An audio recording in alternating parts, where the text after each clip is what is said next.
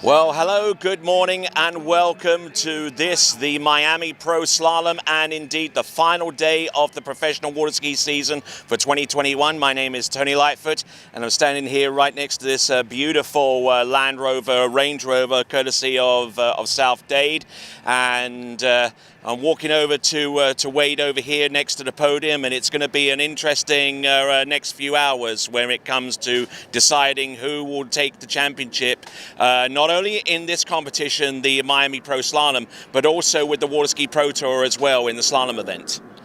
Well, the coolest thing about the final event of the year is it can make a great season better. It can make a really average season great all of a sudden. And going into sort of the holiday season with a victory sure does change the spirit, if you will. So it's going to be exciting. We're at an awesome place. Obviously, they're searching for this podium. The 1976 U.S. Water Ski Nationals were held here. There's been world records set here. So weather should be good. Weather's really good yesterday afternoon. So, Tony, we're looking for some great skiing. Absolutely, and the weather conditions are beautiful as ever, bright sunshine, you know, as is typically the case in Miami, a little bit of a wind blowing in from the north, and the skiers in the men's competition in this second and last elimination round are going to get going on the 12-meter line, which is going to limit some options and could complicate the performances for at least the first few skiers going in. Well, it does certainly change things, Tony. I was just talking with one of the fathers of Jaime, the first young man out. He's 16 years old, so starting at 12 meters at 8:30 in the morning is a big deal. For a seasoned veteran such as Thomas DeGaspre or Will Asher, maybe not such a big deal. Although for them, it's their bodies. You know, waking up and getting the body going for all of a sudden going sort of straight into some real action. We'll see what happens. And as the 737 goes right up over us, departing to Lord knows where, we'll take a quick break. This is the Miami Pro Slalom. We've got about less than 15 minutes to go before we bring on our first competitor in the second and final elimination round, and all that coming your way very soon. Hello everyone, my name is Danilo Filchenko and I am the Under-21 World Trick Champion. The edge trick binding brings me a lot of support and control over my ski due to the 3D printed plate. I'm very excited for upcoming 2021 season as Worlds are taking place, and I'm confident that with the right gear, it will help me achieve my goals. Well, I didn't screw up too bad.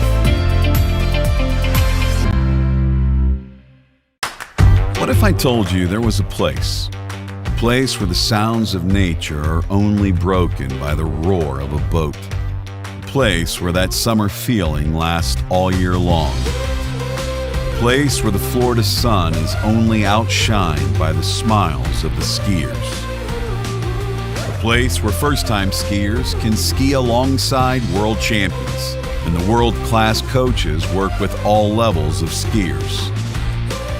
What if I told you there was a place where life slows down and your only job is to make lifelong memories? That place is Swiss Water Ski Resort. Book your trip at SwissWaterSkiResort.com.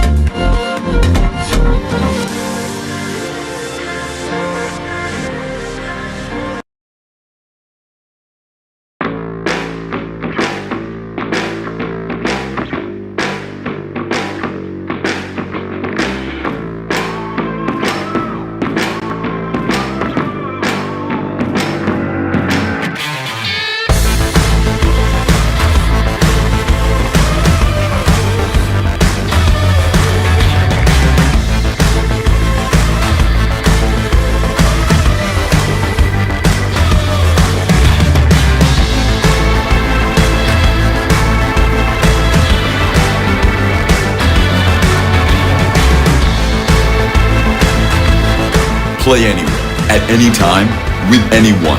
Download Sports Smash now.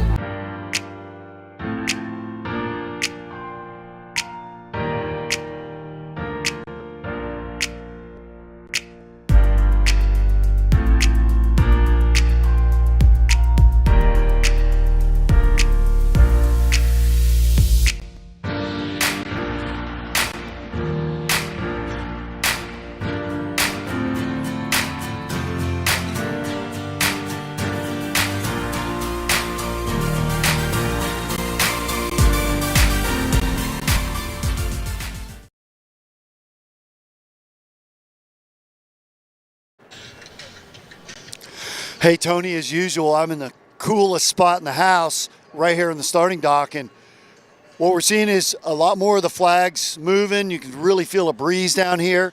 And we're expecting the winds to come up. We're not sure exactly the direction they're going to end up, but that could be a variable.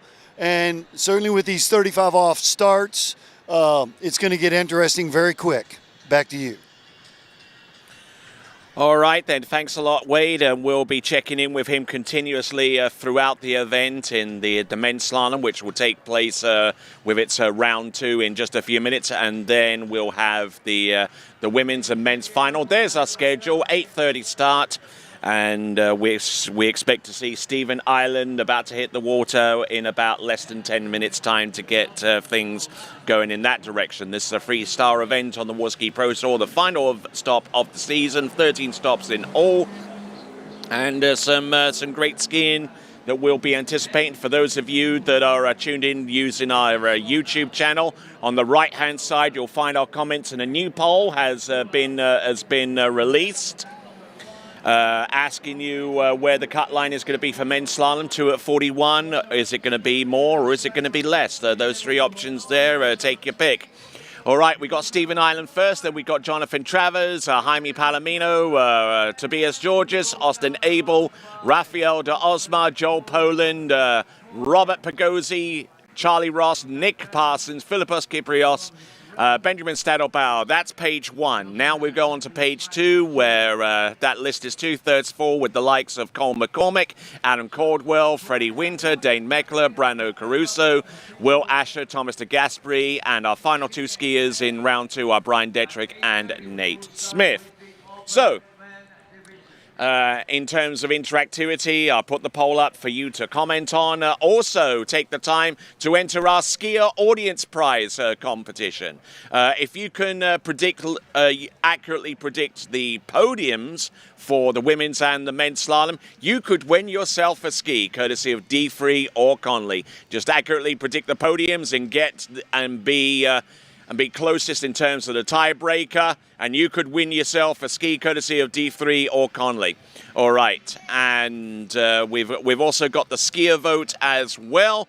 Go to waterskisportcasting.com and vote for your skier of the day. The skier of the event will get this growler presented to you by 2U Snacks.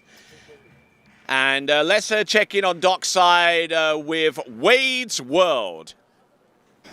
Hey guys, I'm hanging out here with Will Asher, and well, it's a little chillier this morning, right? And 35 off start. So what's going through your head this morning? I mean, I'll get to sit around and just watch some of the guys ski this morning. Yeah, a little bit chillier, which is nice. You know, sometimes come to Miami, and you're saying it today, it can be sticky down here. So conditions feel great. Yesterday it felt really nice. I think there'll be some bigger scores this morning after people got to feel it out, and it's a little bit of a different look down the lake because the trees are so tall and it kind of gives you that canopy look. But I think people will kind of settle in. They'll see some bigger scores second round. We're going to see him out on the water soon. Back to you, Tony. All right, Len, let's take a detailed look at the scores that we've achieved so far in the men's slalom after round 1. Nate Smith way ahead with the lead with 5:41 off, or 10.25 minutes. Brian Detrick with 3.5 on that same line length. and Brandon Caruso in a three-way tie for third between himself, Will Ash and Thomas de Gasperi on three. Four-way tie for six exists between Cole McCormick, Adam Caldwell, Dane Meckler and Freddie Winter on two. In 10th spot right now on the outside looking in is Benjamin Stadelbauer with half a buoy at 10.25 meters. Philippos Kyprios in 11th with 5 at 10.75 meters. Nick Parsons in 12th with his score. And here we go with the current Pro Tour leaderboard. Nate Smith way out in front by a huge margin, nearly 70 points there as a matter of fact. His margin above him, with himself, above Freddie Winter. Thomas de Gasperi there with 2:16, so room for improvement there. Thomas de Gasperi gets the result that he needs, and Freddie comes up short. Will Asher could also move up some, depending upon how Thomas skis and how he skis in particular. Brian Detrick could potentially move up a little bit in terms of point values, but maybe not enough to close the gap between himself and Will Asher, who's above him. And then we look at skiers such as Dane Meckler, Robert Hazelwood, Adam Caldwell, Nick Parsons, Cole McCormick, Benjamin Stadelbauer, and Jonathan Travers running out the top 12 in the Water Ski Pro Tour. This is the final day of the professional water ski season. This is the Miami Pro Slalom event, and we'll be back with our first skier about to take to the water in just a few moments, right after these.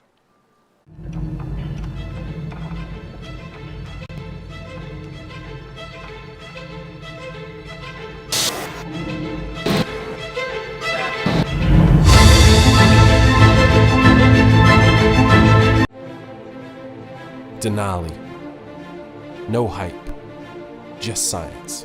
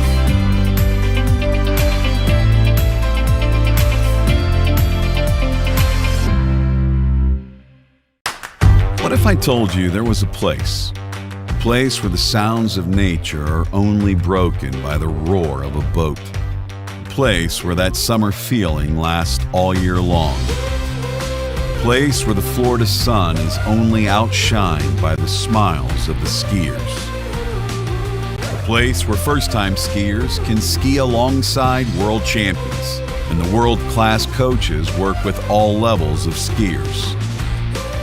What if I told you there was a place where life slows down and your only job is to make lifelong memories? That place is Swiss Water Ski Resort. Book your trip at SwissWaterSkiResort.com.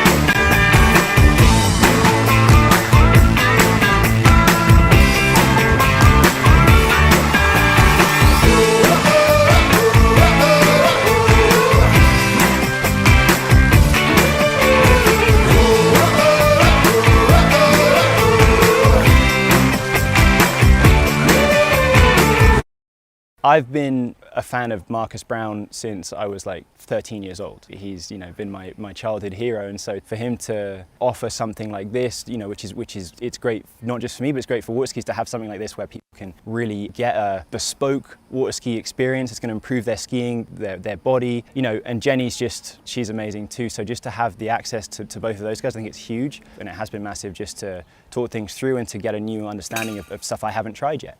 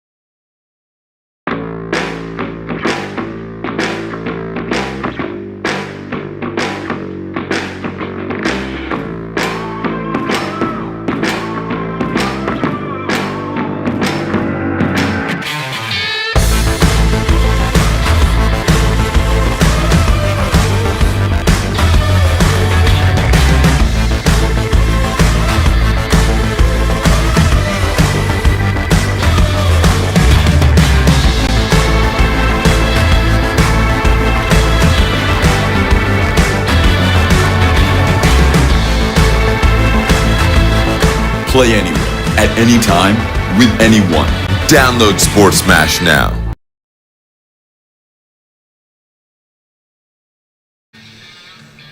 Hey guys, I'm here with Steven Island, and I stand corrected. Yeah, no, it's a 13-meter start. I don't know what you were thinking, Wade. Come on, man. Yeah, we just got word that Willie even said, no, man, you're wrong. So, yeah, you get a 32 off versus a 35. Much better, right? Off, yeah. I'm going to adjust the boat setting. There's some texture on the water today, a little bit of a north wind, so maybe the rollers will stay a little bit down, and we'll see what we can do out there. Back to you, Tony. All right then, so that opens up one or two options. Of course, any of our skiers can decide to go in something shorter than 13 meters or 32 off, provided that the wind strategy is correct. A 35 off start will put a 39 into the wind if they're looking to do something like that. But anyway, we've got Steven Island going out first, Jonathan Travers, Jaime Palomino, Tobias Georges, Austin Abel, Rafael de Osma, Joel Polin, Robert Pigozzi, Charlie Ross, Nick Parsons, Philippos Kyprios, and Benjamin Starrelbauer. Those are our first 12, and the remaining a few skiers feature Cole McCormick, Adam Caldwell, Freddie Winter, Dane Meckler, Brandon Caruso, Will Asher, Thomas de Gasperi, Brian Detrick, and Nate Smith. All right, so we've got the list of skiers. Let's have a look at the scores that they posted up in round number 1 and see where some possible ties might occur. And there you see immediately a tie, a four-way tie for 6, which occupies 6th, 7th, 8th, and 9th, and we take 9th through to the next round of the competition. So for the likes of Freddie Winter, Dane Meckler, Alan Caldwell, and Cole McCormick, they're definitely going to be keeping an eye on competitors like Benjamin Starrelbauer and Philippos Kyprios and Nick Parsons, who are all capable of getting 2 buoys on 10.25 meters. And if that happens, then it becomes a with each skier it becomes one more, a tying with two, and that could complicate matters so far as potentially separating which one from who in respect to who makes it in the last 9 of the competition. Now, obviously, skiers like Nate Smith and the like towards the top are relatively safe with their respective scores. I mean, Nate Smith with 5 and 10.25 meters. I don't really see too many people, and I certainly don't see 9 competitors going more than that between now and the end of round 2 from a personal perspective. So, that's what we got going on. In the next few moments, we're going to wait on the green light from our officials. The Nautique towboat is on dockside. At the helm of that towboat, the wonderful Becky Lathrop. There you see her on the camera inside the boat, and getting her good side, obviously. And we will get the signal from our officials, who are led by Charlotte Melchers.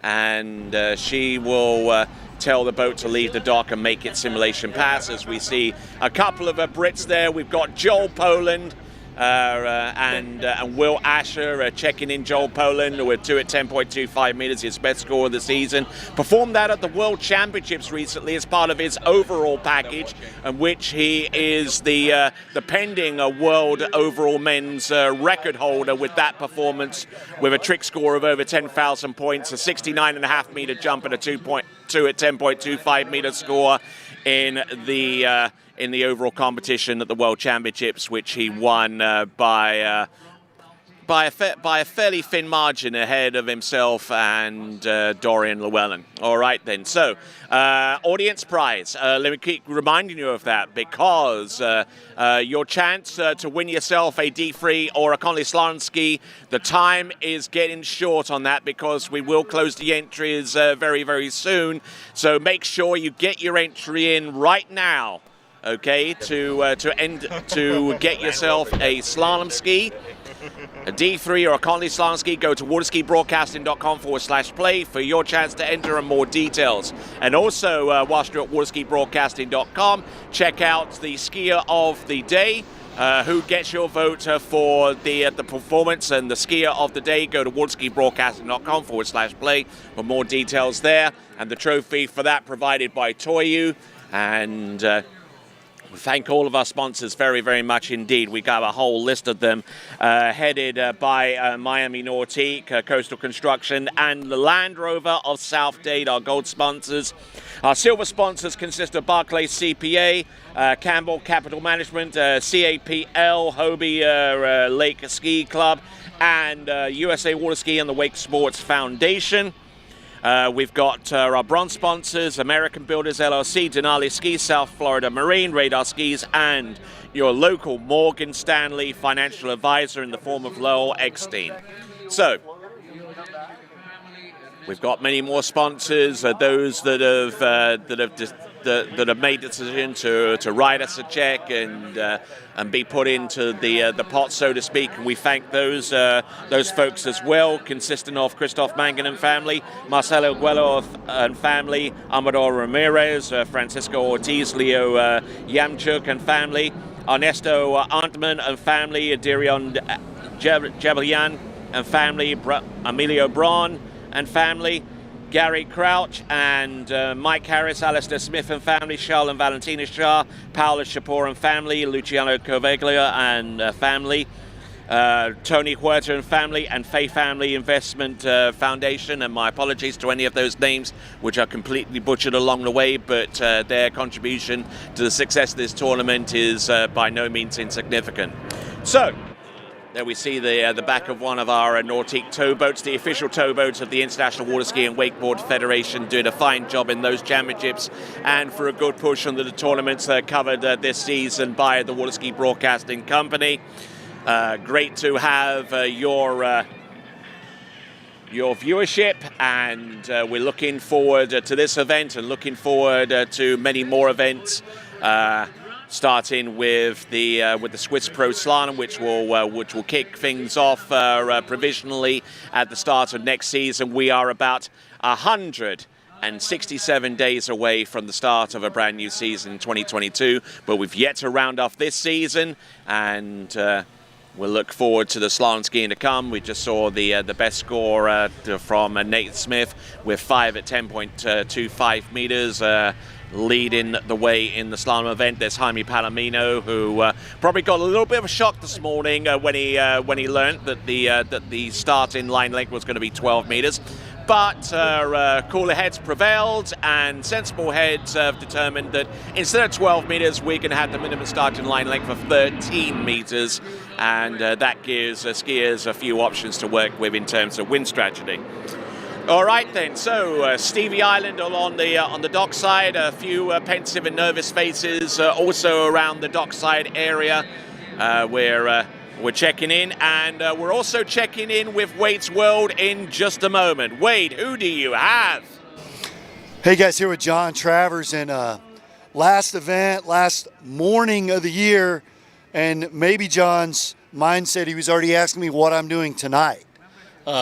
Not worried about maybe what he's doing this morning. So anyway, how you feeling, man? Yeah, I'm feeling good. You know, it's the last ride. It's all or nothing. You know, it didn't work out yesterday, so today it's just going to go out there and attack from right away and see what I can do. It feels great out here, so I just had a little bit of mishappenings yesterday, I would say, and hopefully I can get through that today. We'll see him today and maybe later. Back to you. All right then, so here we go. We've got Stevie Island about to take to the water. Alongside him on the dock is Elizabeth Montavon, who will be slaloming in the women's final herself. So just trying to reassure him with some comforting words and advice on how to approach this event. And we've also got our camera crew. We've got Trey Melton on dockside, been doing a fantastic job all weekend.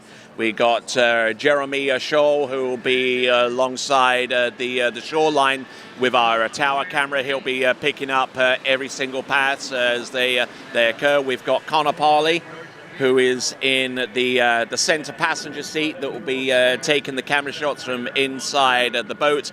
And we've also got Adam Hebert, who is our floating camera that will be capturing all of the background and accent shots around the dock area as we continue to rock and roll through this event. And you see me there at the announcing desk, and I'll be joined, no doubt, by some famous names in tournament water ski slalom to give their assessment and their comments going forward.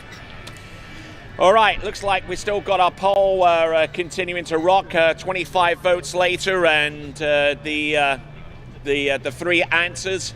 Right. Well, I wouldn't be. Thinking about if I think about that.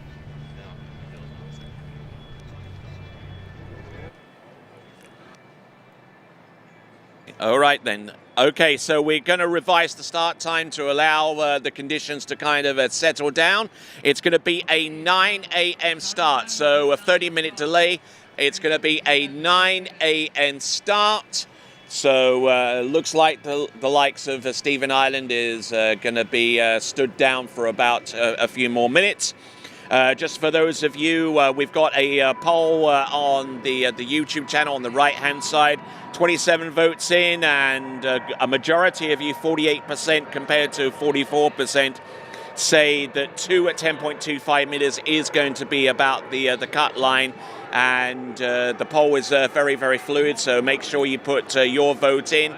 And with that delayed start time, we'll take a quick break. This is the Miami Pro Slalom event, and we will return right after this.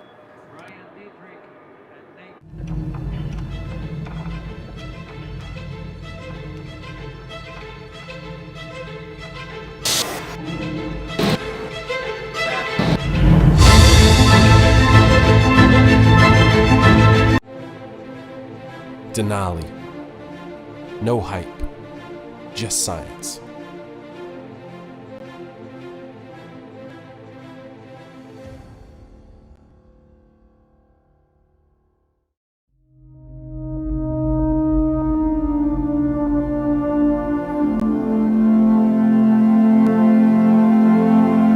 I'm not doing this to try to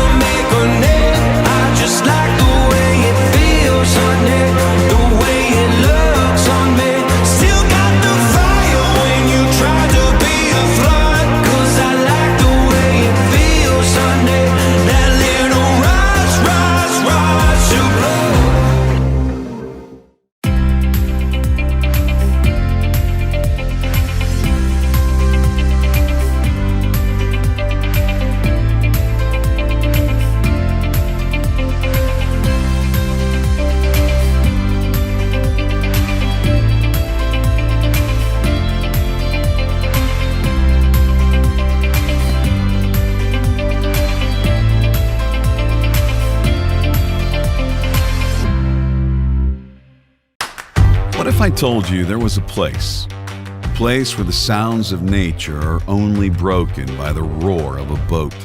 A place where that summer feeling lasts all year long? A place where the Florida sun is only outshined by the smiles of the skiers?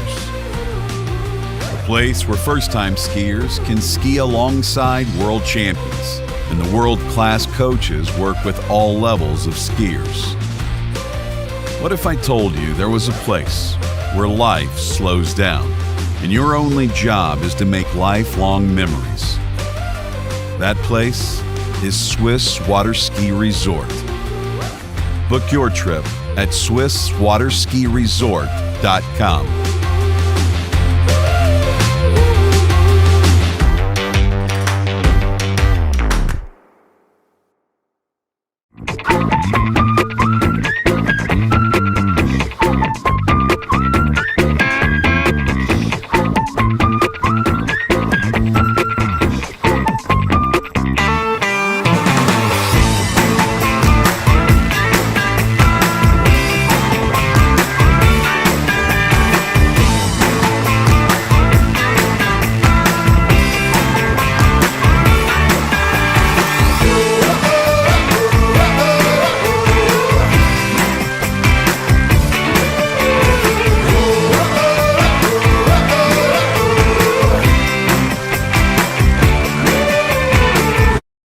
I've been a fan of Marcus Brown since I was like 13 years old. He's, been my childhood hero, and so for him to offer something like this, which is it's great not just for me, but it's great for water skis to have something like this where people can really get a bespoke water ski experience. It's going to improve their skiing, their body, and Jenny's she's amazing too. So just to have the access to both of those guys, I think it's huge, and it has been massive just to talk things through and to get a new understanding of stuff I haven't tried yet.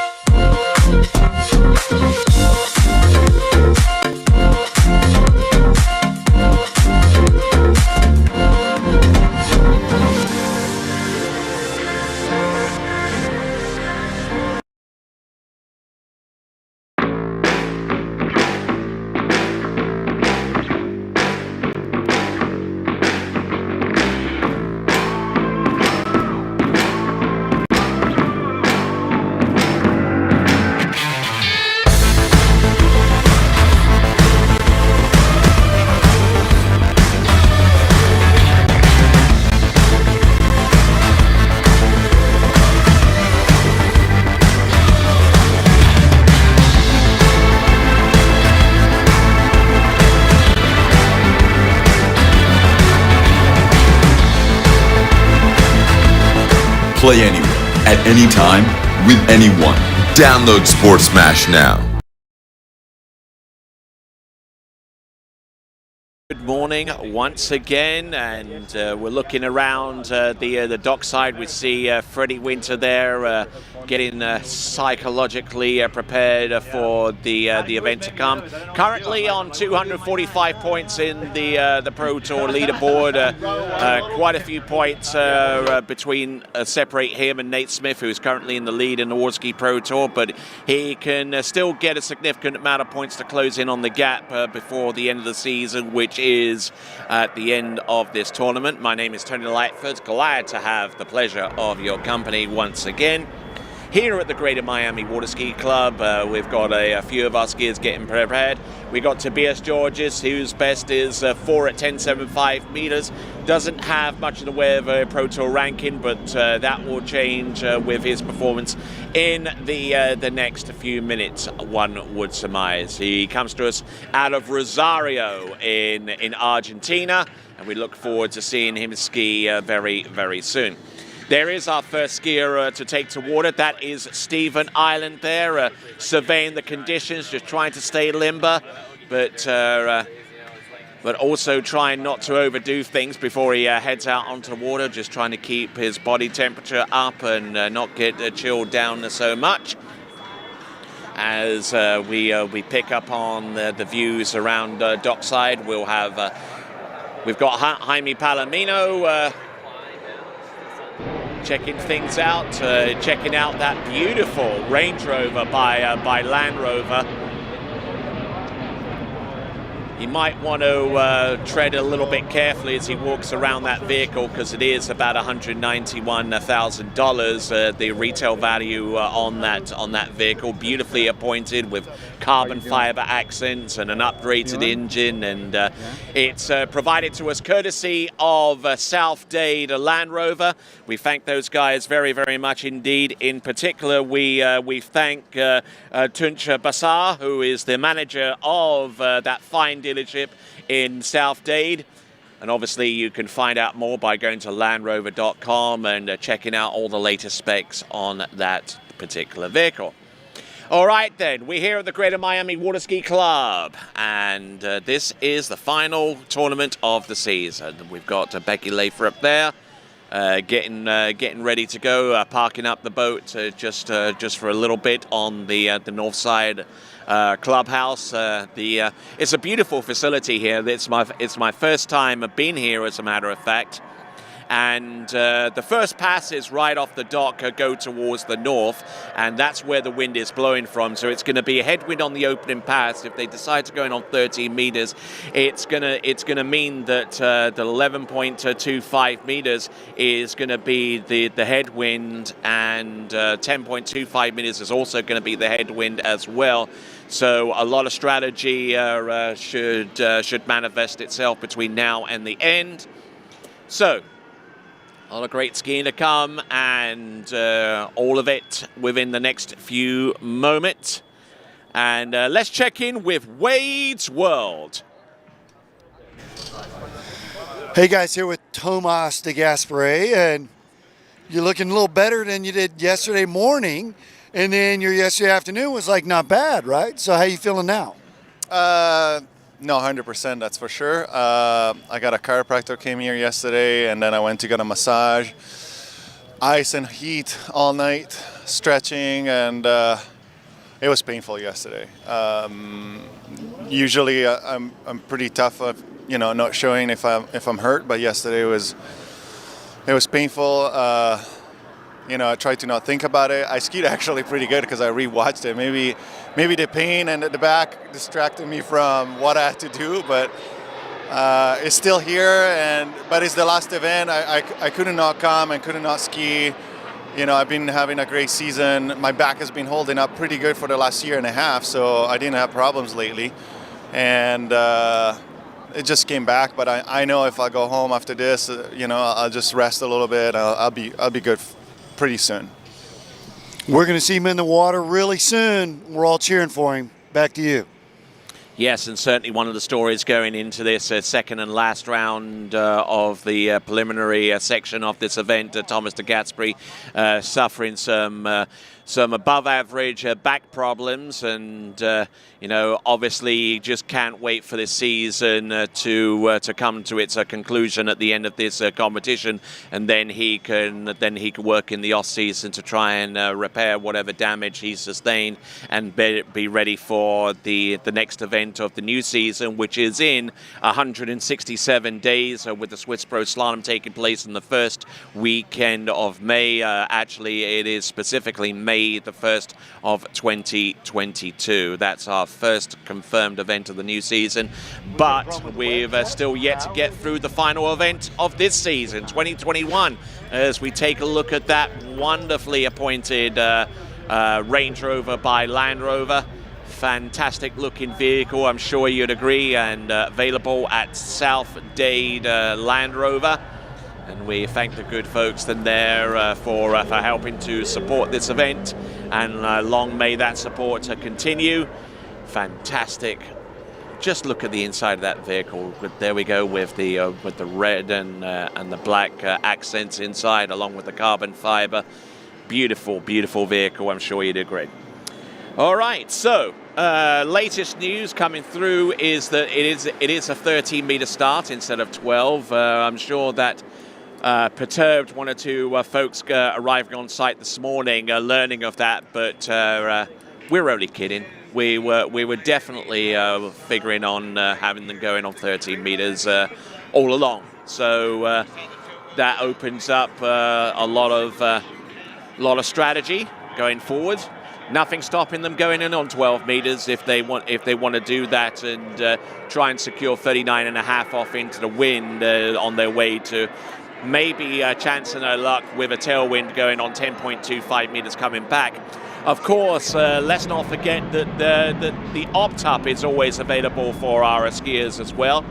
If they decide to go in on 13 meters and figure that the conditions will hold up for a tailwind 11.25 meter run, then that is entirely their prerogative to do so. As we continue to be in a waiting pattern, we are 7 minutes away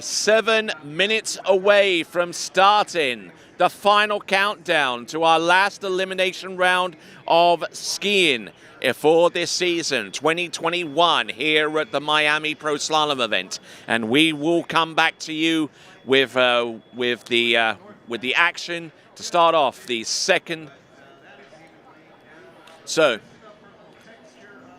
looks like our boat has made its way down towards the end of the lake, and we're going to have the simulation passes, and once that second pass comes around, then we will continue on to our first competitor out. Now, there we go, beautiful Nautique towboat, I'm sure you'd agree. The official towboat of the IWWF, 6.2 litre engine, 450 horsepower of power, a torque 465 foot-pounds. Great looking boat. There's one of our examples parked along the dockside, and there you see the beautifully appointed interior and the flat screen and the throttle and all the accoutrements that come with driving and skiing behind one of the best tournament water ski boats on the market, the Ski Nautique by Correctcraft, on the waters of the world since 1923. All right then, here we go. We've got Stephen Island. He's about to take to the water at approximately 5 minutes to 9 in the morning. Yes, we are going earlier than scheduled, and as soon as he hits the water, he'll feel a little bit of that wind hit his chest, and we'll see what he can do with the 13-meter opening pass. Becky Lathrop at the helm of that Nautique towboat. So here we go. So here we go, folks. 9 a.m. exactly. Becky Lathrop mashes the throttle down, and we are a go for round 2 of the men's slalom elimination round. This is Stephen Ireland, 13-meter start. 58K, opted to go with C2 on the zero off system.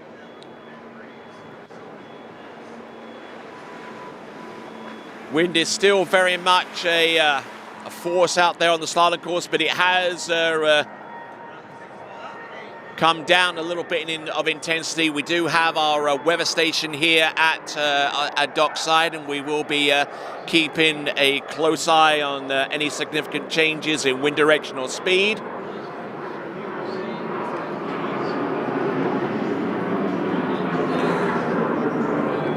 Looking fantastic there on the that pass.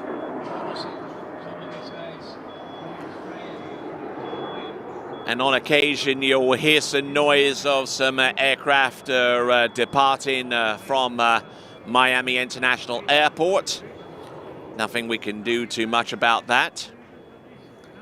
But one of the major aviation hubs in all of the world, and probably one of the largest cargo facilities on the planet, Miami International Airport, which is a stone's throw away from this facility here at the Greater Miami Ski Club. As a matter of fact, much of the gravel that was extracted from this area was used not only in the construction of the turnpike, but also to provide embankment for future taxiway and runway extensions for the nearby International Airport, where we hear those planes overflying this facility. All right, then, there is our running order. We've got Jaime Palomino about to take to water very, very soon. And before him is going to be Jonathan Travers. Here is Stephen Ireland. Looking good. He scored 2.5 at 11.25 meters yesterday. Getting on the good foot here at 12 meters. A little bit flat-footed into number 5, but managing to make it round number 6. And there you go. Good skiing there for Stephen Ireland. Now getting ready for a headwind strike at 11.25 meters.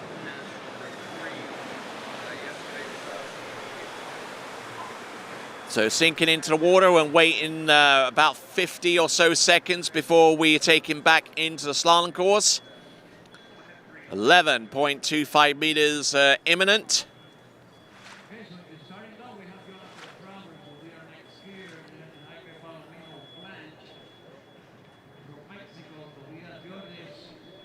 And while we see Stephen Ireland work his way through this pass on the instant replay and looking very, very strong indeed. Slid down course a couple of times, but managing to allow the ski to come up underneath the line and establish good cross-course angle, and just being very, very light with the pressure against the feet, which allows him to slingshot from one side of the course to the next. All right, then. Win a ski of your choice. Enter the audience prize. Go to waterskibroadcasting.com/play. There is Jonathan Travers on dockside getting ready to go. He will be our next competitor.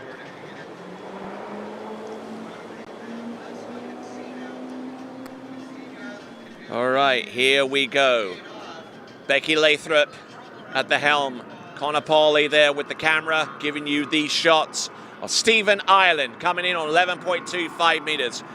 Oh, handle up high on buoy number 1. He's in trouble, and he's in trouble early. But if he can, oh, look at that. He's emptying the tank here, folks. He's round number 4, and he will make 11.25 meters into a stiff head breeze. Fantastic effort here. Good skiing there. Hang on for dear life round buoy number 3 into that number 4, and it was a case that where cooler heads prevailed. I tell you what, take a look at this instant replay here for Stephen Ireland. That handle was almost lodged in his throat off buoy number 1, and then managed to get round to buoy number 2. Now number 3, he almost completely overloaded. Thankfully, the ski was far enough ahead of him to where he could accelerate away and get out of trouble in a hurry. He got round buoy number 5, he then slowed everything down, allowed the ski to fully rotate, and I think that's probably his first ever 11.25 meter pass in a pro competition. or probably one of the very few, but I tell you what, that is a fantastic performance for Stephen Ireland. That should move him up in the rankings here a little bit. Moves him from 2.5 at 11.25 meters, and that should put him within striking distance of Austin Abel with 2 at 10.75 meters, obviously to be determined with this next pass. So let's see what he's got. It is going to be a tailwind. It is going to be a challenge. Having that to have a shot of advancing through to the next round of the competition, he's got to effectively run this pass, and it all starts with the pullout and the gate shot. He's a righty, which means that that gate shot was on his best side. Gets round number 1, scores 1. It's the best score out of the 2 rounds, and that is Stephen Ireland with 1 at 10.75 meters in his first full season of pro action, ending off with a flurry and getting 1 at 10.75 meters. And I'm sure he'll be counting down the days between now and the next pro tournament, which will be in Lake County in about 167 days from here. So Stephen Ireland bows out of the competition, but comes away from this facility with a respectable 1 at 10.75 meters. Let's check in with Wade's World. Hey, so from a skier's perspective, it's exactly what they wanted to see. Stevie Ireland goes out, 13-meter start, runs into his 4th pass, nice, calm, soothing sort of start to the day, and then check out what sort of setup they have here. We want to thank the Greater Miami Water Ski Club for hosting us. I heard the PA guys talking about that beautiful Range Rover, and then thank Miami Ski Nautiques. There's Nautiques just floating around here everywhere, as you can see. Beautiful club for the skiers to hang out. Wow, what an event to close the year. Back to you, Tony. All right then, and less than 30 seconds of being out of the water. Right here to the microphone. Stephen Ireland, what's happening in your world? What's up, Tony? Definitely wish I would have skied better there. But happy to take down 11. I will say, into 10.7, I had a good pullout and a good turn for the gate, and I got thrown onto the front of the ski like wild. And so all of a sudden, I was just on top of the ski. I killed all my speed, and then the line was dead. All right then, we'll pick up on the instant replay on your performance in just a moment. We'll have a look at Jonathan Travers. 13 meters should be a fairly easy pass for him as he tries to round off the end of the season with a fantastic score. But I tell you what, your 11.25 meters, it was a pretty rough start for the first sector, and by the time you got round buoy number 3, you were just praying that ski would actually get round and you were in a good position to slingshot into 4. Yeah, I've been struggling both sets out here with the ski kind of, because it's a deeper lake, the ski is setting and riding deeper in the water. And so I've been struggling with the ski getting behind me and for me getting pressed onto the front of the tip. And then all my speed gets killed, and then it takes longer for the ski to come around under me on my offside. So you do the majority of your skiing over at Okahili Park, right? The water depth on there is not even a fraction, it's barely a fraction of the depth here, right? It goes from about 12 to 20 feet. It kind of differs between lakes because there's 5 lakes out there. But here, I believe it's 30 feet deep. Okay. So that's pretty dang deep, right? But I will say on that 3-ball at the 11, if we get a replay of that, that was a little scary. Because that's where I fell yesterday, and I was like, oh my goodness, I'm just going to commit, and hopefully the ski comes under me, you know what I mean?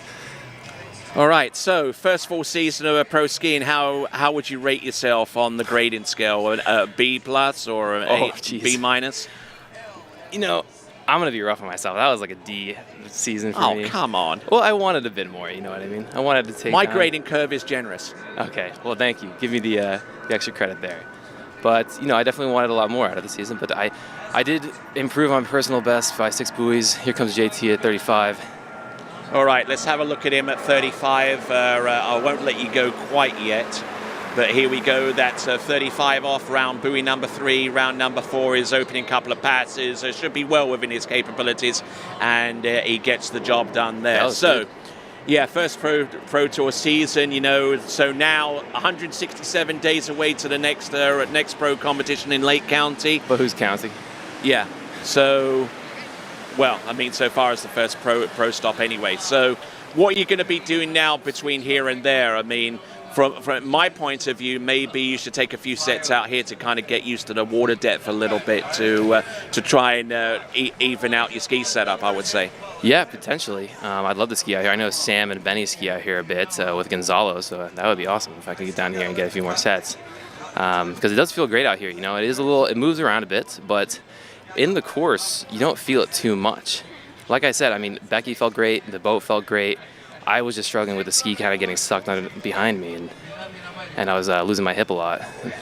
All right then. Well, congratulations to you, sir. A fantastic effort, sterling work out there, and we look forward to seeing you at the next pro event at the start of next season. I'll see you there, Tony. Thank you so much, man. Not a problem. All right then. So on the water is Jonathan Travers as we take a look at Jaime Palomino on dockside, getting prepared mentally and trying to isolate himself away from all the sounds and all the stuff going forward, and just trying to get one or two tips from two-time world slalom champion and eight-time European slalom champion Thomas de Gasperi. Here comes Jonathan Travers, 11.25 meters. We haven't seen this pass run yet so far in this competition. We've only seen one complete skier prior to Jonathan Travers. But I tell you what, he is muscling his way through this pass, taking some huge shoulder hits and making it through 11.25 meters. That is Jonathan Travers, and this could be the dark horse that we're looking for at the beginning part of the order, making a late charge to possibly put himself through to the next round of the competition. He's got about 8 buoys in excess of to catch up on to put himself within that realm, mind you, but getting through 11.25 meters, and wow, look at that. The buoy number 3 puts his inside elbow in the water on that turn and still able to stay on top of the water. That's the difference between your typical slalom skier and those at pro level. They can use their experience to get back on top, stay on top of the water and stay with the pass, whereas a lot of other skiers would have gone down very, very early at that point. I'm Tony Lightfoot. You've been a great audience so far this season. Fantastic skiing all the way throughout. This is our 13th broadcast of the season. We've covered a number of different events, World Championships in U17, U21, Open, Elite level.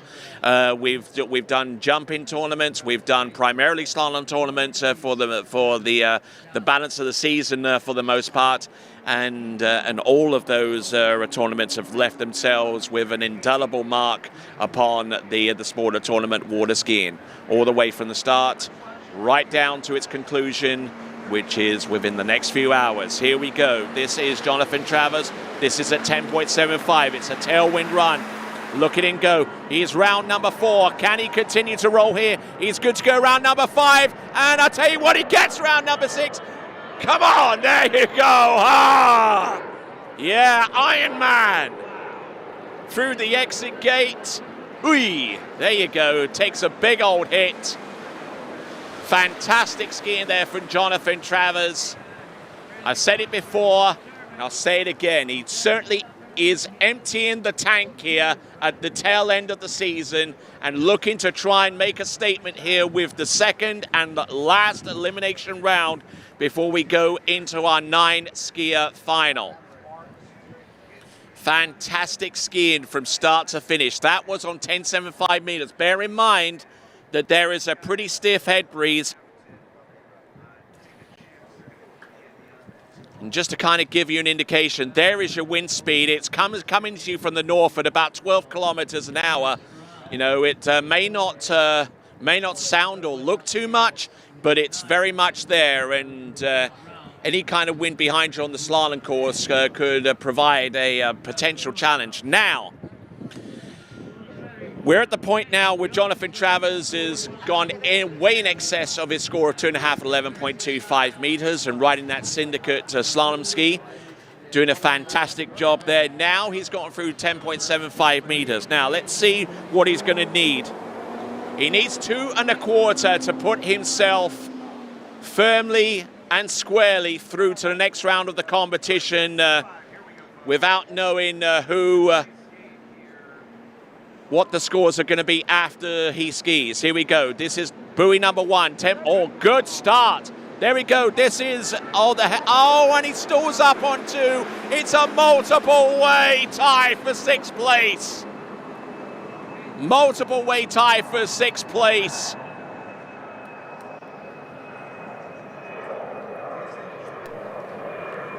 But when it comes to a tie break, the others have the advantage at this point. And it could come down to it. And Jonathan Travers, a 2 buoy count at 10.25 meters. And some great skiing. And we're going to check in with our good friend in just a moment or so as we have a look at this instant replay.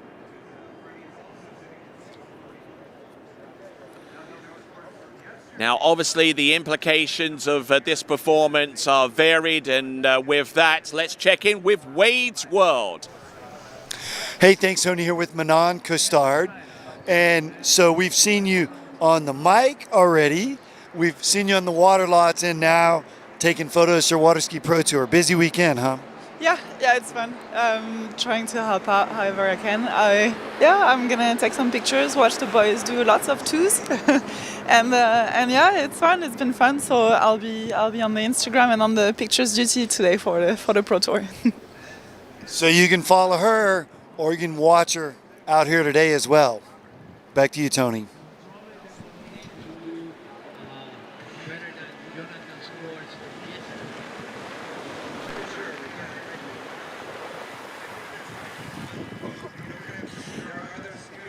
All right then, so as JT makes his way back to the dock, that multiple way tie break, that's put himself in a multiple way tie with Cole McCormick, Adam Caldwell, Dane Meckler, and Freddie Winter with 2 at 10.25 meters. Now, in order for Jonathan Travers to possibly advance through to the next round of the competition, the skiers that are currently tying right now, and I gave you the list of them, they would have, one of those competitors would have to score less than 2.5 at 11.25 meters in the second and last round to give Jonathan Travers any hope of advancing through to the next round of the competition, because 2.5 at 11.25 meters was the previous round score for our skier out of Groveland in Florida. All right then, so our next competitor to take to water is Jaime Palomino.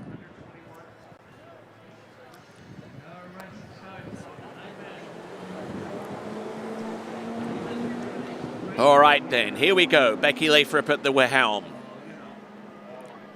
And on a rope that is 30 meters long, or 32 feet off the standard 75-foot line, it's the green loop. It is Jaime Palomino. 43 feet of line. Those of you who are a little bit short on mental arithmetic. So some great skiing there from Jaime Palomino.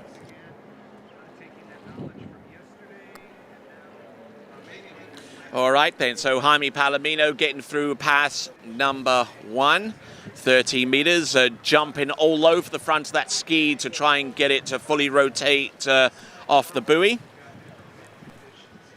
But making it work for him. As he throws himself towards the front of the ski, it does end up creating a flat-footed situation coming into his 135 side, which makes things a little bit interesting so far as the turn is concerned. With that, let's check in with Wade's World. Hey guys, here with John Travers, and man, that was a big score. It's early in the morning, and you sort of needed it, and you did it. So, how was it? It was fun. I didn't ski how I wanted. It was kind of all over the place, taking big hits and stuff, but I put it all on the line. Maybe one of my last set of the year in a tournament, so it's a lot of fun. Just to get through that 39, it's challenging out there. That tailwind, little bumpy. For me, it's the long setup. I don't know what to do before I get to the pre-gates to pull out, so I'm just having some struggles there, but it was a lot of fun. Yeah, we heard it. We may see him again, so you guys stick around. Back to you, Tony. All right, then. We certainly wish JT the best of luck going forwards. He will be now watching and waiting to see if a score of 2.5 at 38 off 11.25 meters, a score of less than that total. Oh my word! And Jaime Palomino going in rather early on 12 meters. Wow, we weren't expecting that at all. And Jaime Palomino scored a 2 at 10.75 meters, our native of Mexico, yesterday.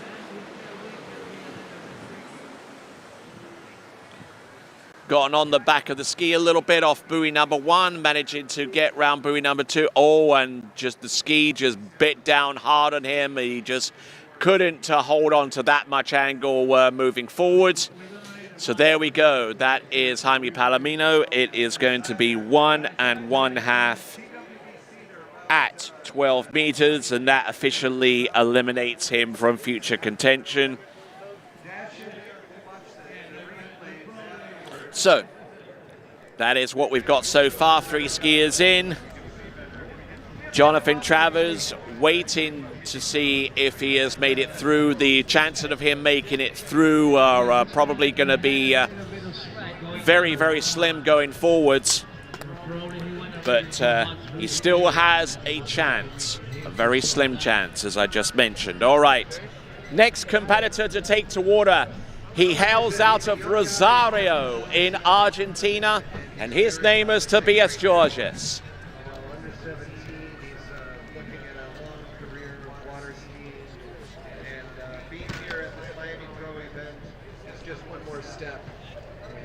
So Tobias Georges, one of the top U21 overall skiers in the entire world, was actually on the podium in the U21 Worlds, which were broadcast exclusively live on TWBC way back in August. Fantastic competitor riding that Conley GTR. Just keeping the ski out ahead of him. Wonderfully executed turns, not afraid to throw his body into the turn. Was anticipating putting his elbow into the water on buoy number 5, but found that not to be necessary, and gets through the opening pass of 13 meters. So, fantastic skiing from Tobias Georges. Here we go with the instant replay, and I like that position coming through the entrance gates into buoy number, maintaining direction, using his shoulders, and a little bit of counter rotation with his shoulders coming into his 135 side. He is a skier who stands left foot forward, which means that he can afford to turn a little bit harder on 135 and still stay on top of the water and gain traction across course. So, Tobias Georges, out of Rosario in Argentina, who has been training extensively over the course of the season in Florida. And there we see Austin Abel, who scored 2 at 10.75 meters, much like the same as Jaime Palomino and Tobias Georges in the round previous. He'll be skiing, and he'll be skiing very, very soon. That's Austin Abel, and your last chance to enter for the Audience Ski Prize is upon you. Make sure you get your entry in for your chance to win a D3 or a Conley Slalom ski. waterskibroadcasting.com/pray to enter. The entries close at the end of this men's slalom round 2. And with that, let's check in with Wade's World. Hey guys, here with world overall champion Joel Poland. And dude, you got some rock and roll stickers on your ski. I had the rock and roll shirt on. I told you I saw the Rolling Stones lately. Yeah. No, I'm a big fan. It keeps shiny, so when the sun's coming down, I had to sticker it up so it wasn't like taking away my concentration, which is kind of dumb, really, but I also like the stickers. So what do you got planned for the winter? I'm going home. I go home on Friday, see my friends, kind of relax, have a good time, enjoy that Worlds win. But yeah, take it easy, and then come around January, back to training, I guess. Well, you guys got to follow him on his Instagram if you don't already. Some crazy cool trick rides. That's what I enjoy. Back to you, Tony. And we look forward to seeing him put some more content out on YouTube as well. That is Joel Poland, the newly minted World Men's Overall Champion. He won that in Lake County just a few weeks ago. Oh, here we go. And Tobias Georgis, we have just found out that instead of going back on 11.25 meters, he wants to try his luck at 10.75 meters for the next run. This is going to be into the headwind, which means that he's looking to try and secure this pass and then chance his luck on 10.25 meters. He's certainly a good enough skier to attempt it. Let's see if it comes to fruition. There is number one, or a little bit off course there around buoy number two, a little down course here. Round number, slam dunks number three. He's still there on four. He keeps the ski moving. And he rotates too much on towards his front foot. He was almost there. It scores 4.5, and that is going to be downgraded to 4.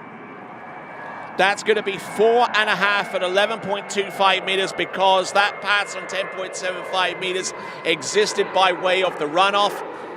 So not able to run this pass with the line at 10.75 meters, and as a result, his score is officially counted as 4.5 at 11.25 meters. We're currently reviewing the score as we look at his entrance into buoy number 5. Not even too sure whether he actually made it outside buoy number 5. He was quite narrow coming in. And obviously a little bit frustrated, but it is the end tournament of the season. He probably harbored aspirations of advancing through to the next round of the competition, but I tell you what, I mean, looking at this instant replay, the fin released going into buoy number 1, which didn't make life very, very comfortable for him whatsoever.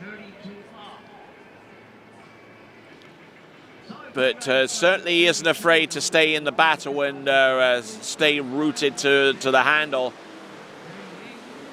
And I think he actually made it inside buoy number 5, as a matter of fact. So that may actually be revised down to 4 at 11.25 minutes as we check in with Rafael de Osma out of Peru.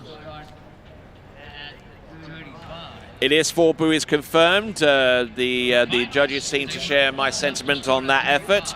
4 at 11.25 meters. The score for our previous skier, Tobias Georgis. And there you go with your top 12 there.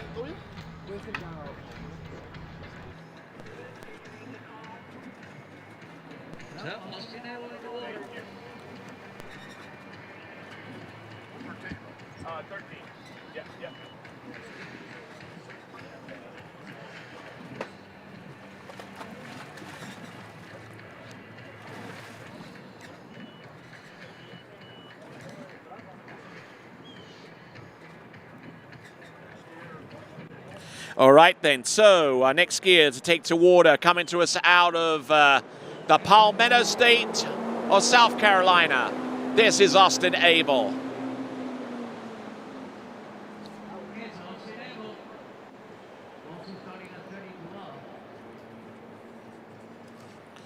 Here we go, Austin Abel.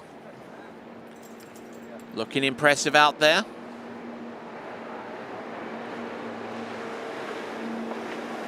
Keeping everything flowing on that Denali slalom ski. Ski that's manufactured and designed by his good friend Adam Caldwell out of Trophy Lakes. And certainly one of the more unusual ski shapes out there, relatively flat so far as its rocker is concerned, towards the tip. And certainly made for the more aggressive athlete, and is available in only one length, 65.5 inches long. But between the small size and the extra large, the width actually changes between each of those ski size options. It's a rather unusual way of looking at size in a slalom ski, but has deemed to be effective for a good few skiers that have tried them and liked them. Find out more by going to denaliskis.com. And speaking of skis, you could win yourself a ski, courtesy of D3 and Conley. Make sure you enter for the audience prize at waterskibroadcasting.com/play, waterskibroadcasting.com/play. You have a chance to enter the audience prize competition and maybe enter your vote for the skier of the day. Could it be someone along the lines of Philippos Kyprios, who could make a late run through to the next round of the competition? Could it be the hard struggle of Thomas de Gasperi to make it through to this section of the competition thus far, despite trying to work its way through a severely injured back? Or could we be looking at someone like Austin Abel looking to make a late run through to the next round of the competition? Plenty of people to vote for. Who will get the most? Austin Abel running through 13 and 12. Fantastic skiing there. Also, for those of you watching on YouTube, on the YouTube channel, on the right-hand side of the player, we've got an ongoing vote right now suggesting what the cut line is going to be. Could it be 2 at 10.25 meters? Could it be more than that, or could it be less? We've yet to wait, yet to see. So we're seeing, all right then, so, and there is our zero off graphic. The A setting means that the boat takes you later,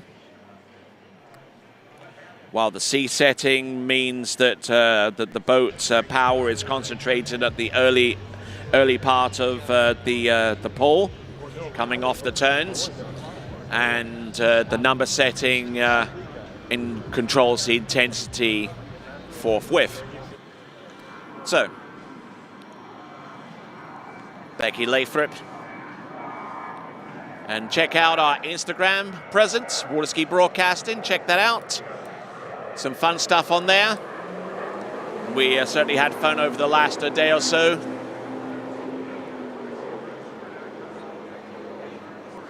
Here we go. The final day of the pro season with the Miami Pro Slalom event. Here comes Austin Abel. This is 11.25 meters, deciding not to opt up and taking a big old hit on number 2. And unfortunately will not continue to ski beyond that point. So 2 at 11.25 meters rounds off his effort here and for the season.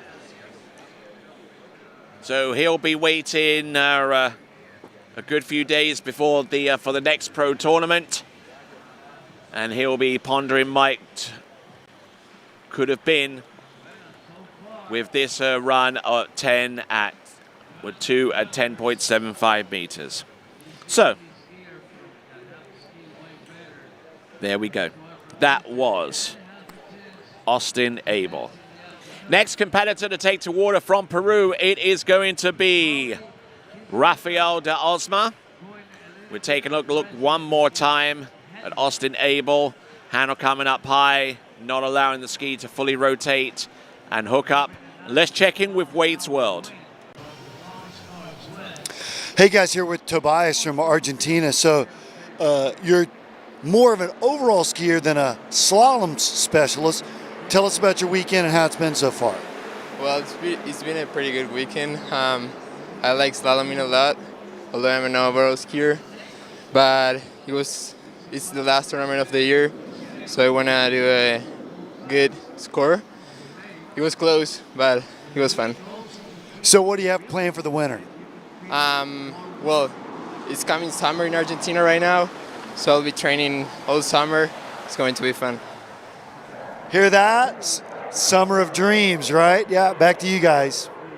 All right then, and following the sun, so to speak, that was Tobias Georges, and we'll look forward to seeing him ski in the Northern Hemisphere at the early part of next season. But in the meantime, he will go to Argentina and participate in the tournament scene there, and continue to stay in tournament fitness as he follows the summer season to his native Argentina.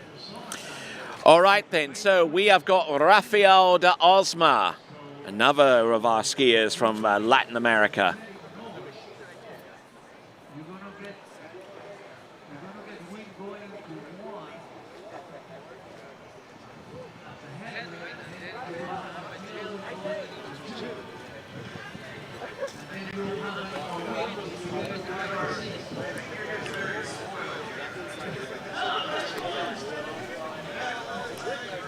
All right, so there we go, Rafael de Osma there, and we're also seeing Brian Detrick, who we spoke to a little bit on the TWBC podcast. You can listen to it on Spotify, Google Podcasts, and other platforms. He's chasing Pro Tour points. He is one of the few to have run 41 off in his skiing career. Ran that for the first time earlier on this summer.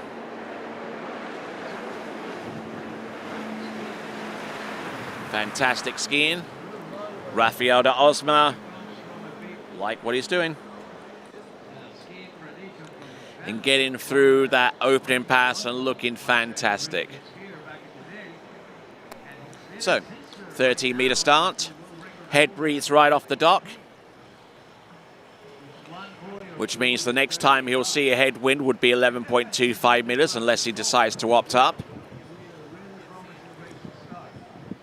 which we saw a little bit earlier, attempted by Tobias Georges, and unfortunately didn't quite work out for him. Could work out for someone else, though, going down the line, if they feel that the best interest would be served by making sure that they secure 10.75 meters. Now, in respect to the guys that are currently tied in 6th place right now with Jonathan Travers, essentially what that would mean for them it would probably make sense for the likes of Cole McCormick, Adam Coldwell, Dave Meckler, and Freddie Winter to actually stay with the schedule, because that would mean that the 11.25 meters would be into a head breeze.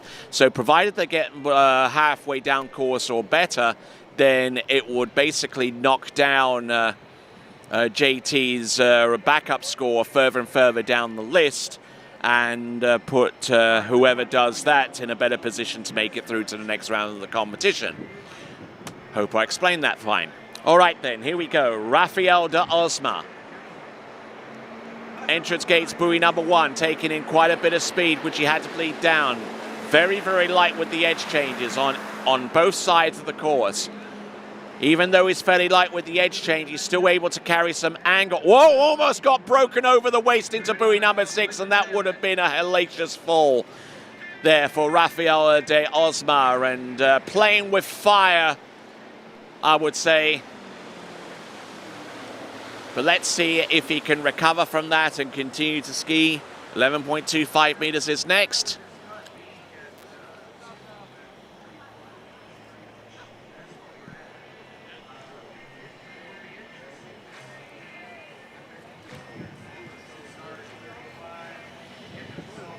Handle coming up high on buoy number 4 as we're looking at this instant replay. And ski bit down, and oh yeah, very, very close to getting pulled out the front there. And that was Rafael de Osma. Let's check in with Wade's World. Hey guys, here with Brian Detrick, and man, you've had a great year. You know, the last sort of few months been rolling. Last Sunday morning, last sort of qualifying round of the year, what's going through your mind? I had a good round yesterday, so just gonna. Look back at the film. I saw a few things I can improve on, so just going to go out there, work on those cues in this first round, and, just prepare myself for the final. Yeah, so our guy here already has a 3.5 at 41 in second spot. So maybe thinking about having a real stab out of here this round before the final? Yeah, I think, just see how I feel, and hopefully if I'm dialing in the cues, feel better than I did the first round yesterday, and, we'll see what we can do. We'll see him out there soon. Back to you, Tony. All right, then, picking up Rafael de Osma there, coming into the course, 11 point. Oh, very, very hard stab into buoy number 1. And because he turned way too hard for number 1, he just wasn't able to get settled in. And when the ski came round, the rope wasn't tight, and he just couldn't achieve that instantaneous acceleration to stay on the course. So Rafael de Osma, 2.5 at 10.75 meters yesterday, won't get nearly as high today. And almost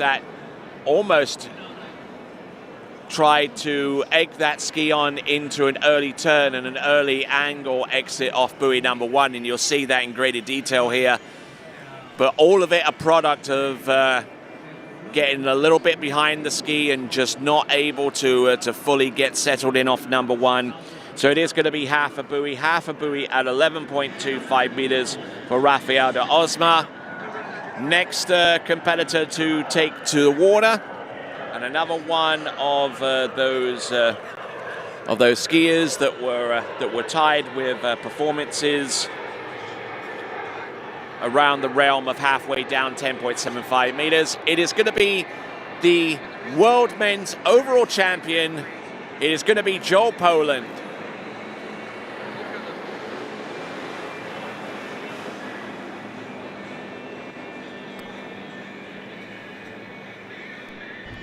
So Joel Poland getting ready to ski, has been taking a little bit of time out to celebrate his men's world overall championship win.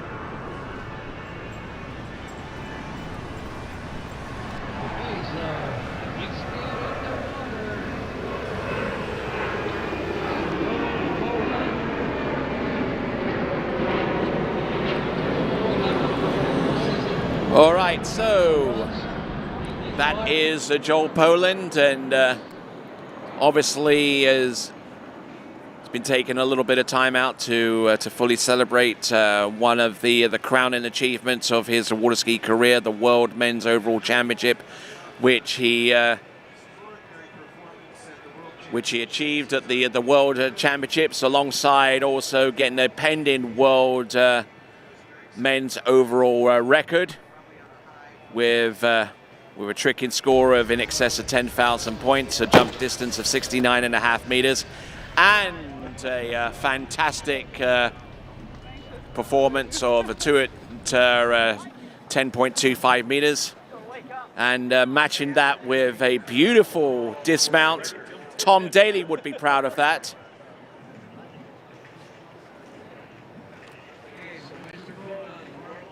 Oh, and here we go. He's going to empty the tank here right on the opening pass. It's a 12-meter start for Joel Poland. So the wind conditions there could well have dictated his choice to go in on 12 meters as opposed to 13.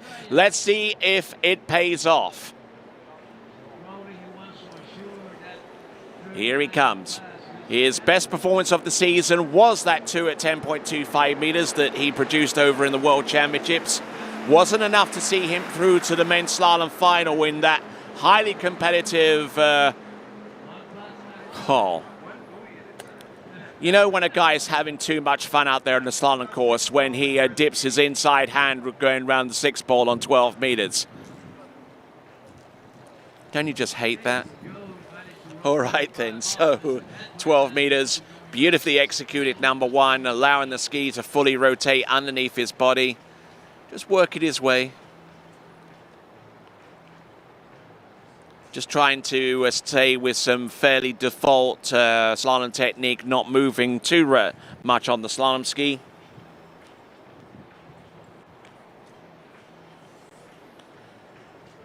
So continuing to rock here, and the inside hand drag there on buoy number 6. He's having fun.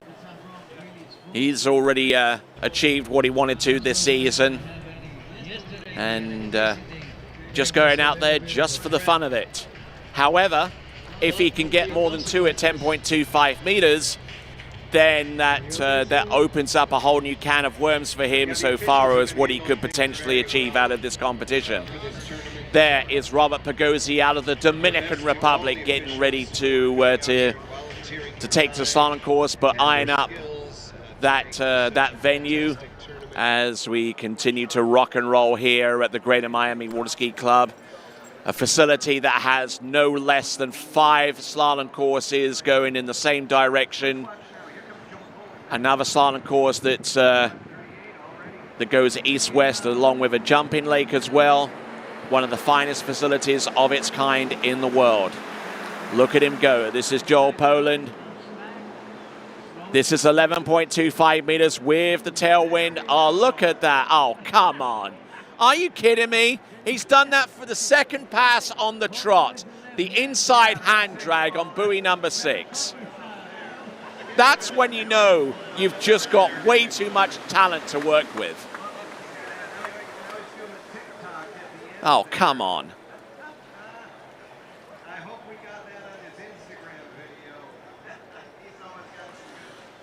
So fantastic skiing there from Joel Poland. 11.25 meters, started in on 12 meters. We were originally going to send our skiers with the minimum start and line length for 12, but I guess that would have mattered the least to Joel Poland, who definitely had designs of going through 12 meters anyway. But there you go. Now we got the pass coming up of 10.75 meters into the headwind, and then we see Charlie Ross just getting ready to take to water himself in just a few moments after Robert Pagozzi. All right. So, what have we got? We've got Joel Poland, 10.75 meters, head breeze. Trying to make a late surge here through to the next round of the competition. Essentially needs to run this pass. He has the best score coming into this round of 3.5 at 2.5 at 10.75. Oh, a little bit down course, but he's still there. As long as he's got a second handle on the handle, he's got a chance. And unfortunately, 1 or 2 late exits out of the buoy has rendered his pass at 10.75 meters impossible to run. Might even see a little bit of anomaly so far as his equipment was concerned. Let's take a look at this round buoy number 1. Oh, gets a really horrid hook up there on number 1, overloads it, then tries to slow everything down on buoy number 2, and by the time he gets to buoy number 3, he's back on the ski and just couldn't get the ski outside number 4. It's going to be a 3 buoy count. It's a 3 buoy count for Joel Poland.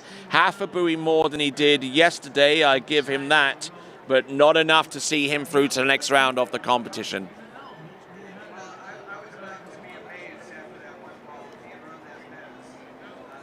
So looking at the instant replay, he gets round buoy number 2. The officials will be looking at this again, and on the back of the ski, way down course. Nope, that is definitely 3. It's definitely inside 4 on that one. So there we go. That's Joel Poland's 2021 season, a season which has seen him be crowned the men's world overall champion. Ends off with 3 at 10.75 meters in this competition. And no doubt we'll be talking to him at length. Once he gets toweled off and dry, I'm sure he'll be here in the announcer's booth helping me out a fair amount, as he typically does. All right, so next competitor to take to the water will be from the Dominican Republic and the current Pan American Games men's slalom champion. It is Robert Pagozzi.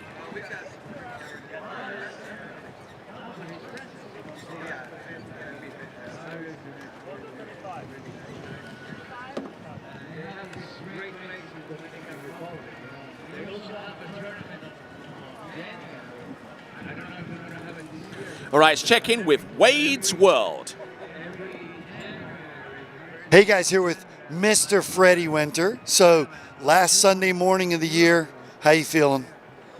Fine. I mean, I'm annoyed. I skied terrible yesterday. I'm not happy about that, but I've got a plan. I think I understood what went wrong yesterday, so I'm gonna execute. I'm gonna adapt and overcome. No, I love that, man, because there's so much adjustments. It was like when we watch American footy or whatever, soccer, it's like, well, what are the adjustments that are going to be made? So you want to share any of those?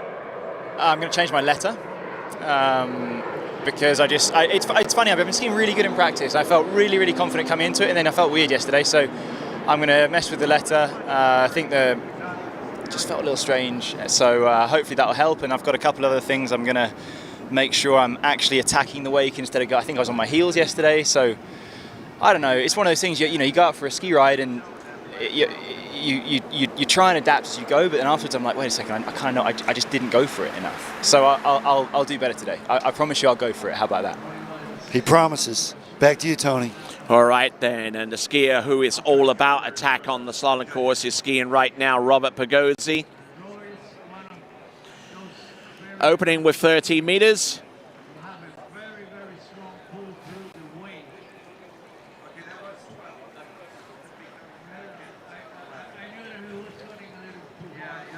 So not looking too bad with the opening pass.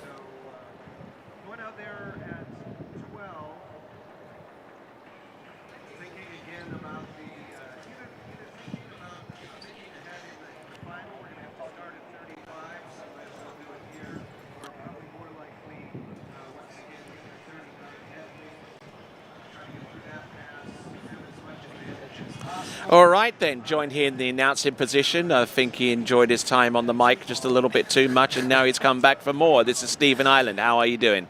Hello, hello. Doing great. Good, good, good, good. So now the pressure's off.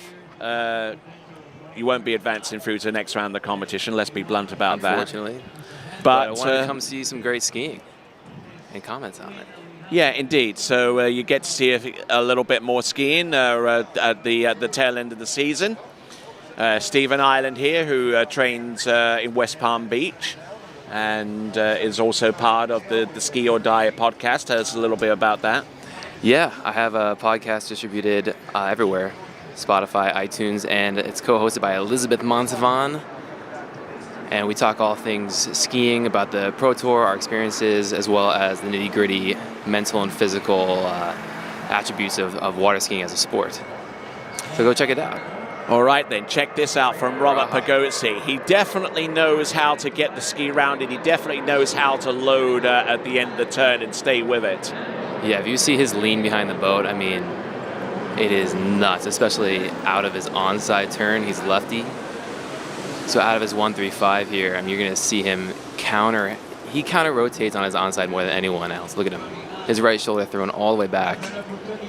Full lean behind the boat. And the whip he controls into that offside is really incredible. And you know, this is the softer side of Robert Pagozzi that we've seen compared to a lot of other seasons, because when he pulls out for the entrance gates, he gets yeah. Prior to the season, he got all kinds of twisted. I mean, it looked like a contortionist going into his gate shot into buoy number one. But we're seeing a little bit of a change here, we feel, with Robert Pagozzi, and it's led to more consistent performances. Yeah, I know. I've heard you mention that before, and I totally agree with you. I think he has become even more efficient in his movements on the water, and although he is still getting really deep and although he is still getting a ton of angle and speed, his efficiency in his movements is able to use that speed in the right places, and you can tell by his performances all season. I mean, he ran a nice 39 multiple times, I think, at Stillwater. All right, then, let's have a look and see what Robert Pagozzi can produce right here and now. He's going with the standard pass schedule. He's gone through 13 and 12, which is 32 and 35 off in oh, this is 10.75 meter. He actually opted up. So let's have a look. He started on 12 meters. So This is 10.75 meters. Look at him go. He's still there on buoy number 5. He's round number 6. Fantastic effort there for our skier from the Dominican Republic, a former Dominican Republic Sports Person of the Year for 2019. That is Robert Pagozzi. That's a serious 10-7 right there. Perfectly managed. So that's his offside turn right there. Oh man, that was beautiful. Wide. And just remarkable the grip that he gets at the end of the turn on that reflex ski. And he was a little back on that 3 ball, but he just stuck with it. Knew Becky was going to be there for him. Out of 4. Ran all 6. That was sweet.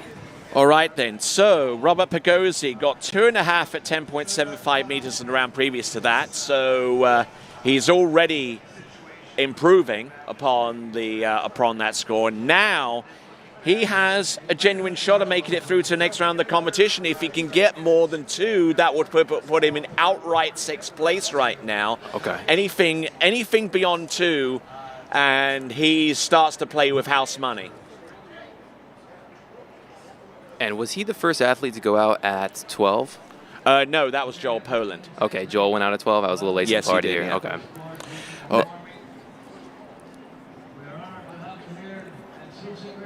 Yes, okay. indeed. So And the only other person that we see ski in that direction at 10.75 meters was also Tobias Georges, but he opted up. Got you. All right, then. So here we go. This is Robert Pagozzi. He needs more than 2 to put himself in an advancing position. More than 2. He's round buoy number 1. Great one. Oh, look at this. He's round buoy number 2. Can he get a piece of 3? Does he get it?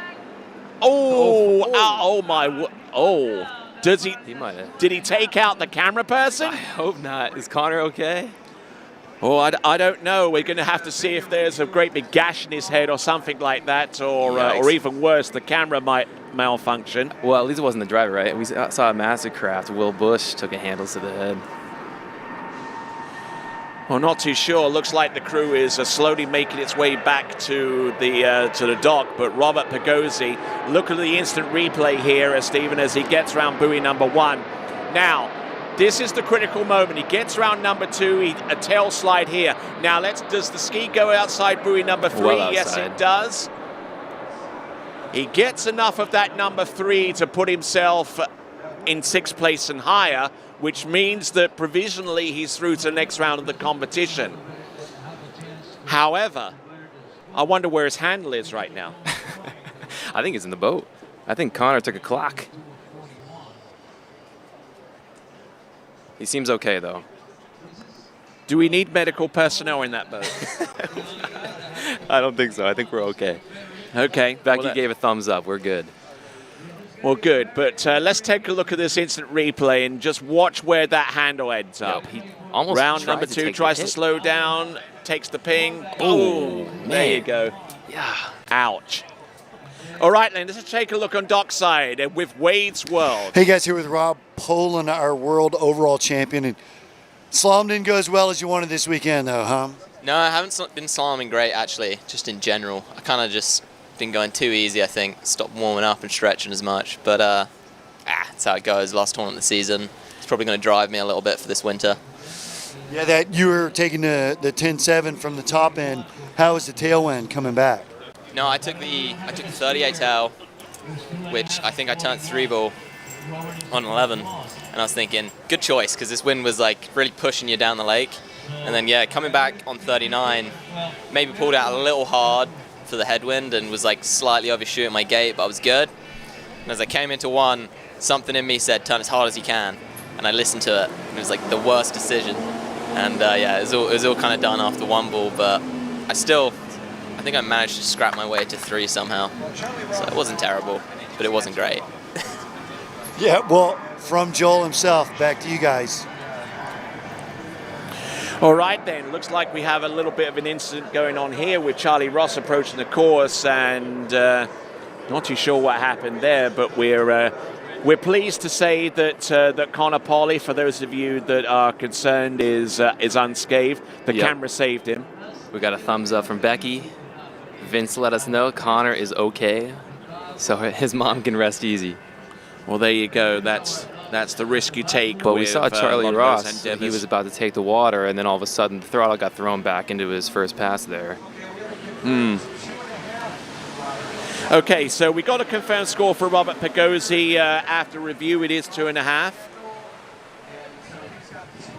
So 2.5. That really sets a cat amongst the pigeons here, because Robert Pagozzi now is in 6th place. It drops those tied scores with 2 at 10.25 meters into a multiple-way tie for 7th place. Now, the reason why you see on that leaderboard that Jonathan Travers is in 7th place and all the rest are in 8th is because those skiers that are tied with 2 at 10.25 meters have not skied yet. Right. So the fact that Jonathan Travers has skied represents the tiebreaker right now. But in order for Jonathan Travers to make it through to the next round of the competition provisionally, he has to hope that among those skiers that are tied with 2 at 10.25 meters, one of them or more skis less than 2.5 at 11. Okay. So he needs one out of the 4-way tie at 2. One of those skiers needs to ski less than 2.5. Is that in order for Jonathan Travers to provisionally advance. Okay, understood. You're good at this math in your head here. Yeah, I try.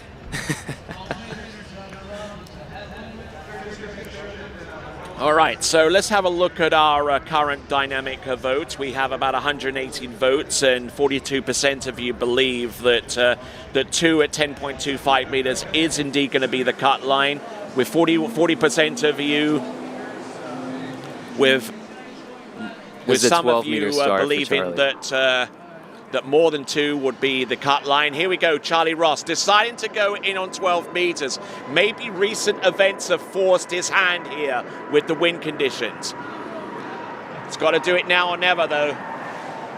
Yeah, there is a slight breeze out of the north. Charlie looking fantastic here.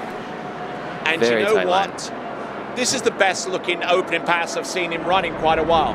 Yeah, that was fantastic. I know he was disappointed at Worlds. He had a bizarre 6-ball at 38 there at Worlds where he missed the exit gate, if you remember. Yeah, exactly.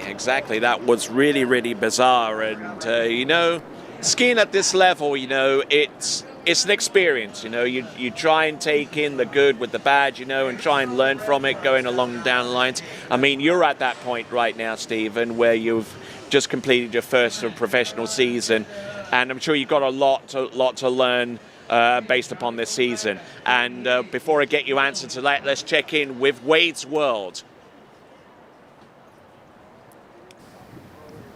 Hey guys, here with father of Charlie, Drew Ross, and Drew, he's already becoming a seasoned veteran, dealing with the ducks. A little delay, right? Yeah, I guess the duck was dead in the middle of that pre-gate, so Becky opted to pull the throttle back and come back. Hey, it's all good. That plus 35 off starts early in the morning, twice now within a few weeks, right? Yeah, I mean, he's a little green, so maybe he doesn't even know the difference. All right, we're going to see him at 38 in just a second. Back to you guys.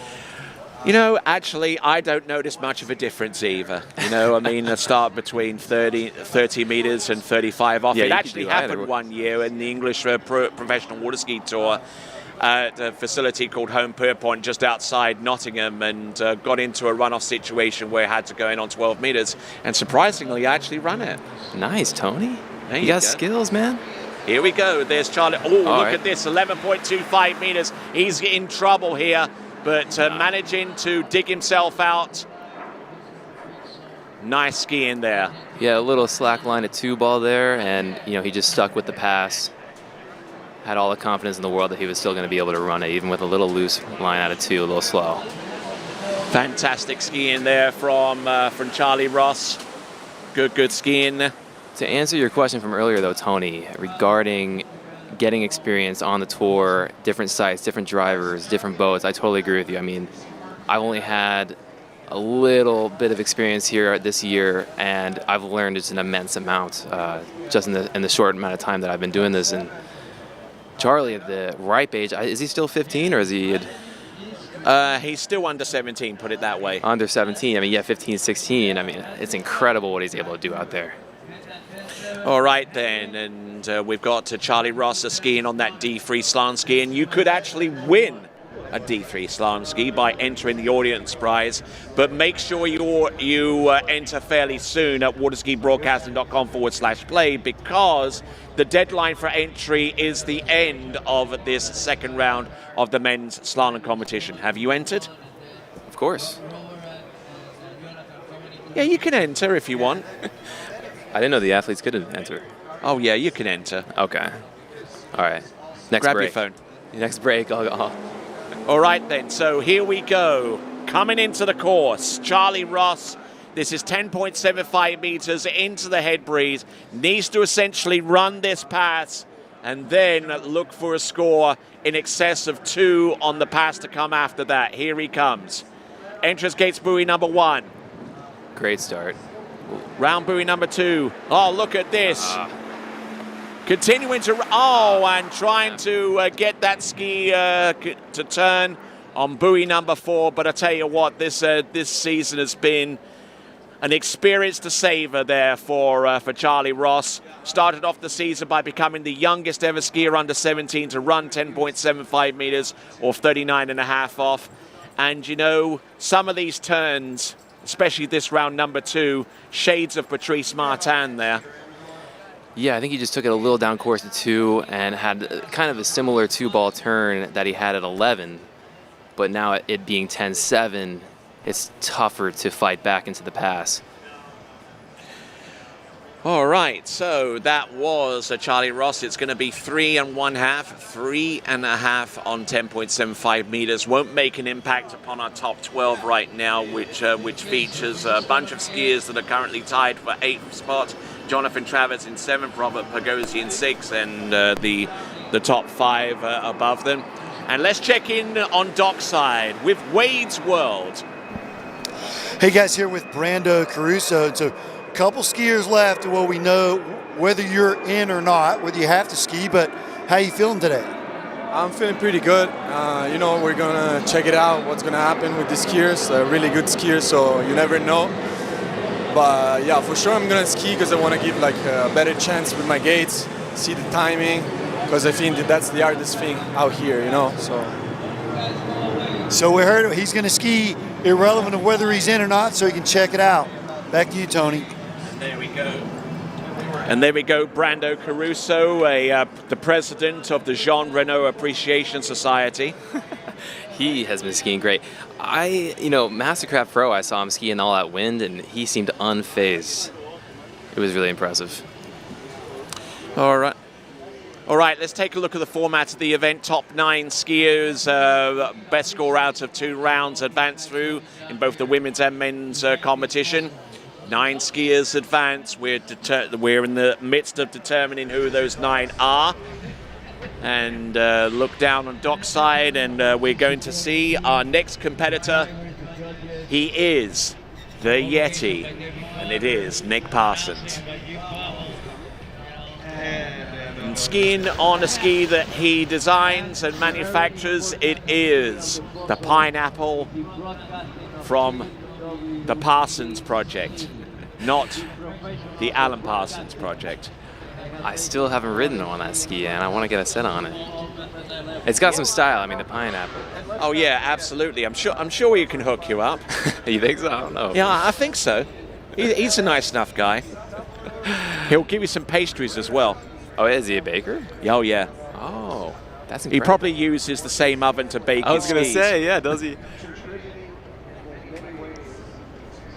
He's a tall guy. That's why he's called the Yeti, eh? Absolutely, that's why. And actually, for a while, Nick Parsons used the plus setting on the 0 off to try and compensate for the fact that he is rather tall and and built rather stockily compared to a lot of other skiers. But he's seen the error of his ways and has taken the plus out of his 0 off setting, and is now a little bit softer with the pull and with the acceleration off the turn. Yeah, I haven't heard of many guys running plus at 36. But I remember in the broadcast yesterday, Tony, you and Joel Poland were talking on the difference between the shorter athletes and the taller athletes, like a Chris Parrish versus a Joel Poland type. Uh-huh. And you guys were talking about the difference being, there is a difference in the distance between the skier and the buoy, of course. Mm-hmm. But there's also a difference in leverage, if you think about it. So their head and body is much further above the water, and when you get behind the boat, if you actually get further leaned, you'll have much more leverage against the boat, and therefore further acceleration off the second wake. That's why you always put the shortest person at the back on a tug-of-war rope. Is it? Yeah. You've been watching Squid Game, huh? Mm-hmm. But some good skiing nonetheless there by Nick Parsons.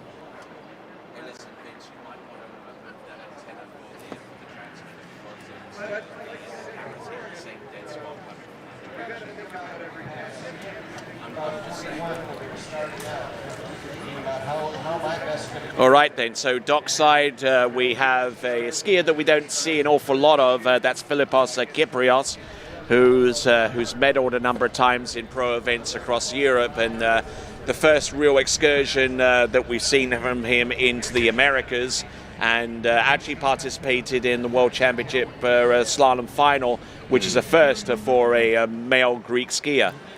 I'll tell you, watching him at Worlds, because like you said, we haven't seen much of him, and he comes out on the little point ski, and he absolutely ripped at Worlds. It was really impressive. That's our next skier, but our current skier is skiing on the Pineapple. It is Nick Parsons. Good leverage, good across course, fantastic skiing. Easy 12 meters for him, man. Oh yeah, absolutely. I mean, it's really, really simplistic. A skier originally out of Bountiful in Utah, so probably doesn't get an awful lot of time to ski during the course of the season in that high elevation of Utah. It's probably more suited to snow skiing around about now, which I'm sure he'll return to the slopes and carve up some pristine powder. Big time, big time. I was talking to Don Good at the Good Memorial Tournament last weekend about ripping some powder, and she's got that dialed in. She lives in Utah as well, and oh my goodness, the snow skiing out west is just world-class stuff. I'm a little jealous of Nick right now, honestly. In the next few weeks, I'm sure he'll be ripping.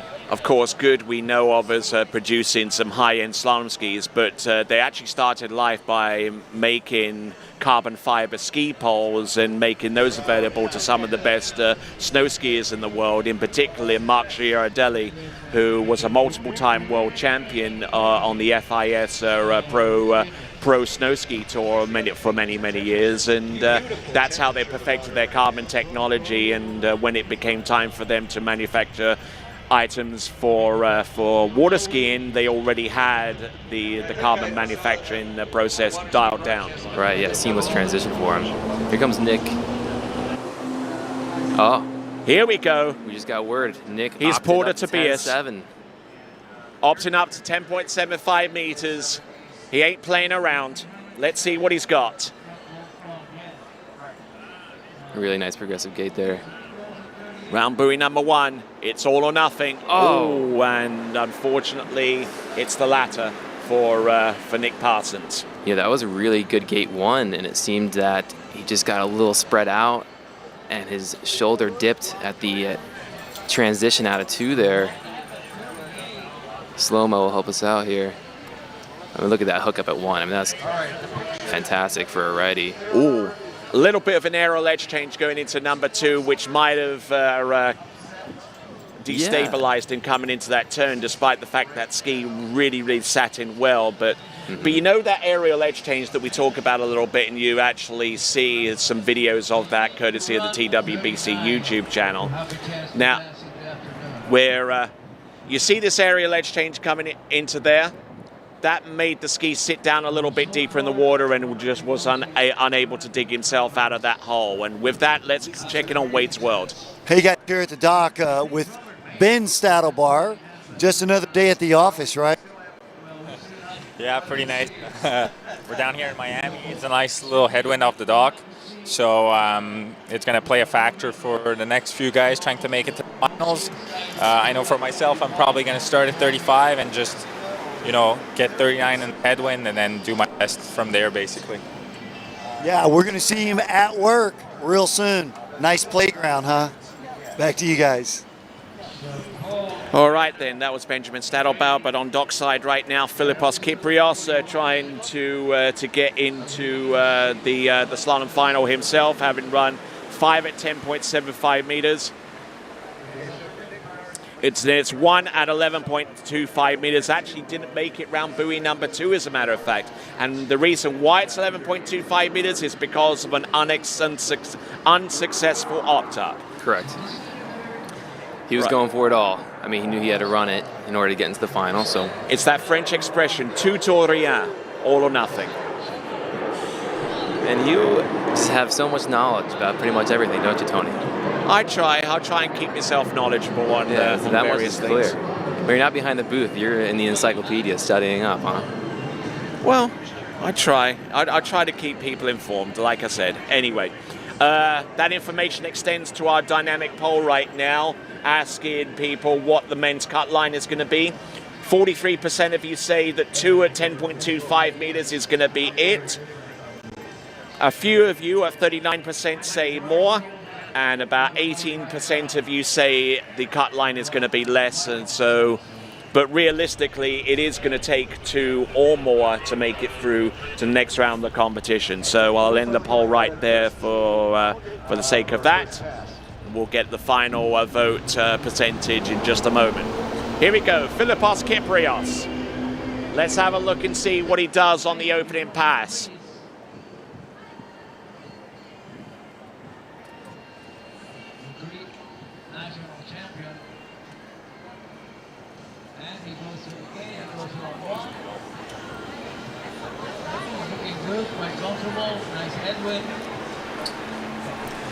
Philippos looking really good here. Really smooth opening pass, 13 meters.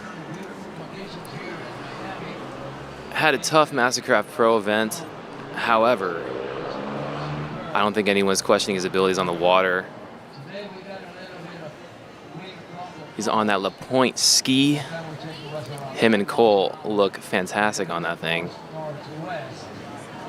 You'll see he has really great alignment. He is a righty, I believe. Oh, I take it back. He's a little. No, he is a righty. So if you see out of his offside, nice straight legs, straight hip, great alignment, which is going to accelerate him. And as he comes up, he'll come up in the proper position, balanced on his ski in order to turn back and continue to making turns.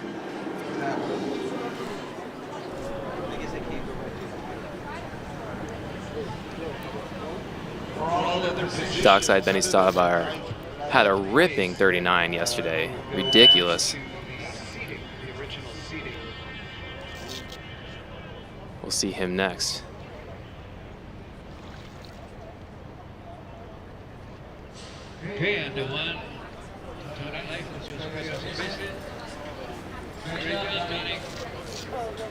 So Philippos will be coming back at 12 meters.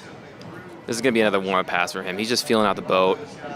I've seen some recent ball spray threads that have been pretty interesting. People were saying, hey, man, why are they taking all these passes? They should go out at 10-7. I mean, let's just get straight to the action.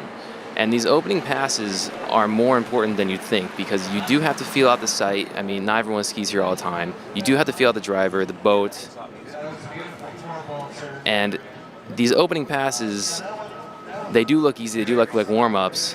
However, it is important in order to get your situation set, feel out everything that you can possibly feel out. If you make adjustments between rounds, you're feeling out those adjustments, whether it be the boat settings or even fin settings or binding settings. And once you feel those out, you have a lot more margin of error on these longer lines. Then when it comes down to the nitty-gritty 10-7s, 11-meter 10-7, 10-2-5s, then you're able to be more dialed for those shorter rope lengths.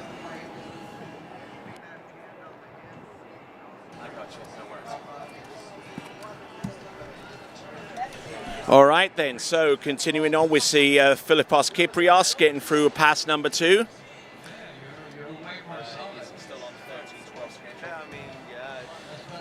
Okay, so 11.25 meters, as far as we know, is the next pass for Philippos Kyprios. We've seen 2 attempts at the opt-up so far from Tobias Georgis and from Nick Parsons that have been unsuccessful. More successful performances have stemmed from going in on 12 meters, which puts the same passes into their respective wins. Let's have a look and see. It is Philippos Kyprios, 13.12. This is now 11.25 meters. Round number 1 and number 2, again a good strike there off the first 2 sectors. Into the final sector now, round buoy number 5 and into number 6. Fantastic skiing there from Philippos Kyprios, but the task is by no means done. He's a good portion of the way there, however, but 10.75 meters is going to be on the horizon there for him.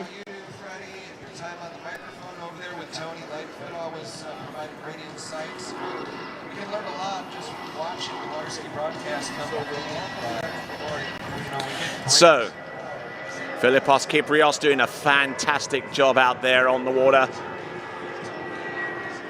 Just trying to stay on an even keel. Incredibly tall and extremely athletic. And certainly one of the surprise packages of the season. As we check in on some of the culinary delights that are being served up here at the Miami Pro Slalom event. Oh, I'm loving some of that grilled chicken, and I'm getting rather hungry now, as a matter of fact. All right, so we've got a tailwind 39. What do we think? There you go. Down here? You're at the end of the lake. You know we need to get through this. All right, so Philippos Kyprios will be approaching the course now at 10.75 meters. Let's see if he can aggressively strike for a chance of making it through to the next round of the competition. Realistically, he's got to run this pass and get about halfway down the pass to come after that. A tailwind, 10.75 meters, comes into play for Philippos Kyprios. Round number 1 and number 2, he's still there. Good stretch on number 3, continuing to roll on buoy number 4. Oh my word, that ski, hyper edge change into buoy number 5. That pass almost looked to be too good to be true for Philippos Kyprios. He got round buoy number 4, and because he let that ski get underneath him and he loaded up too soon on top of that, he was just unable to control that force. As he swims into the shore and ponders what could have been. Let's have a look at his approach to number 4. Everything looked good up to that point. Ski came round and then into his edge change right there, releasing too violently and just unable to control his turn and his cross-course position. And Philippos Kyprios is going to have to make do with 4 1/2 at 10.75 meters. Now, Philippos Kyprios is the last of our skiers with a score of less than the full count at 10.75 meters going into our banner skiers who recorded scores yesterday at 10.25 meters. The first of those skiers coming up next, having scored half a buoy on that line length yesterday, was Benjamin Stedelbauer, and he's about to become our next person to hit the water any moment now. Whew. Tell you what, it's again, we've got maximum intensity out there. We're more than halfway through this list. We're on skier 10 of 21.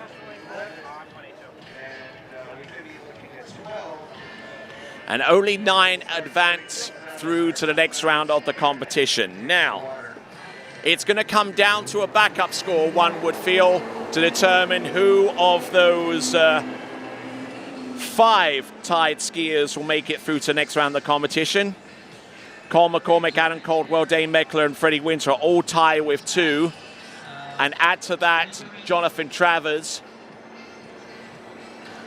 Here comes Benjamin Stadelbauer out of Switzerland, residing in Claremont in Lake County, Florida. Fantastic skiing there, looking in very, very good shape. And with that opening pass under his belt, let's check in with Wade's World.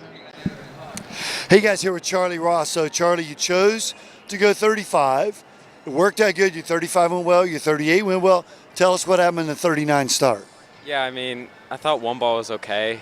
I felt fast out of it, and then two ball I just did the same push that I did at two ball 38 and that I did at 35 every two ball. But a little bit down course after that, tried to have a big three, ski came up, and that kind of wrote the story. Well, we're going to see him a whole bunch in the future. He's going to keep getting better, so these guys better look out. Back to you, Tony. All right then, so for those of you wanting to win yourself a D3 or a Conley slalom ski, your chance is still there, but you've got to make your entry known to us within the next 10 skiers. Go to waterskibroadcasting.com/play to enter for your chance of that slalom ski from D3 or Conley, any ski in either of those ranges, depending upon how accurately you can predict the podiums in both the women's and the men's slalom competition. You effectively have about less than an hour to get your entry in order to be in with a shot of winning those prizes. And also at the same time, you can vote for your skier of the day, with the prize being provided to us by Toyu Healthy Snacks. Go to waterskibroadcasting.com/play for more information on that and your chance to enter. All right, your vote for skier of the day. Here we go. This is Benjamin Stadelbauer. All getting broken over a little bit there into that turn into number 3, round number 4. Oh, and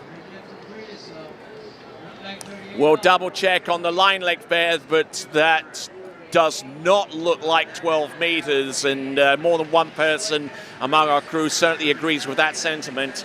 So we'll check the line length there, but Benjamin Stadelbauer might have opted up. Okay, so we got a confirmation there. He started on the 12-meter line. That was 11.25 meters, which now puts 10.75 meters into the headwind there for him. A lot of pensive looks along the shore side, and seeing Benjamin Stadelbauer almost getting broken forward quite early into his effort there. But having started at 12 meters, it's hardly surprising. We've seen more success with skiers going in on one later pass compared to those who decided to opt up halfway through their set.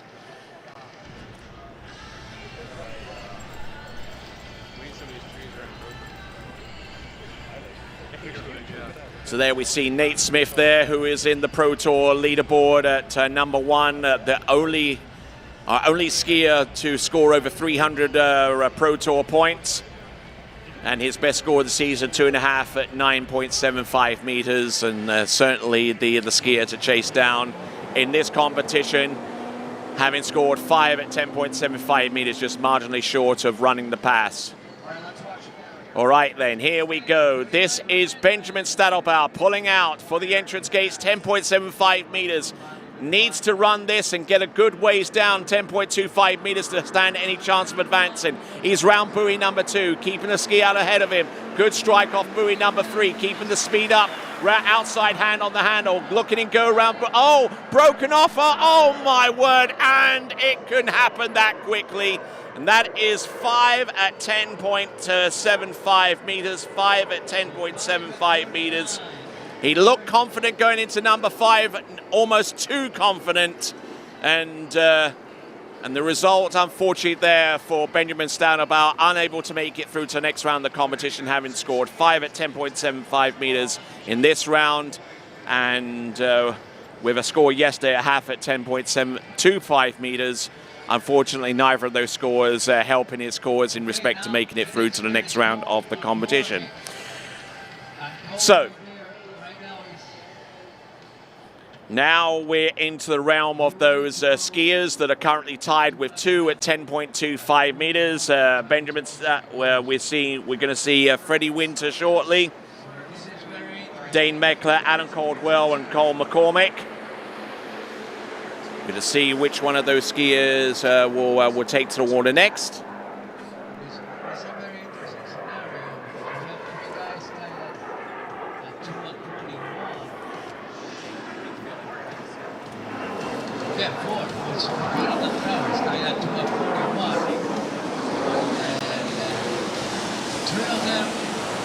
All right, so let's look at this replay one last time, and it can happen that quick. And let's check in with Wade's World. So Nate's just checking me out about where my little dude was that was filling in for me yesterday. Well, trust me, I wish he was here more often, you know? So we're standing here underneath the coconut trees, right? South Florida style.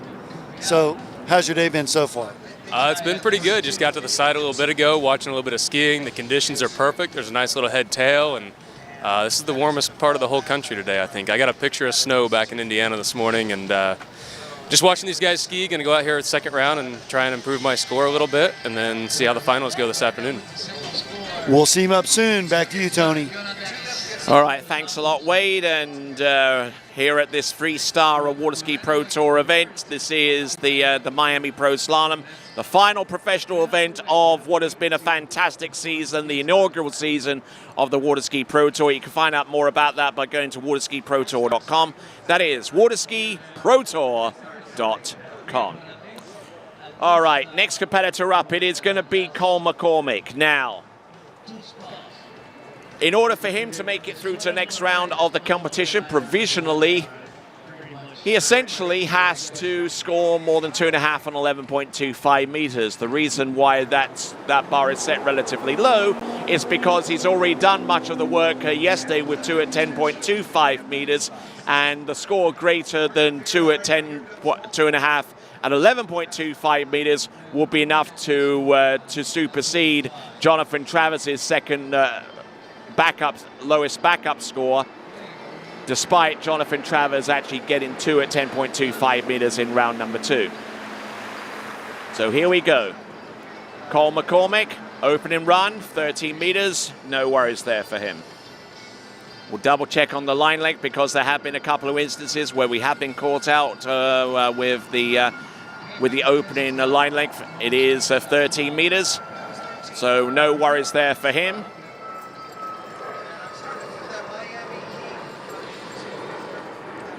Now, so far as our tie breaks are concerned, we've got, 5 skiers that are tied with 2 at 10.25 meters. 4 of those competitors achieved that score in round 1. 1 skier achieved that in round 2 so far. That sole exception there belonging to Jonathan Travers.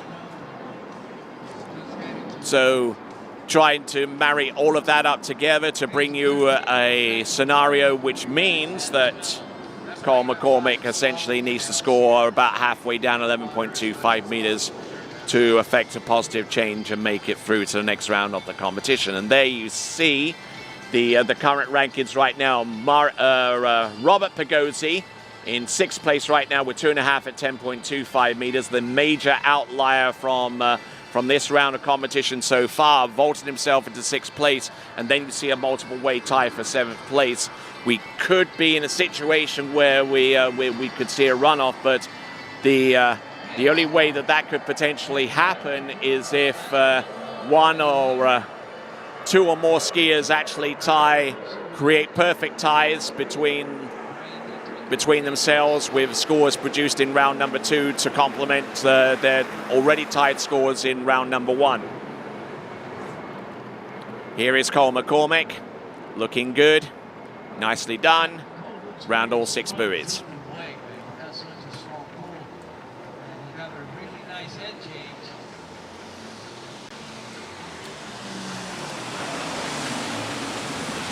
Adam. Go to the dock and focus in on the towel. Okay, so right now we've got on the towel on the back of the miles an hour. All right then. So looking at Cole McCormick, getting ready to rock for his next run. Already set on the past schedule of 13, 12, and 11.25 meters.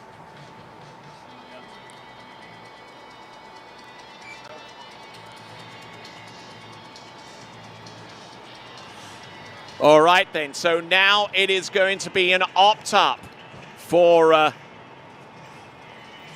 Okay, now we're looking at the opt-up rule. Thanks a lot to my good friend Vincent Stadelbauer, and reminding us that the opt-up rule, where it exists, it basically says that if you choose to opt up and come up short of the clean pass, then it will be that amount of buoys on the regularly scheduled pass that would have taken place had the opt-up not been invoked. Essentially, if you opt up to 10.75 meters and score less than 6, then it will be that buoy count on the pass prior. So here we go. This is Cole McCormick. Entrance gate, buoy number 1. Good strike there, 10.75 meters.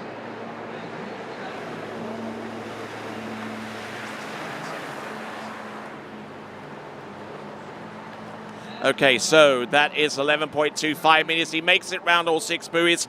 So provisionally, I would say provisionally right now, because there's a multiple way tie for 7th place and we won't really know who has made it through to the next round of competition for at least 2 more skiers.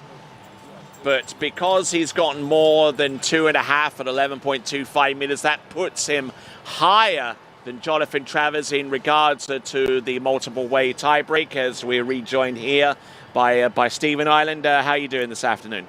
Doing good. Sorry for that little break. It looks like Cole here. I understand the reason why. He had the ski kind of pop out of the water there at 4. It almost looked like he might have blow the tail there, but he managed to put it back in the water and keep skiing over to 5. And you see he has slack out of the gate just because of that delay, but that was pretty impressive. Yeah, you need to watch some videos from back in the day when you had someone like Patrice Martin do that constantly. And he skied his way to multiple world championships in the overall competition. So there's something to be said there for releasing that fin, and if you can control it, it could be of advantage to you. Yeah, you almost think of it as athleticism on the water, but an efficient athleticism, because it's one thing to be, nimble and be agile on the water, but it's another thing to not fall down and still be able to be super aggressive, just like Cole was at the 4-ball there at 11. All right, 10.75 meters, Cole McCormick. Let's see what he's got. Entrance gate, number 1. Good strike off number 1. Looking and go around number 2. Dropping in hard on buoy number 3. Keeping the ski moving on number 4. Will not get more than that. 4 at 10.75 meters. That is a fantastic score there for him. Not quite as much as 2 at 10.25 meters. I beg your pardon, from yesterday. I spoke with Cole at Worlds, where he did make the finals, and he said he's been working on his gates a lot. And, he did have a great gate 1 there, and just a little bit of a loose line out of 2, and that little bit of slowdown at that 39 off pass. I mean, that's enough to do it for you. It's such a tough line. You have to be on top of it pretty much the entire way through. But Cole still had a good score in the first round, correct? All right, so decent skiing there. That puts him ahead of Jonathan Travers in terms of the tiebreaker for 7th spot right now. Obviously, since about 1/3 the way through this second round, we've got the likes of Robert Pagozzi coming through with 2.5 at 10.25 meters, which would in actuality put him through to the next round of the competition, which relegates that multiple way tie for 6th to a multiple way tie for 7th. So it's not cut and dry yet so far as Cole McCormick is concerned, but we'll see if any of our remaining skiers will ski more than 4 at 10.75 meters, because that's essentially what they would have to do in order to make it through to the 9-skier final. Here we go. Adam Caldwell, one of the most interesting water ski athletes in the world. I would say one of the most entertaining to watch. I mean, he gets in deep and he has no fear. I mean, look at this guy ski. I mean, he is going to take what he wants on the water, and it don't matter who's in the boat. No matter where he's at, but he's doing it. skiing on a ski that he designed, that he produced, and that he excels on. He does. I mean, he rips on this thing. And I know Joel touched on this ski a little bit yesterday, but you'll see there's very little rocker in this ski. It almost looks like a 2x4 out there. And at first you glance at it, you're like, man, how is that even skiable? But I mean, you see Adam just completely ripping up on it. I know Sam Ingram just switched over to Denali. He was talking about that today. He skied earlier in the amateur division. Darren Montgomery has had success on that ski, getting through 39 multiple times this past year and looking good doing it. So there's got to be merit to it, man. I haven't ridden one yet, but hey. It's where that feet placement is in relation to the tip and the tail of the ski. It looks like it's a little bit further back compared to most conventional skis, and obviously there isn't too much in the way of rocker. But what I see whenever he comes into his edge change and comes off the buoy and then initiates the edge change, there isn't too much variance so far as where the spray breaks, which is basically the center of his front foot.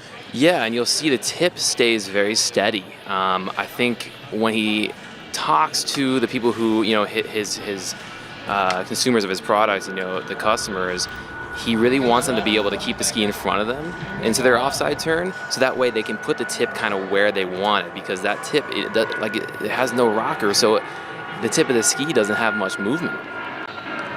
All right, let's have a look and see. Adam Caldwell, this is 12 meters. At the very least, to get ahead of Jonathan Travers, he's got to score more than 2.5 at 11.25 meters, because that was Jonathan Travers' lowest backup score. And there you go, that is Adam Caldwell getting through the 12-meter run, and now we're looking at 11.25 meters, unless he decides to opt up. There have been some opt-ups, and it's not too windy, so I am surprised to see so many opt-ups, but hey, I mean, if you get a little headwind texture, that could help your 39, and you do have to make it through that pass in order to advance to the final, so there is method to the madness out here. Absolutely, the late run at the end of the season for Adam Caldwell, who came through and scored a second-place finish over at the Malibu Open, and contributing greatly to his point total. And that Malibu Open took place on his home lake and the test site for Denali Slalom Skis Trophy Lakes. Adam is another skier as well who has fantastic alignment behind the boat.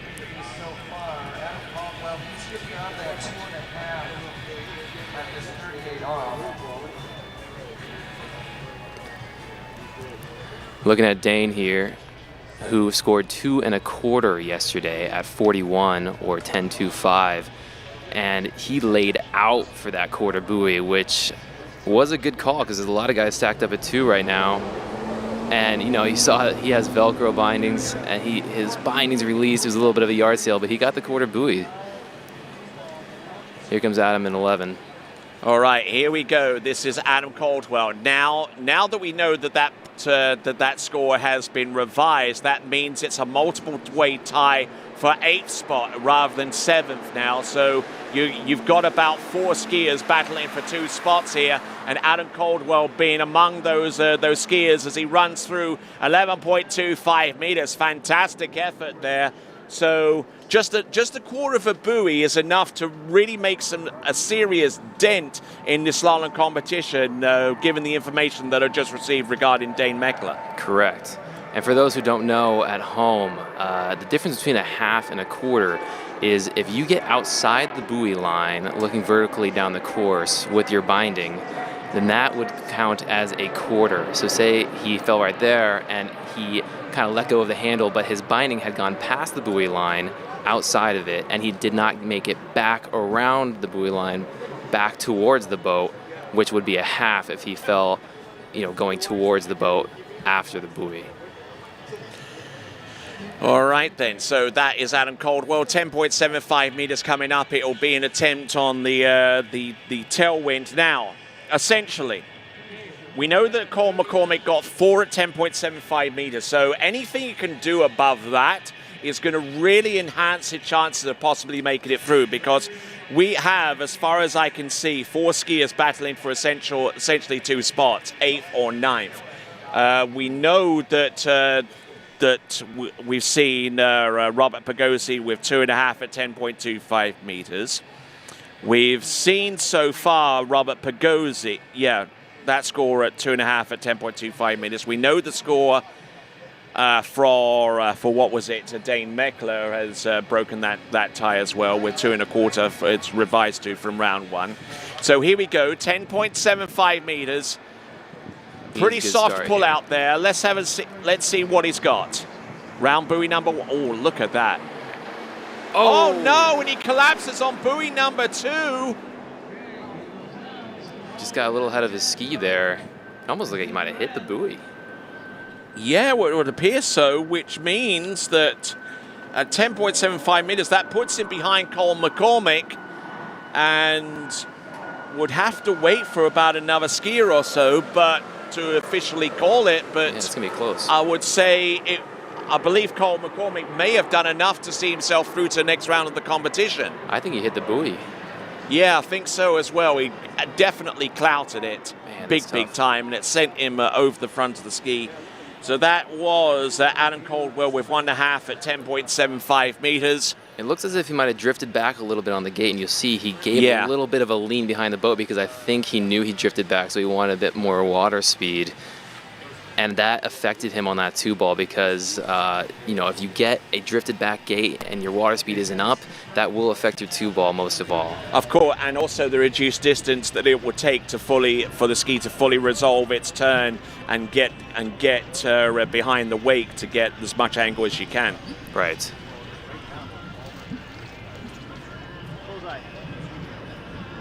So that's a confirmed 1.5 for Mr. Caldwell there.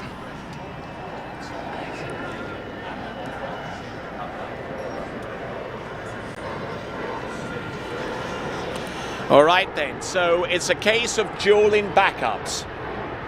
As it usually is for these finals, it's a tough cut. A lot of these guys, they're going to smack 39, and it usually comes down to a backup score unless you can get further down 10-2 in the earlier rounds or the second round. We'll see what Freddie can do. Freddie has had a fantastic season. Oh, absolutely, no question about it. And Freddie Winter on 245 pro points in the Water Ski Pro Tour. Won't be able to move up towards the top position held by Nate Smith, but won't lose that position either because the points difference between himself and third place is quite significant. So Freddie Winter, fine job on the opening pass. I believe it's 13 meters unless I hear otherwise. Looks to be that way. Yeah, Freddie, he has very little movement on the water. I mean, you'll see extremely efficient with his movements. Always has the ski in between him and the boat. And when it gets down to it, Freddie, he's got some grit, man. If he gets a little down course, he can just throw down behind the boat, and he is not afraid of speed whatsoever. All right, so there's the Velcro binding that released yesterday. You saw it go. The ski went flying through the air, and Dane's boot was up in the air when he reached out for that quarter buoy yesterday. Back on and secured on the ski. Yeah, so certainly is a far cry from the days where the only option to fix your feet to the actual ski was via screws. I know Mapple back in the day used to take out the underside of his liner so he could feel the ski. Yeah, he did that for many years, and certainly well known for doing something along those lines. But the technology has rolled on with the hard shell bindings, which made their first appearance in tournament water skiing way back in the mid-90s. You'll see Freddie, he keeps the ski in front of him so well into his offside, and he places the ski in such where he knows exactly where it's going to come underneath him, and he's just backsiding that offside turn. Even you'll see at 39, he'll be doing that same technique. at a very high level. All right, so the situation as far as we're able to ascertain so far as Freddie Winter is concerned, he has got to supersede the lowest score of this competition by Adam Caldwell. Basically, he's got to ski better than Adam Caldwell's lowest backup score, which is 1.5 at 10.75 meters. So that, we believe, is going to be the not this next pass coming up, but the one after. Under the assumption that he's staying with the schedule of going on 13, 12, 11, and 10.75 meters. Yeah, and Freddie, 11 meters is just another feel-out pass for him, for sure. I think he only missed one this season. It was because his ski broke at Malibu.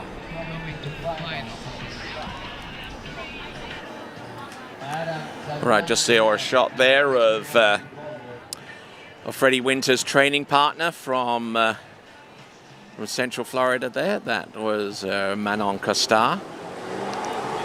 Checking in and looking on with great intensity and interest. A lot of supportive couples on this tour, huh? This is, yeah, 11.25 meters on buoy number 1. Good strike on number 1. Trying to be among those competitors joining the likes of Robert Pagozzi and Dane Meckler and Cole McCormick in advancing through from this round to this final. There you go. That is Freddie Winter. He's gone through 11.25 meters now. His destiny of making it through to the next round of the competition will be revealed in the next 2 buoys. He's putting on a clinic out there, man. Very tight. The gap between his hands and his hips is minute. And a very rhythmic skier he is, even at the short lines. He keeps his hands very nice and even. Some guys, you know, they put the hand kind of down, then bring it back up. Freddie, perfect horizontal line when he releases to the bow to reach around the buoy. This time of year.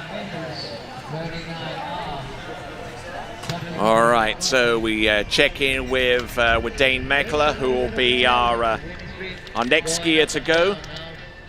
Actually, our first skier outside of the multiple weight tie to ski next, and then we would go to the likes of Thomas de Gasperi, Will Asher, Brando Caruso, Ryan Detrick, and Nate Smith.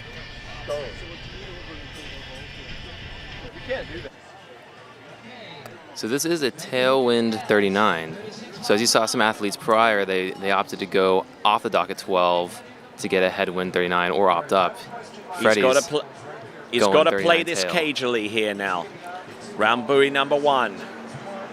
There we go, round number 1, good to go round number 2. He's got the 2 that he needs. He's through to the next. Oh! Just wow. Very surprising miss 39 for Freddie Winter. I think he's just as confused as we are, actually. And I think he got into a little bit of a situation where, you know, he knew what he needed to do at the very least, and anything he did beyond that point was just basically house money. So that was a kind of sense of relief a little bit, but then he just left out the part where he was capable of actually running this pass if he'd have gotten a good enough start. I mean, you couldn't have dreamt a better start.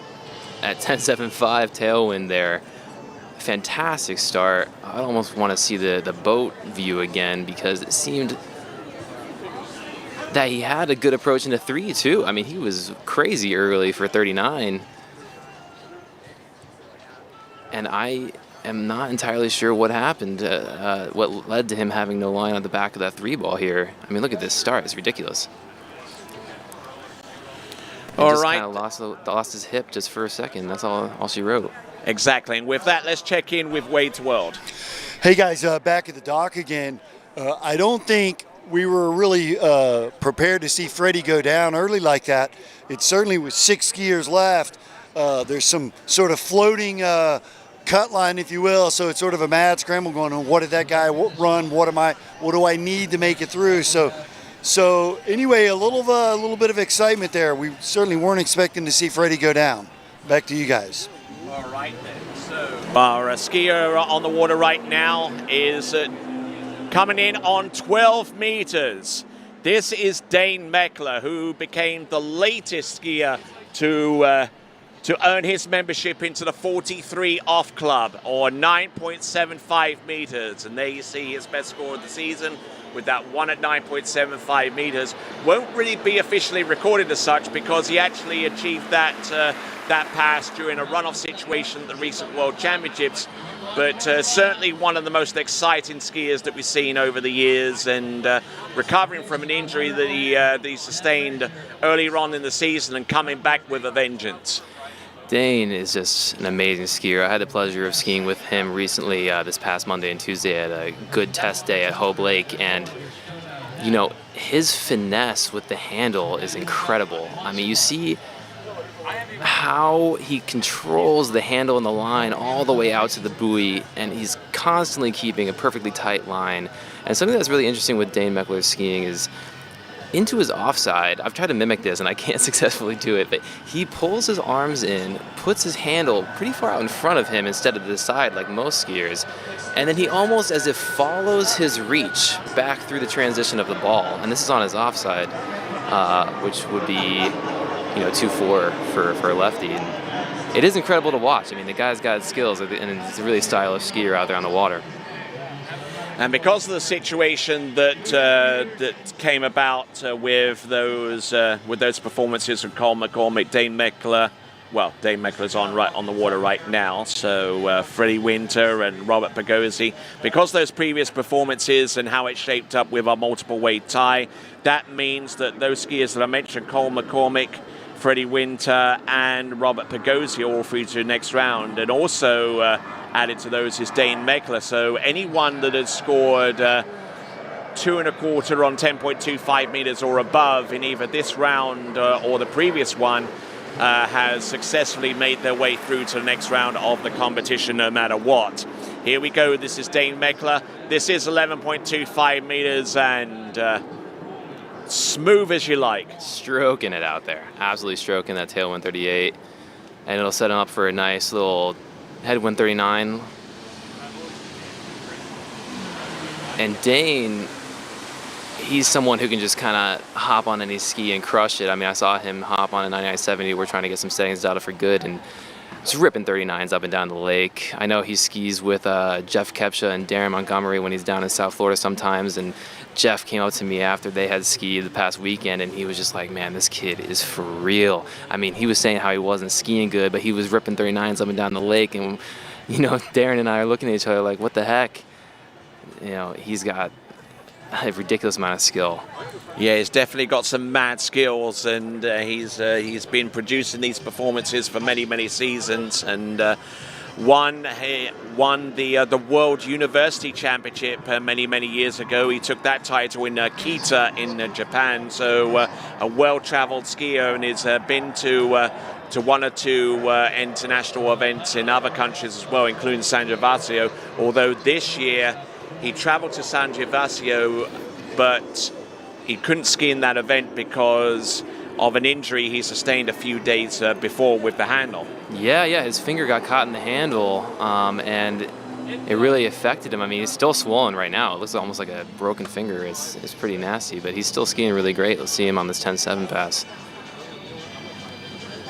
That on top of the little piece of a finger from his other hand had been lobbed off because he wasn't careful chopping up his tomatoes.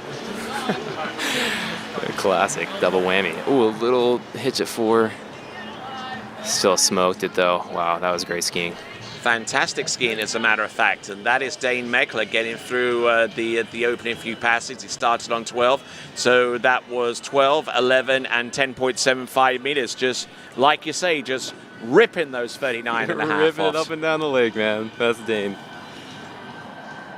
And I you know, remember, he isn't particularly tall, mind you, and I mean, you could just look at his approach into the buoys and just get the sense that he isn't too worried about hitting the buoy line as early as possible. It's just where that ski is positioned right on the buoy is the most important thing. And as he gets around buoy number 6 on our instant replay, let's check in with Wade's World. So here with Freddie Winter. So Freddie, when I did an interview with Todd Ristercelli years ago with Edston Water, he asked me a question, and my answer was the hardest thing to do in pro water skiing is making the cut. And isn't it difficult? It like never gets easy, does it? I have no excuse for that. I don't know what the hell that was. But I mean, hey, I've had 2 bad rounds in a row. I'm not going to have a third. So as far as I understand people are trying to make complaints about not being in the final. I don't know. We need to look at the rules. I think I'm in. I'll be pretty certain I'm in, and then I'll be first out. Go as hard as I can. Well, that actually brings up a great point, though, that going first in the final, sort of no pressure. You get to go set the pace, so to speak. Yeah, and I mean, yeah, it's in some ways it's a bad place to be for countback, but I mean, I'm not here to try and get a second spot or whatever, or a third spot, so I can go out there and put pressure on the guys early. It's going to be, we have to start at 35, so coming back this way it's going to be 41 with a tailwind, so it's going to be key, especially a stronger wind than it looks from here, as I just found out. But you know, it's, yeah, I'm not. I'd rather be later, obviously, but being in the final was my aim for this morning. So let's go big. All right, we're going to see him soon. Back to you guys. All right, and that was 1.5 there at 10.25 meters for Dane Mackler, and you kind of wonder a little bit what his approach was going into this second round, because he knew almost as soon as he'd get off the dock that he was going to be skiing in the final. I guess he wanted to try out 1 or 2 things and go in on 12 meters and see how that plays out with the wind condition being the way that it is right now. Yeah, I mean, have almost like a warm-up set for the final, you know what I mean? I think that's how they're going to look at it. And that was a good start for Dane, but into 2, it seemed as if his inside hip kind of bled just slightly, and he wasn't able to get the ski underneath him and in between the boat and him, and wasn't able to hold on to that slack. So kind of playing a little bit with free money in this second round. Yeah. I mean, I think they just look at it as just, another set on the water to feel it out. Absolutely. All right then. So our next competitor to take to water. This is an interesting character from a country that has produced a lot of great slalom skiers over the years. I mean, we're seeing there Thomas de Gasperi, the likes of Carlo Alais and Nicholas Benatti, and all of those folks have produced scores. But coming into the course is a skier that we don't get to see an awful lot of in this part of the world, but is very popular in Europe.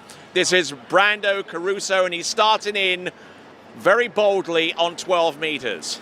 Yeah, he's got that one-handed gait that we don't see a lot of these days anymore. Kind of like a Rob Pagozzi style gait almost. Okay, so the rule apparently is as And it's a one-handed gait on his offside turn. Right. Yeah, he's a lefty. You'll see he almost has a very interesting gait. Gets up on top of the ski though, and he's able to carry the water speed through the transition. You almost treated it like a buoy when you're doing a one-handed gait, right? I used to do one. I've never done a one-handed gait. No, you're a two-hand guy? Yeah, two-handed. Fair enough. But I'll tell you one thing, and this kind of separates his one-handed gait shot from a lot of others that we've seen, and it's become a decreasing occurrence among our top pro skiers. I mean, he almost seems to like fall into that turn, and then just before he falls away completely, he gets on that second hand and then uses that force to slingshot out towards buoy number 1. Yeah, I mean, being a little nitpicky with the fine movements of the gate there. I mean, I think what he's really just trying to accomplish is to carry the water speed through the transition and maintain balance and get into the proper alignment behind the boat soon enough, And I think he does that really well. So regardless of your style, everyone has different style. We're all trying to accomplish the same thing. We're all trying to have the most efficient movement through the pass, and on that gate, you know, set it at the top and have a great swing into one. All right, here we go. This is Brando Caruso, and there you see an example of it right there on into buoy number 1. He's starting in on 12 meters. This is 11.25 meters. Looking in tremendous shape out there, keeping the flow going. Yeah, that was a great pass. Yeah, he seems to be well in control. He seems to have found a little bit more of his flow and confidence now going into the second round, knowing full well that his 3 at 10.25 meters in the round previous to this is enough to see him through to the next round of the competition. Yeah, so this is another example of kind of a warm-up set for the final, as we described earlier. But you'll see the tip is a little up out of his 135, but that's no problem because it's setting a nice rhythm into his offside.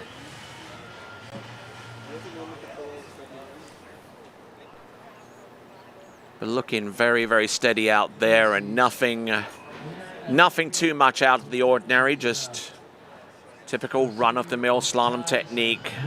Nothing that really stands him out apart from maybe that one-handed gate shot on his offside. You know, he has a really nice rhythm in the course.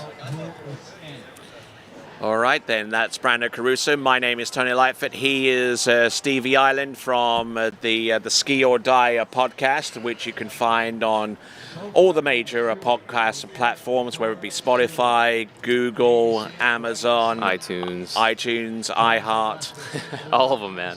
All of them. And you got to plug your own podcast. Of course, the TWBC podcast that is on those very same platforms as well. Super sick interviews on that podcast. Tony, you do a great job with it, man. Oh, why, thank you. All right, then, here we go. Let's have a look and see Brando Caruso. Now, if he wants to try and advance himself a little bit higher so far as the rankings are concerned, then he needs to score more than 3 at 10.25 meters. That would require him to run through that pass of 10.75 meters and get more than halfway down the course with the next pass coming up. And he does a fine job with 10.75 meters, so he's really up in the ante now. That looked like a 12 or an 11 meter pass. I mean, that was a fantastic control down the course. Fantastic one.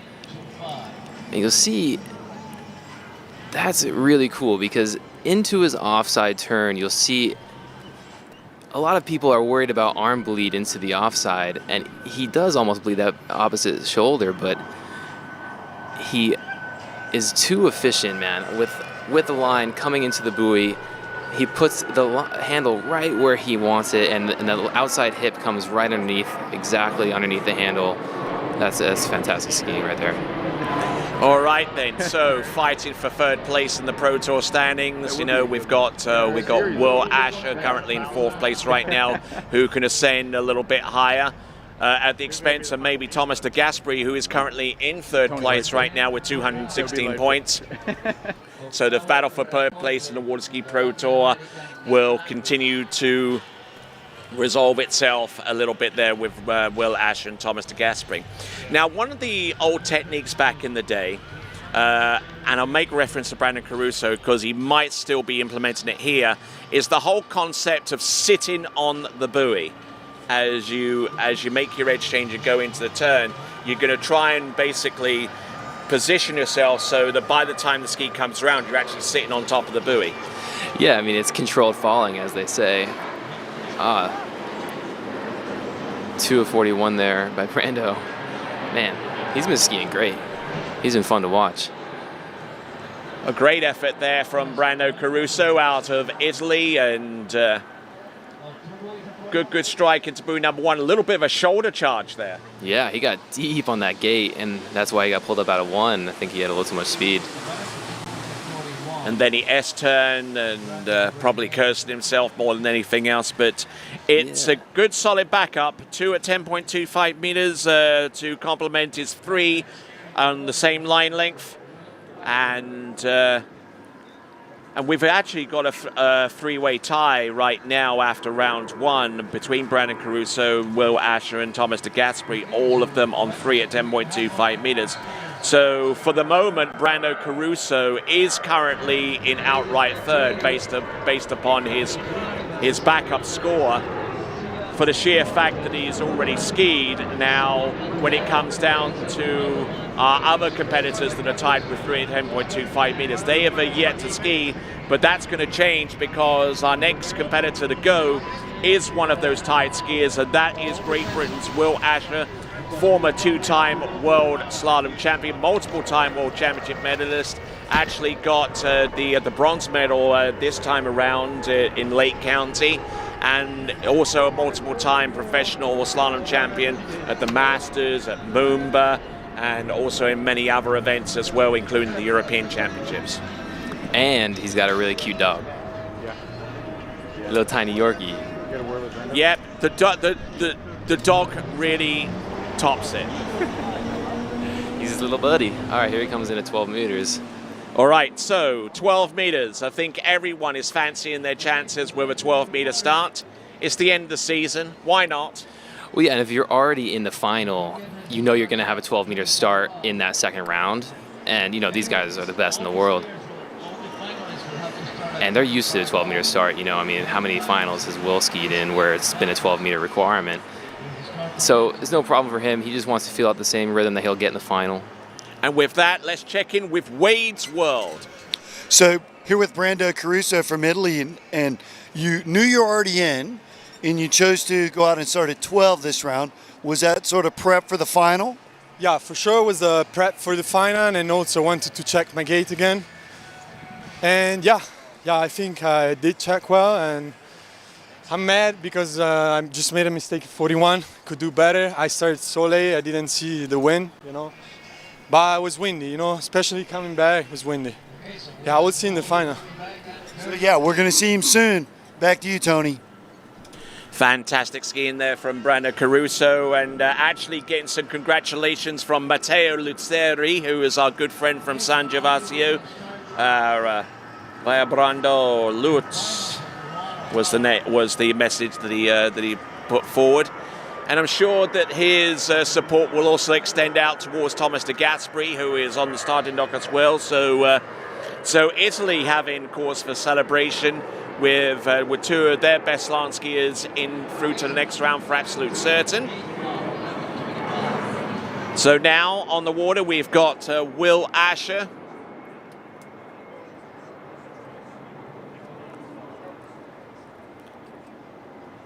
So in about an hour and 45 minutes, we will start the first of our finals, which will consist of our female competitors, 9 of them, and then we'll continue on with the men's to round off what has been an absolutely scintillating 2021 season. Here we go. This is Will Asher on 11.25 meters. Over to you, Stevie. Man, Will Asher, he's a pillar in the sport. He's a legend. Everyone tries to mimic his form because it's just so darn smooth, and it looks like he just takes nothing on his body. You know, a lot of people worry in water skiing about the effects of the load that you're going to be taking in your back. I mean, especially me with a L4-L5 injury. But Will Asher looks like he's basically sleeping out there at this 11-meter pass. And it's just all about efficient movement in the course, where he puts that handle, the ski coming right underneath him, the leverage he gets against the boat at the right times. Timing and efficiency is immaculate here. All right then, fantastic skiing there. It almost seems to me, so far as his leverage is concerned, and I've watched Will for donkey's years, ever since he was skiing in the juniors, you know, and in like the under 12s and what that was, you know. I mean, he was nowhere near the slalom skier that he is today when he was skiing at around about age 12. But I fancy what I'm seeing there from Will Asher is he takes a lot of the pull with his arms to start off with, then slowly transfers them to his shoulders, and by the time he hits the wake, all in about a split second or so, he transfers all of that pull and that motion to his lower back, and by the time he locks in, he's achieved good enough angle, good enough leverage to where he can just aerial edge change the ski into its inside edge and then continue that rhythm again. Yeah. I think you're accurate with that description. And another thing I love about Will skiing, before, if you see some old videos of Will Asher, here's 39. There's 39. And he goes down at 39 and a half off, so it's not going to really affect his position so far as making it through to next round, although it could actually drop him down a couple of spots, so he may actually be starting off a little bit earlier in the final, but this is a rare occurrence. But Tony, that's why he probably went out at 12 meters, right? I mean, he wants to simulate what he's going to get in the final, and now he's going to be able to make the proper adjustments, and he'll come back swinging in the final. All right, so it's going to be 1.5 at 10.75 meters, which means that he drops below Brando Caruso in terms of where his position is going to be going into the 9-skier final. Now, in terms of being third to last off the dock, that is going to be a battle between two Italians now, because Brandon Caruso has got 2 at 10.25 meters. He's standing in outright third by the sheer fact that he's skied. In outright fourth right now is Will Asher, basically because he skied. And the last person to go that was tied with 3 buoys at 10.25 meters is Thomas de Gasperi, and he will be skiing next. And if he scores more than 2 at 10.25 meters, he will be in outright third and will be third from last off the dock. And let's not forget, Tony, T-Gas is battling a bit of a back injury right now. Of course, yeah. He's had chiropractors, he's had masseuse, he's had everything but the kitchen sink being thrown towards his back right now. No, and I feel for him, man. I have a very similar injury, and he came off of the water yesterday, I should say, and you could see his right leg was actually shorter than his left because of the hip displacement, because of that injury. It was tough to watch. He was limping around a little bit, and it seems like he got back into alignment. It seems like he's in fighting shape now. Let's hope that his body stays steady in this set here. And I mean, if the imagery on the dock side can tell a story, it looks remarkably less pensive going out into the water in this round than he does on round number 1. Yeah, round number 1, you could see he was kind of pinching his back with his arm. He would go out the exit gates at every single line, and he would kind of be going like this, like, you could see he was grimacing in pain. I hope we don't see that today. We'll see.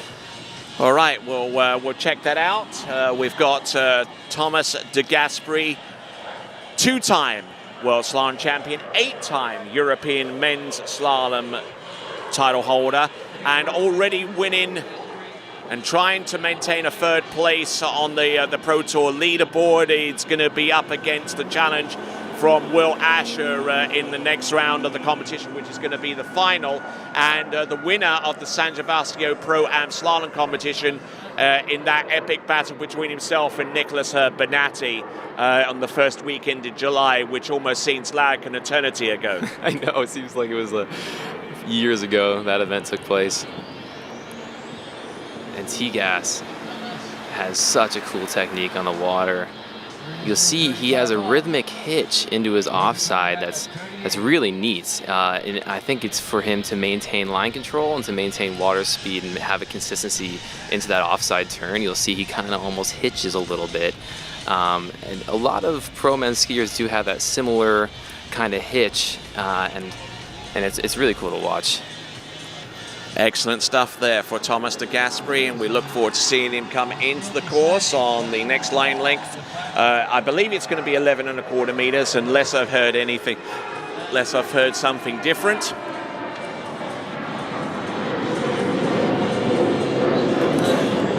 And it looks like 12 meters seems to be the flavor of the month so far as the starting line length. Yeah, I mean, these guys are no stranger to it, so why not let it fly, right? Sounds like a song. Let it fly. Let it fly. Tony, you and I should collaborate, eh?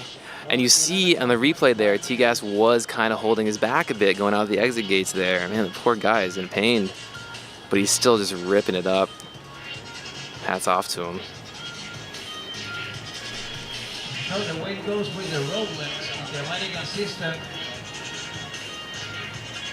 they subtract from the total length of 75 kicks. That's why you hear. All right, so we see Brian Detrick there, whose late season form has been something to marvel at, and we'll see him in a few minutes. Here we go. This is Thomas de Gasperi. 4 at 10.25 meters has been his best score of the season. He's currently ranked third in the Pro Tour standings. Those Pro Tour standings are the best score from a combination of the 5 best scores from 5 events. And there we go. That is Thomas de Gasperi, and fine skiing there from him. Absolutely rock solid out there. Thomas de Gasperi. Just look at his gate shot there. He's been very, very consistent there. That is a fantastic gate on his onside turn. Yeah. T-Gas with right foot forward, one-handed gate when we saw Brando with the left foot forward, one-handed gate previously. But T-Gas, you know, keeping it neat and tidy here at 11 meters. He is in pain, and a lot of times when you're skiing in pain and you're kind of pushing through it, it's easy to ski a bit tentatively. But T-Gas, he's committing at every single buoy, and he's bringing his hips all the way through the transition every single turn, and that's going to lead to success for him, and it's impressive to watch because, I mean, it is, like I said, easy to back down when you're hurt. All right, and Thomas de Gasperi, let's see if he can continue to roll. He doesn't look all that perturbed so far, at least so far as his back injury is concerned. So whatever they did to him between the end of his performance yesterday and the start of his performance today, it's obviously working in the meantime. Definitely, man. I want to get some digits of the masseuse that worked on him yesterday. And probably the main beneficiary of the fact that we had to move the second round of the men's slalom from yesterday to today. Yeah, he actually said that last night. He was like, oh my gosh, thank goodness we're skiing tomorrow, not tonight. All right then, so looking to get better than Will Asher's backup score, and he can do that with an effective number 2 turn, which he did just there. Nice. There we go, fantastic skiing there from Thomas de Gasperi on that asymmetrical good slalom ski. Fantastic skiing, beautifully executed. Wow. 5 and number 6, and he was all over that pass. Oh yeah.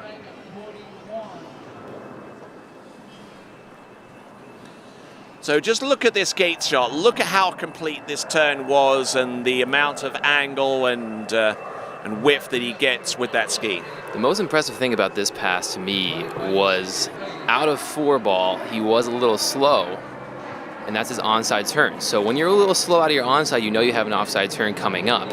And if it's your harder pass like this at 10.7, just that hitch there, you know you're going to have a lot of speed down course, and it's going to be difficult for you on that 5 ball, but he just committed out of 5. It was no problem managing that speed, a little extra speed down course for him, and he kept a tight line. That was impressive. Me, for instance, if I was coming out of that 4 slow like that, I probably would have came off the second wake, thrown my body forward to try and kill the speed, and then have no line at the back of the turn, but T-Gas brought it all the way out, and he pretended like the 4 ball hitch never happened. And he's kind of like an opposite compared to like Dane Meckler insofar as his handle control, because whereas Dane Meckler comes off the wake and is a little bit narrow and then right to the buoy, then extends and then the ski pops round, he's actually outside the buoy line, and as he comes into the turn, especially in his number 2 and 4, and actually grips the handle up, then just brings his elbow in and just pumps that handle in as the ski is starting to rotate, and once the ski gets underneath the line, then he slingshots. All right, so if he can score more than 2 on this next line length pass, he will go above Brando Caruso for the backup. And he's certainly looking on doing that. If he can get ski aside number 3, he's third outright right now and could ascend higher if his score in this second round outstrips the best score from Brian Detrick, which in this instance it does not, because he doesn't make a play on buoy number 4. So outright third place right now belongs to Thomas de Gasperi on the strength of this performance right here, Stevie. Wow, that was a fantastic start for T-Gas. He had a lot of speed into 2, but he shut it down well. And into 3, just almost safetied it a bit, didn't want to blow a tail, and didn't have enough room or space or time to get over to 4. Great skiing though, man, especially with an injury. I think he went out there with a discernible mission. Mm-hmm. to get above Brando. Yeah, T-Gas, you can always count on T-Gas getting 3:41. It seems like he can do that in his sleep, in any conditions, any site, any driver, any boat. He's going to get 3:41 no matter what. And just really barreled in going into off number 1 into number 2. I mean, no matter what, he was going to get something at substantial on 10.25 meters. And he doesn't appear to be grimacing. He doesn't appear to be gripping his back. So that's good news for him. You know, any set that you can step off the water from and not feel any pain is a good one. That is a good one.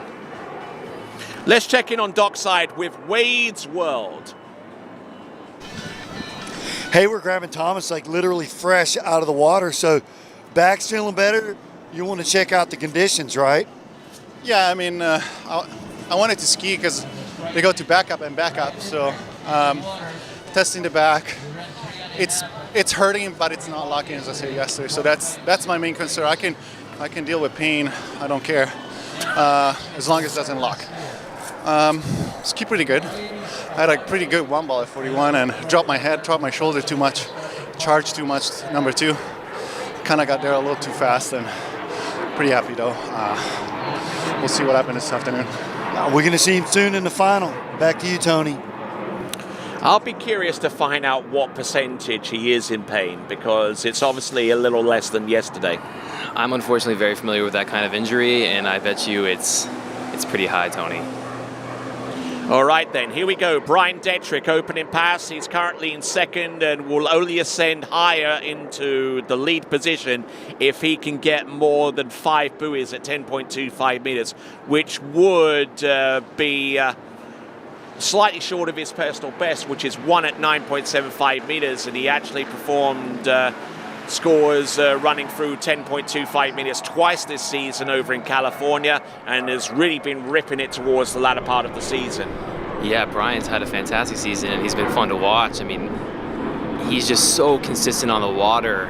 He was also at that good test day on Monday and Tuesday, and to watch him from the shore and in the boat, he has such a calm manner to his skiing. I mean, even when he gets a little bent over or he has a body position that he doesn't necessarily like, I mean, he's totally calm about it, gets back into his mojo, and just continues to rip through the pass down course. And he's been working really hard to get his style down, and I know he's been working his job. I think I'm not sure what career he has. It's something he is an electric estimator for PG&E.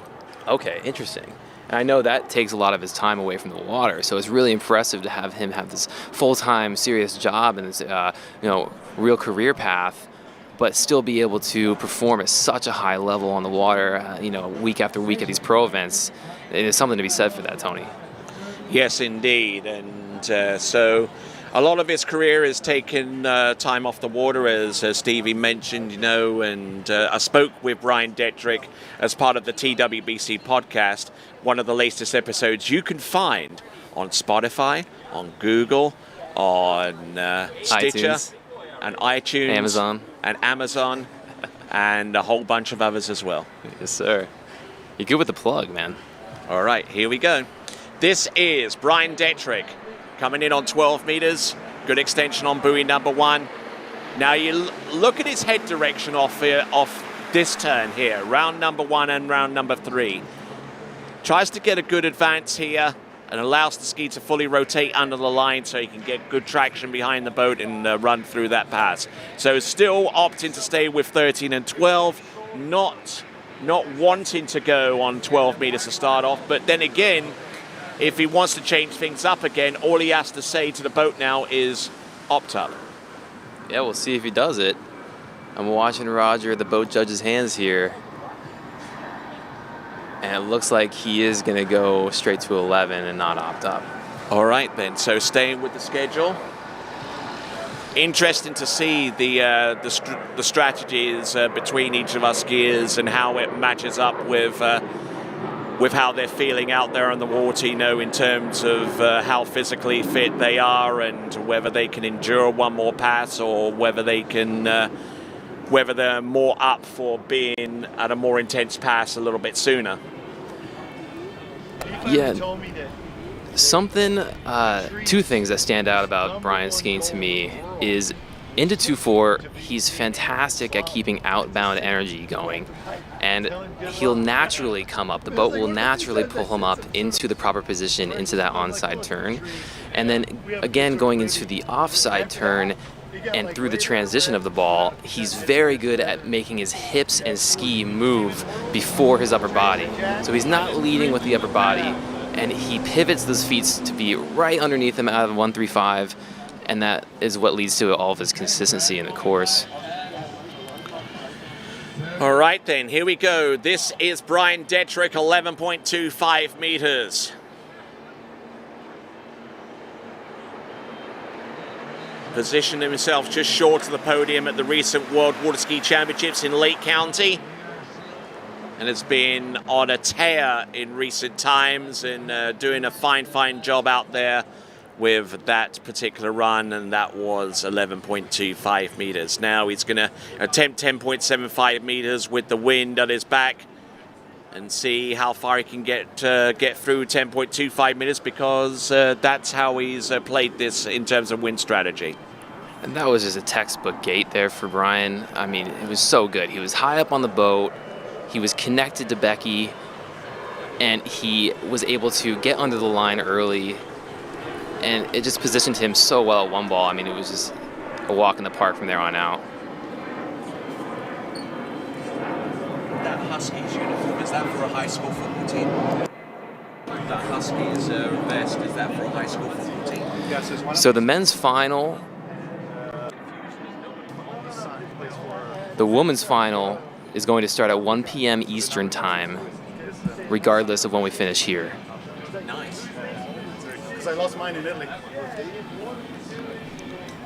All right, then, getting a whole number of questions coming through on the webcast, and we've got comments. A question: what football team does Tom Tegas represent on his ski vest? It says Huskies, but it's not the UW colours. Well, apparently it's for a high school football team in Canada, so they're playing Canadian football, and it's an homage to one of the students that he works with on a fairly frequent basis. So he chooses to wear his high school football colours along with the number.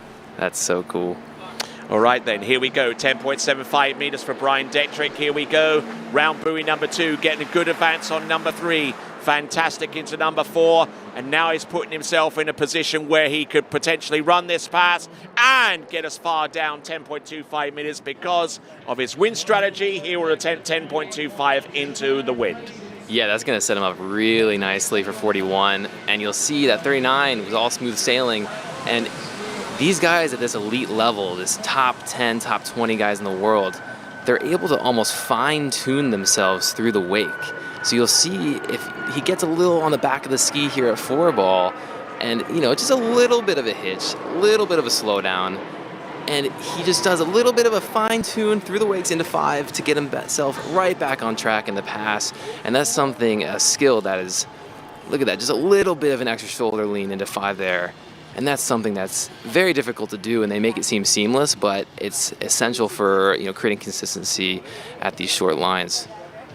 All right, a skier out of Elk Grove in California, which is just a little ways outside the state capital of Sacramento, and a graduate of St. Mary's College, and competed for Team USA in the World University Championships way back in 2012, so he's had plenty of experience since then. And for those of you at home, Tony's just looking right at me when he's saying these things. I mean, he's got this stuff memorized. It's pretty impressive. Well, it helps if you're doing a podcast as well, so you can memorize a lot of the stuff. You did just interview him, didn't you? Yeah. Yeah, that helps. Here we go, 41 head. Here we go, headwind, 41 off, 10.25 meters.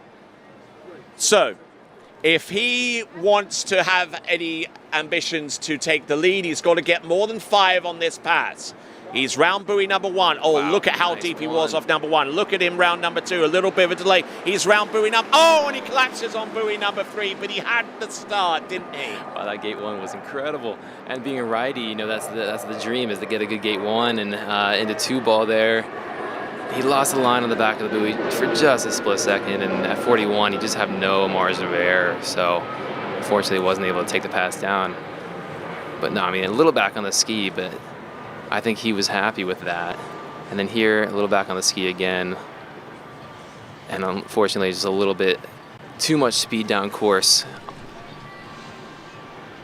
Wasn't able to get back under the line there at 3. All right then, so that with that score of, what was it, 2.5 at 10.25 meters, one of our better scores on that line length. That means that because he has a superior backup score of 3.5 at 10.25 meters, he does not lose his second to last spot going into the final, which basically means that with one skier to go, the running order and the leaderboard is essentially set, and our last skier to take to water is basically skiing with house money. Yep. Yeah, he's going to be our top seed, Nate Smith, and this set will just be a little bit of a, a warm-up. It's going to be like a practice set with Becky, to be honest. I know he skis with Becky a lot, and it's her boat. This is just going to be home cooking for Nate Smith here on this final preliminary set before the finals take place. They got upset about that last Or prior to them getting prior to anyone exceeding his score in the final.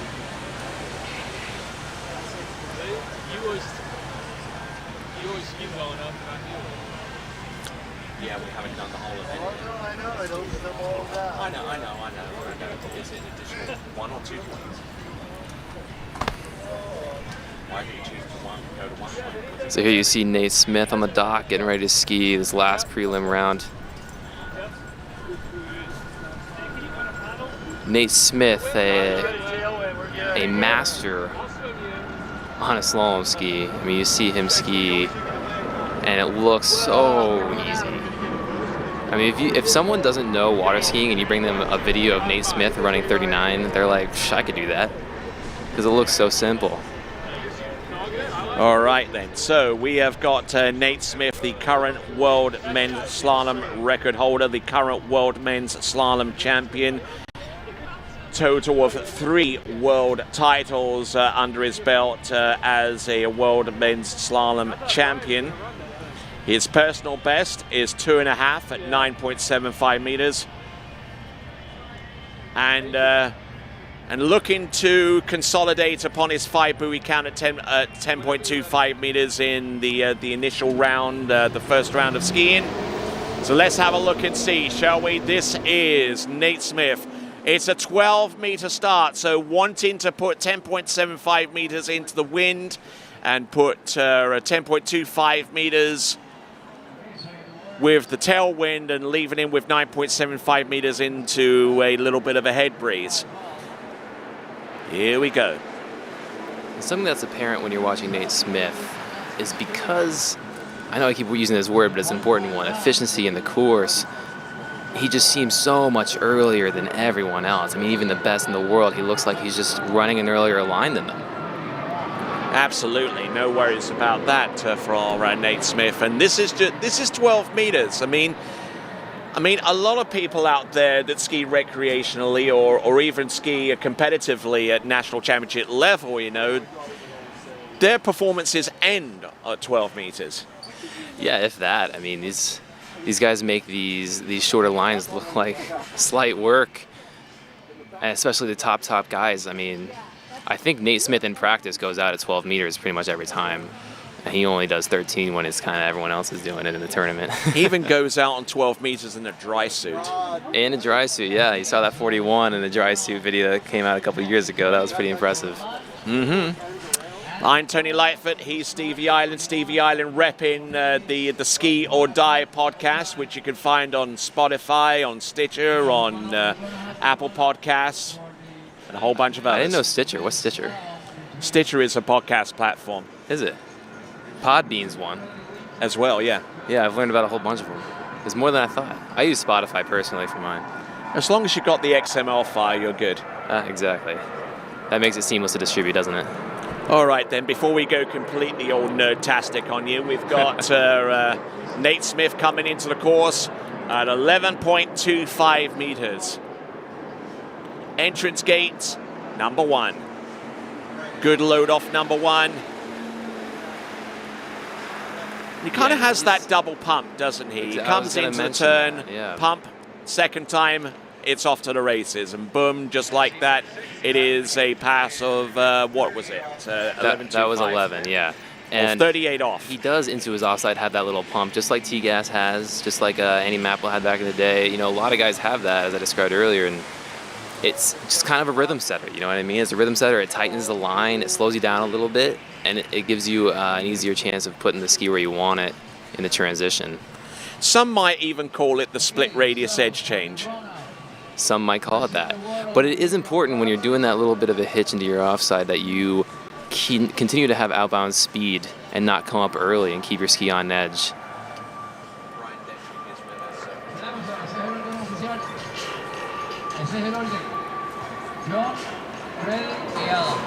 Okay, so first in the water, John Travers, second in the water, Freddie Winter, and third in the water, Adam. And you have to start at 39. And that will... All right then, so I've got Stevie Island to my left and to your right on the screen, and on my right and to your left on the screen is Brian Detrick. How you doing, sir? Doing good, Tony. Another great day. Another day in paradise, huh? Yes, sir. How did it feel out there for you? Because you went with the default schedule of going 13, 12, and all the way through those passes. A lot of others went on 12. Yeah, I just want to keep everything normal and just feel out the water. Let's hear Nate here. I think he was going to go 35, so this is 39. This is 39. Yeah, this is 39. And just looking and go, he just makes that just remarkably, sickeningly simple. Yeah, Nate's a very fluid skier. You know, obviously he's been at the top of the game for a while, pushing the sport. And but Brian, you make that 39 pass look that easy too, man. Don't sell yourself short, dog. Oh.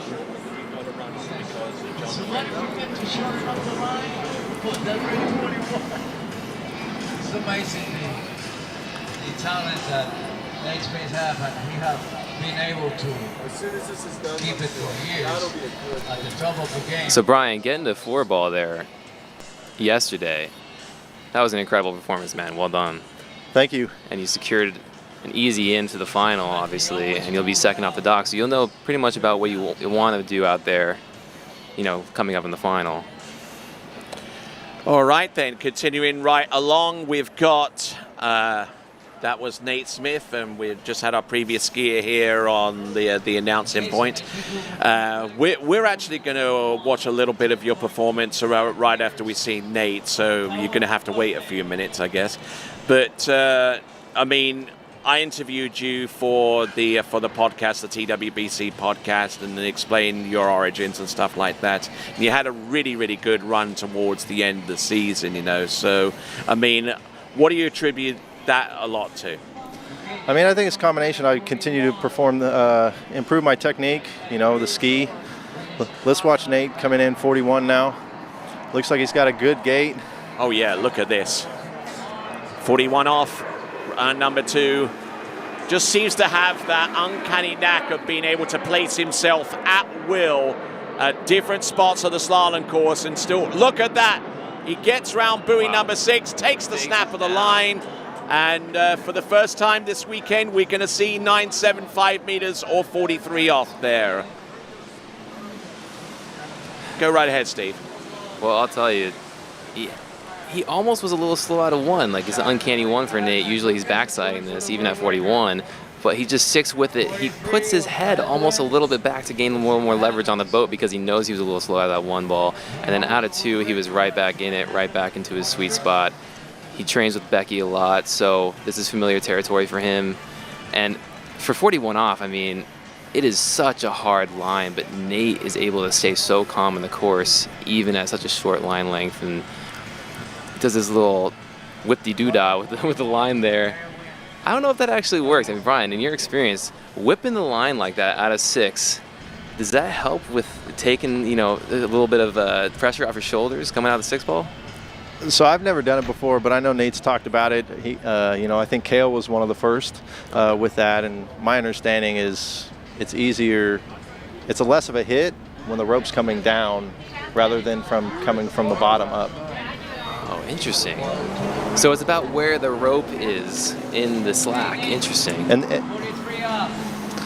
yeah, so we got a course record, I believe, one here. All right, then, here we go. We have got Nate Smith. 1 at 9. Oh, look at that. Oh, he gets around buoy number 1, and just by the sheer fact that he got to 9.75 meters is an achievement in itself, and getting half a buoy is certainly a commendable score there from Nate Smith. As we take a look at this again, bring us through this there, Brian. Yeah, I thought he had a pretty good gate. He came into 1 pretty good. You know, I think a lot of us have been talking that everyone's struggling a little bit at the gate, and obviously as the line gets shorter, that's more crucial. And I know, Stevie, you mentioned, you know, he lost the line just a little bit, you know, at 41, and you see that at 43. And just that margin of error is less. Like you talked about, he's so comfortable at 41. You know, he could lose the line at 1, and he just keeps his work zone the same. You know, he never panics, and, you know, I think that's why he's had so much success. That makes sense, because yeah, if you have a little bit of slack line, or the line is not exactly where you want it, the best guys are able to continue bringing the ski through and be where they want, and then through the waist kind of figure it out from there, yeah?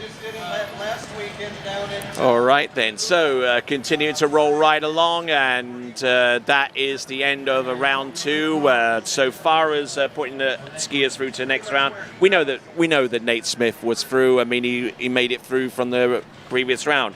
You're through to the next round, Brian. So we'll take a look at your effort and kind of analyze that a little bit. We also know that Brando Caruso is through. We know that Will Asher is through. We also know that Thomas de Gasperi is through. We know that Cole McCormick is through. Dane Meckler is through. Robert Pagosi is through. But there is a big question mark between Jonathan Travers, Freddie Winter, and Adam Caldwell. But let's have a look at your performance there, Brian. And we're not too sure what pass we'll be going in with, but we'll re-rack. It will be the last pass, which is, what is it? 10.25 meters? Yeah, I was overshooting the gate here off the start end, and so tried to adjust there at 41 and didn't quite get it. Got a little sucked in, and you know, I thought I had still a respectable start to kind of go with that. And you know, like we talked about with Nate, I tried to stay patient in the moment, but just had a little excess speed. You know, didn't get the line I wanted into 3, and you know, still tried to go, but just got off balance there. All right, so, well, that's it so far as the round 2 is concerned, except for a potential runoff for one final spot. I count 8 skiers that have made it through. So let's count them with me, okay? So we got Nate Smith, that's 1. Brian Detrick, 2. Brando Caruso, 3. William Asher, 4. Thomas de Gasperi, 5. Cole McCormick, 6. Dane Meckler, 7. Robert Pagosi, 8. And then there is that one final spot, because we still have 3 competitors who are tied with 2 at 41 off, the 2 at 10.25 meters between Jonathan Travers, Freddie Winter, and Adam Caldwell. Now, the reason why we're having that back off is because the rules for this competition state that we don't utilize the backup to determine whether they make it through to the next round of the competition or not. They just go with the best score, okay? And if that best score is a tie for one of the remaining spots, we have to have a runoff to determine who that one single competitor is going to be between Jonathan Travers, Freddie Winter, and Adam Caldwell. Yes, indeed, some free skiing before we go into the women's slalom final, where we'll have 9 competitors in the women, and eventually we'll have 9 competitors among the men. And they're going out of 39, correct? Yeah, oh, absolutely. You've been out of 39 a few times, haven't you? Not often, you know. It was at Worlds. It might have been my first time. I can't recall, but you know, I know. It started off in the prelims. All 4 guys ran 39, and for the runoff to get into the final, and then you know, we got into the final. I think it was 5 of us for bronze, and you know, everybody ran 39, and then Will and I went out again, and both ran 39, and you know, I was just excited to run 39 cold both times. Run 39 cold. That's tough, man. That's impressive stuff. All right then. So we'll transition to the runoff situation, but not before we get a little bit of a reaction, courtesy of Wade's World. We'll check in with Wade in just a moment, but actually we'll check in with him now. Here is Wade's World with Nate Smith. Hey guys, here with Nate Smith, who just literally crushed a 41 tail. I mean, I know it's not a big tailwind, but you're in and out of 4 ball fairly quick. And so let's talk a little bit of history with this lake. So you may not know this. I ran my first 39 here in 92. And then you just mentioned his name in 98. I was here and I had just put up a score of, I think, maybe 4 when Mapple ran his first 41. So I was a little deflated. I felt the sort of deal. You said, what, 23 years later, you still hadn't beat a score here. So, yeah, tell us about it. Yeah, I mean, just like I was saying, I knew, first of all, I want to go out there, feel out, start at 35 off. That's what we're going to get in the final. So I want to see what the lake felt that way, in that direction. And when I ran 41, it wasn't a great start, but I hung in there and just kind of stayed with it a bit. And the water holds really well here. It's a little movie, but if you ski through it, you're pretty good.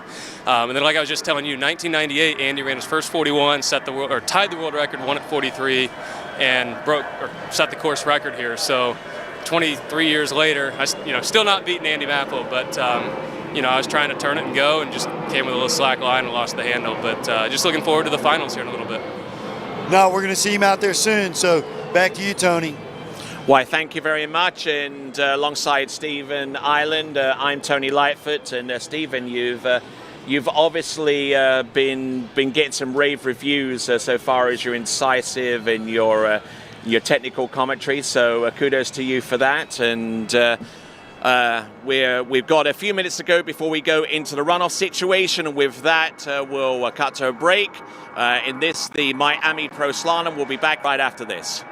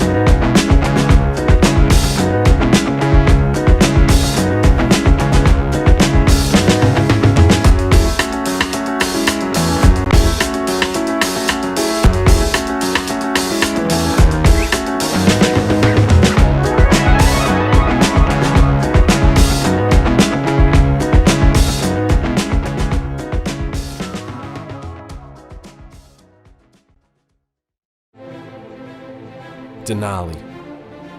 No hype, just science.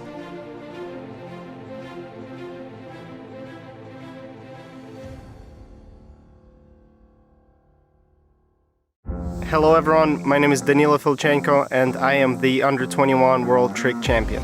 The edge trick binding brings me a lot of support and control over my ski due to the 3D printed plate. I'm very excited for upcoming 2021 season as Worlds are taking place, and I'm confident that with the right gear, it will help me achieve my goals.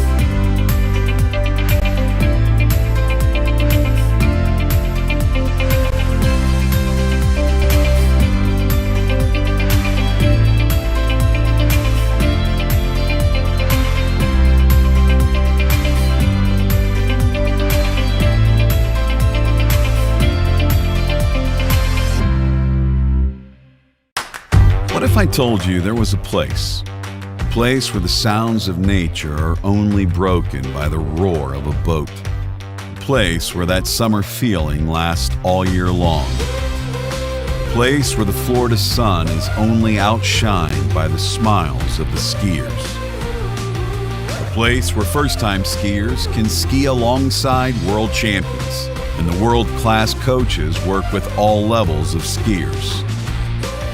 What if I told you there was a place where life slows down and your only job is to make lifelong memories? That place is Swiss Water Ski Resort. Book your trip at swisswaterskiresort.com.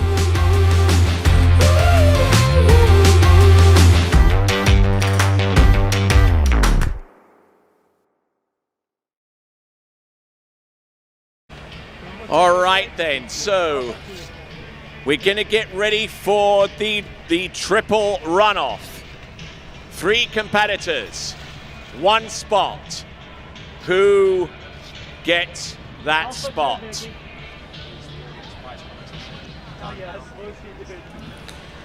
Yes, and also let me remind you that until 1 p.m. you have your opportunity to put your entry in for the audience prize competition. Go to waterskibroadcasting.com/play to find out more, and also shop at waterskibroadcasting.com/shop for all your apparel needs. 39.5 off start, so it is going to be 2 so it's going to be 1 Syndicate ski, 1 D3 ski, and 1 Denali ski. D3 versus Syndicate versus Denali in a triple runoff. Yeah, and all 3 competitors are very experienced athletes, and this is what we live for, us water ski fans. I mean, cold 39 off the dock, 3 of the best in the biz, and they're gonna throw down for that final spot in the finals. This is gonna be epic, man.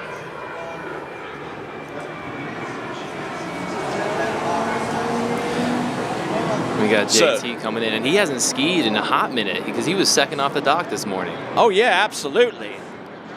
Absolutely. I mean, he came into this competition, came into this round scoring 2.5 at 11.25 meters, and had we have gone with the traditional way of determining who makes it through to the last round, he would have been on the outside looking in, and unfortunately that was 10.75 meters on the opening pass. That was Jonathan Travers.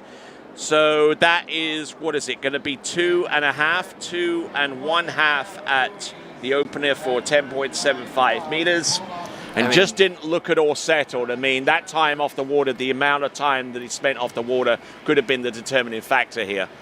He got way back on the ski at 1, but he kind of saved it and was back in it out of 2. And let's see what happened here at 3. This is an onside turn, and just got back again. He was just on the back of the ski. And you know what? We practice going out cold at 38, 39 sometimes. It is so fast, especially if you haven't skied in a couple hours like for JT. So he's probably feeling the speed right now because he's used to going out at 32 or 35, and now all of a sudden it's like super fast. You're like, oh my God, I'm flying. So he's gonna get back on the ski to try and slow it down, and unfortunately it didn't work out for him because of it. Yes, indeed. He gets around, just breaks the handle up, and let's check in on Wade's World. Hey guys, so obviously we're aware of the 3-man runoff, and Gonzalo, the president of the Greater Miami Water Ski Club, asked me, hey, what do you think?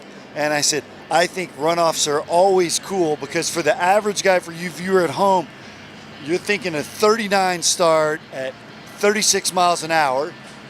Yeah, that's a big load to carry, but these guys are pros. They do it all the time, so it's just really another day at the office. Back to you, Tony. All right then, if that office is a great big ski lake with 6 buoys and gates at either end, I guess. This is the coolest office of all time, man. Yeah, all right then. So, here's the situation. A score of more than 2.5 at 10.75 meters instantly eliminates Jonathan Travers from future contention. And only 1 skier out of these 3 goes through. So now the onus is upon Freddie Winter to do 2 things at the same time: to eliminate Jonathan Travers and to set up a big enough score for our remaining skier to chase down and possibly supersede. Yeah, and this is Freddie's 3rd time out in this competition, so I think he's going to be feeling pretty calm, pretty ready to take this 39 off pass down. He isn't used to, I don't think he's very used to having to fight for a finals position. Usually he's kind of in from his prelim scores. So this might be a little new for Freddie just because of how dang good he is. But I think he's going to be feeling confident going into this 10-7 off the dock cold here. All right then, folks, here we go. This is former World Slalom champion from 2017. This is Freddie Winter, hailing out of the London borough of Wandsworth. Skiing on that D3 ski, look at him go. And the first couple of buoys. Gets round number 3, he eliminates Jonathan Travers. Now he wants to put up a high enough score to give a high enough target for Adam Caldwell to chase, and that is 10.75 meters right off the gut. That's amazing to watch, man. He had a little bit of a hitch at 2. I mean, great gate 1 though. And you'll see into 3, or I should say out of 3, he kind of hitched at the waist and kind of his upper body came forward, but his ski kept moving underneath him, and it resulted in him getting right back into the pass. You'll see his upper body comes just forward, but his ski was in between him and the boat, and for that reason he was able to keep on skiing. Really nice cold 39 for Freddie. You see a safety turn here at 5, just takes a slack hit, pulls all the way to 6. Just another day in the office for him. Excellent stuff, and fantastic skiing. Oh, we're getting a sneak peek. We're taking a look here at some top secret stuff going on. There's no holes in it. There's no tracking holes. I don't know if I'm gonna get in trouble talking about it. Wow. Some secret squirrel kind type of stuff going on. Well, he had a towel wrapped around it yesterday, and we were like, what the heck is going on, dude? I don't know. It looked like there was no tracking holes in it. So I've seen it before. Have you? Yeah. I was at Trophy Lakes after the Malibu Open. You were sneaking peeks? No, he actually offered me a full-on look at it. Here's 41 for Freddie. All right, here we go. This is 41 off, 10.25 meters. Round buoy number 1, does he make a play on number 2? Yes, he does. Does he do the same on buoy number 3? S turns for 3 to the wakes, and that is the score that Adam Caldwell has to exceed in order to make it through to the next round of the competition. By no means an easy task. No, he's going to have to get the 4-ball. That's going to be pretty tough. Freddie putting up a great performance. And you'll see it wasn't the best 1-ball in the world, and I think right out of 1, he was like, all right, I'm just going to get a 3 here. He knew he was going to go for 3. He didn't try and overturn 2, risking a blow up. And he's like, okay, not the best 1, but I'm still on my feet, so I can go in S turn 3 and get a solid score in the books. All right, then it comes down to Freddie versus Adam. This performance from Freddie Winter has set the bar pretty high. He's already eliminated Jonathan Travers from future further contention in regards to making it through to the next round of the slalom event, the 9-person final. We've already have 8 skiers waiting in the wings to ski in the final. In the men's, we've got Robert Pagozzi, Dane Meckler, Cole McCormick, Thomas de Gasperi, Will Asher, Brandon Caruso, Brian Detrick, and Nate Smith. The one final competitor that will need to add on the basis of this runoff will be known in the next few minutes. And just mentally, you know, you have to sit on the dock and you see these guys go out cold 39, and to see Freddie put up a 3, it's very tough. You know, Adam's gonna have to be on his A game mentally to be able to perform on this 39 off the dock. Not only will it feel fast, but he knows what he has to do at the next line length. And to be able to push that aside in your head and stay present in the moment, you know, that's what makes these pro athletes, to be able to do that. So we'll see what Adam can do. All right, then let's have a look and see. This is Adam Caldwell, 10.75 meters. Gets a good glide. On the left-hand side, he's round buoy number 1. Oh, nice and deep, but you expect that from him anyway. A little bit of a slack off buoy number 2. Still on top of the water, though. Oh, no, and he just loses his poise round buoy number 4 on that particular run. But I tell you what, a great effort to make it to this stage of the competition. And that score from Adam Caldwell is going to end up being, what was it, the 3.5 at 10.75 meters. 3.5 at. That was a great effort by Adam. Yeah, it really was. It really Swiped was. the handle here, lost the line, and this 3-ball was nutso. I mean, he just slammed it, got so deep. Oh, reminds me of that 2-ball at 39 that Will had at the Masters. All right, and Alan Caldwell eliminated himself. And let's check in for the final time in this round with Wade's World. Hey guys, here with Fred Winter, and per our last conversation, sort of things changed. You had to go out and sort of earn your spot, but still be the same. You'll still be last out in our final coming up soon. Just had to work a lot harder for it than I thought I should have done. I think I'm going to be careful what I say here. Do I think I should have had to do that runoff? No. I think that there was some unclear communication going on, anyway, I'm in, so that's good. I'm honestly, I'm not super happy right now. Like I mean, I'm happy to be in, but I'm unhappy that I had to go and ski again. But there we go. I think honesty is the best policy. So yeah, I'm happy to be in. That was hard work because 39 off the dock. I mean, anyway. No, and even I can feel the water's getting a lot more chilled, so it starts to take a little bit more wear and tear on your body as well, right? Yeah, I mean, you know, it's the end of a long season. We've been working hard all year. Everyone has. So I'm trying to finish on a high. I don't often finish on a high after a long season. I have to look back, but that actually I kind of felt like I had a bit of more of a relationship with the boat going there. I ran perversely my best score of the last 3 rounds, if you want to call that a round, with going in a runoff and with a tailwind at 41. But I think it's weird, honestly. Like, runoffs are strange because you almost feel liberated. And I'm annoyed at myself because my first 2 rounds I was sort of conservative, and I don't know why. Like, I was sitting on the tail of the ski, I wasn't going, and here you got to go right. I heard you say it on the dock. You were saying something like, "Oh, runoffs are cool," and I'm like, "No, they're not, Wade. No, they're not. They suck." No, but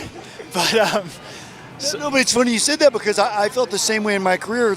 Like I felt far less nerves or anxiety in a runoff, and I almost had that same feeling. I was almost a bit annoyed at myself for even being there. So you said liberated. I would go out and with this feeling of much more freedom, and like maybe a golfer or a tennis player would say, "Man, I was just relaxing my hands, letting it go." I can't say that I think there's a freedom. I'm just like, this is going to hurt if I go anything less than 100%. I'm going to be pulled out the front. So, the difference, I've done a few of these now. We all have. I mean, there's runoffs in men's slalom all the time. That's why we need to get rules that are, kind of really clear as to when it's... Specify and clarify, correct? Exactly, right. But we're all doing runoffs more and more and more. So I kind of know how it is, and you turn in for that gate and you go, oh wow, there's a lot of pull. I got to make sure I'm pulling hard, and so I'm coming into my offside. But you got to make sure that if you're ever on the tail, you're struggling. So, I mean, I'm happy. I ran the 3. I thought I was a little nervous, tailwind coming down from that end. So I did my turn on the gate, but again, like come into 1, I'm like, all right, pull. Don't go easy. Pull hard, and I actually did okay. So we're gonna see him again really soon. Back to you, Tony. Oh, is he done? Okay. All right then. That's a long and thorough explanation as to Freddie's. There's the leaderboard. Bemusement about being out there on the water for a runoff, but there you go. He's through to the next round, and they see him in 9th spot with 2 at 10.25 meters. Cole McCormick, who actually scored a little bit higher, I believe, but had a superior score. Looking at the remaining scores, we've got Dane Meckler with 2 1/4 at 10.25 meters, Robert Pagosi with 2.5, Will Asher in 5th with 3, alongside Brando Caruso with 3 and Thomas De Gasperi on 3. They're all separated by superior backup scores, with Thomas having the best one. Brian Detrick there with his 3.5 at 10.25 meters in round 1. And half at 9.75, the top scorer of the tournament so far, courtesy of Nate Smith.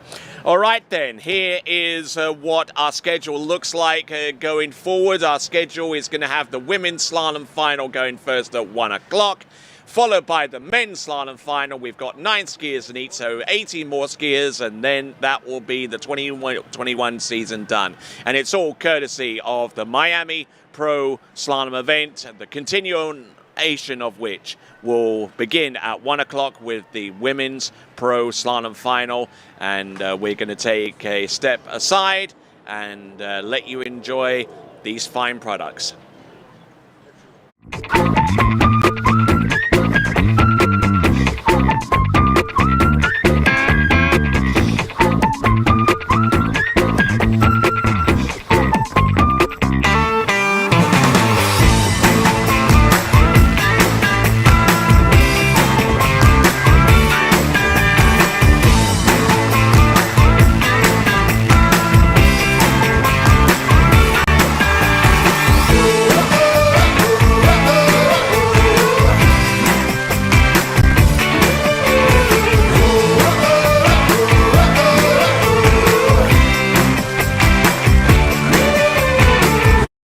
I've been a fan of Marcus Brown since I was like 13 years old. He's, been my childhood hero, and so for him to offer something like this, which is it's great not just for me, but it's great for water skis to have something like this where people can really get a bespoke water ski experience. It's going to improve their skiing, their body, and Jenny's she's amazing too. So just to have the access to both of those guys, I think it's huge, and it has been massive just to talk things through and to get a new understanding of stuff I haven't tried yet.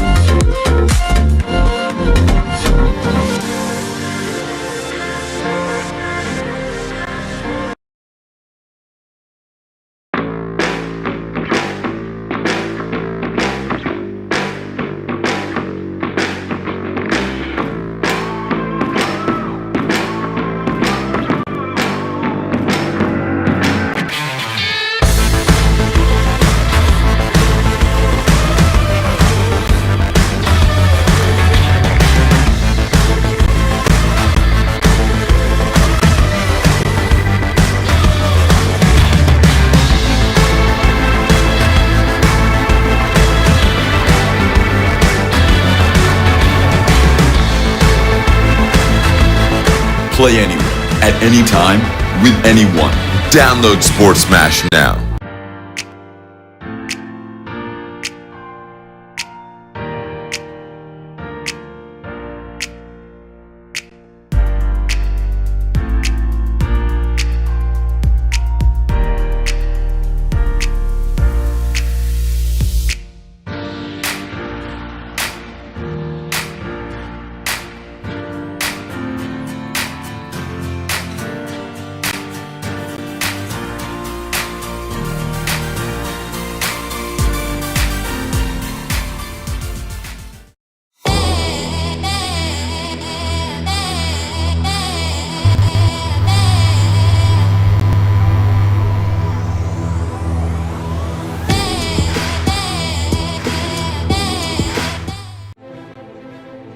Denali. No hype, just science.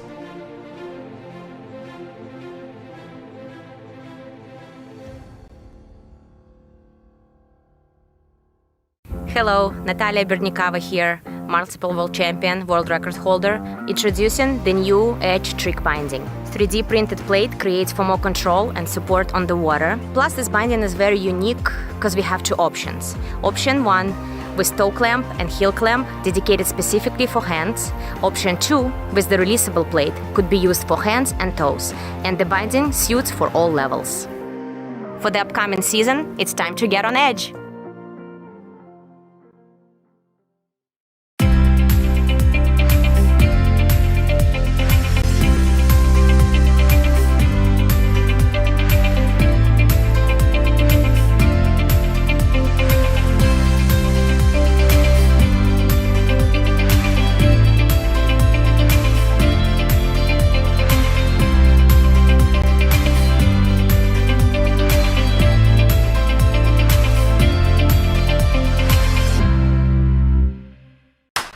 What if I told you there was a place where the sounds of nature are only broken by the roar of a boat, a place where that summer feeling lasts all year long, a place where the Florida sun is only outshined by the smiles of the skiers, a place where first-time skiers can ski alongside world champions and the world-class coaches work with all levels of skiers. What if I told you there was a place where life slows down and your only job is to make lifelong memories?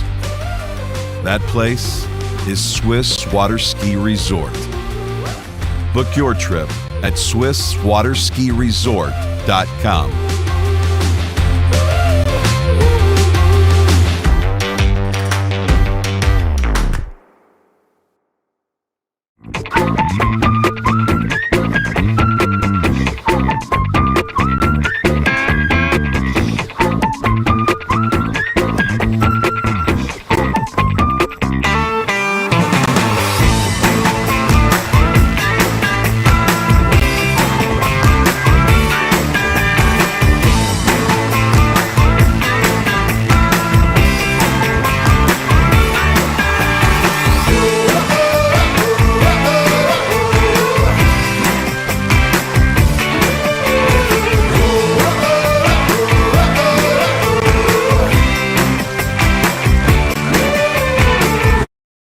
I'm involved with the Flow Point method because I think it's a really strong program. We've been working on a couple things and it's just fine-tuning, and I want to be able to make sure that I can do those movements no matter where I am, so I can feel confident skiing at any site. It's just really all-encompassing, and I think that's really beneficial. It's very helpful to keep on those keys and have a support team behind you that you can ask questions to and are there for every step of the way.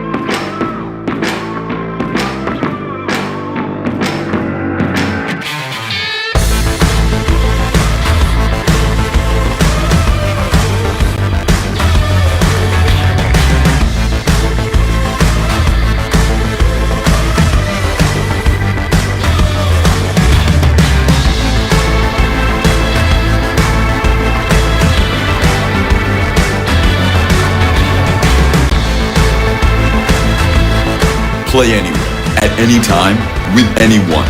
Download Sports Smash now.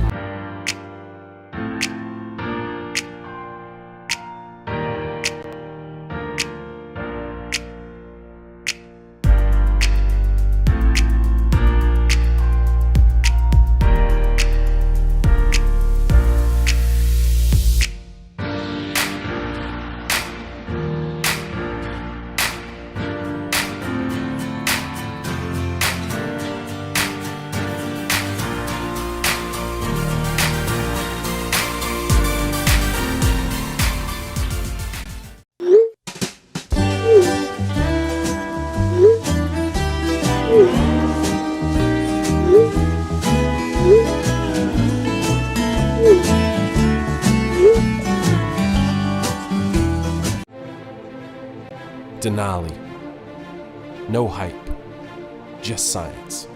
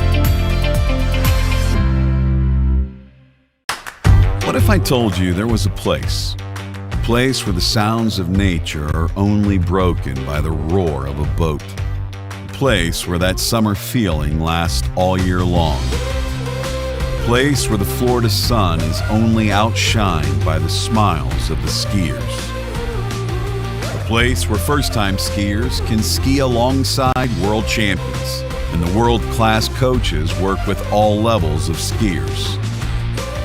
What if I told you there was a place where life slows down and your only job is to make lifelong memories?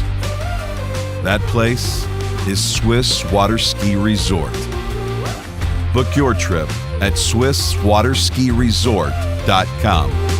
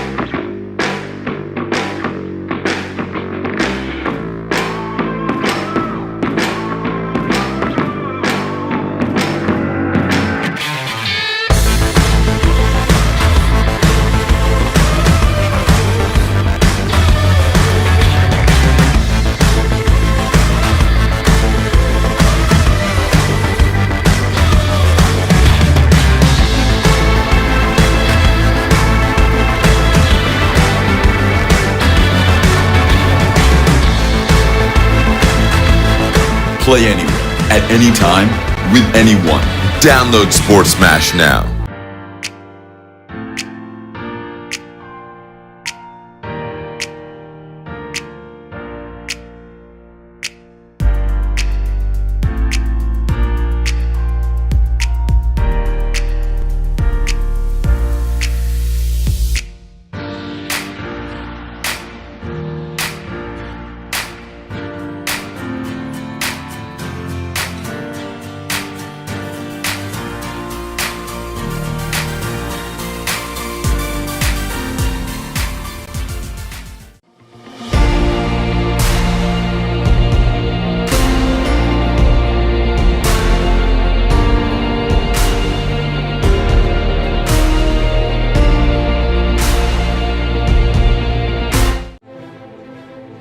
Denali. No hype, just science.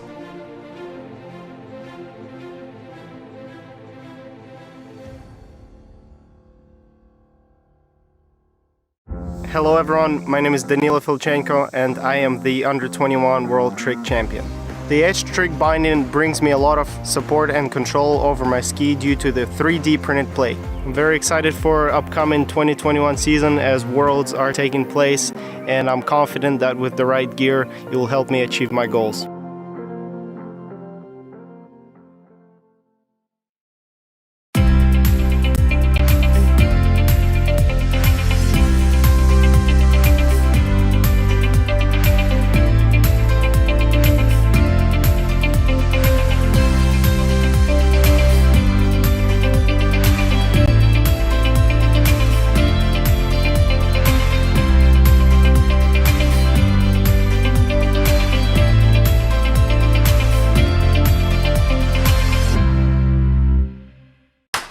What if I told you there was a place where the sounds of nature are only broken by the roar of a boat, a place where that summer feeling lasts all year long, a place where the Florida sun is only outshined by the smiles of the skiers, a place where first-time skiers can ski alongside world champions and the world-class coaches work with all levels of skiers.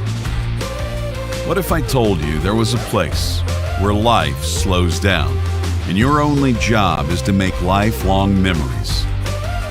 That place is Swiss Water Ski Resort. Book your trip at SwissWaterSkiResort.com.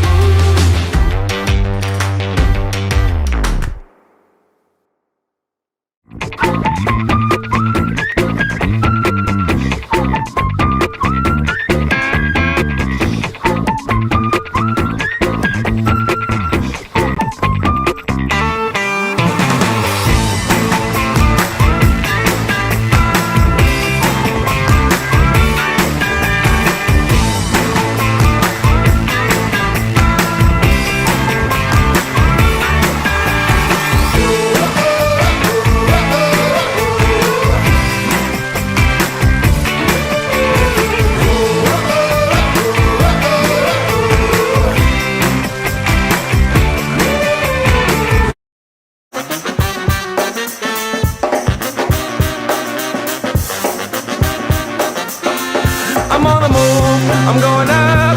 I'm a man on a mission with no missions, and I'm looking for love. Oh, I'm just looking for love. Everybody watch out. Watch out now. Everybody watch out. Watch out now. Watch out.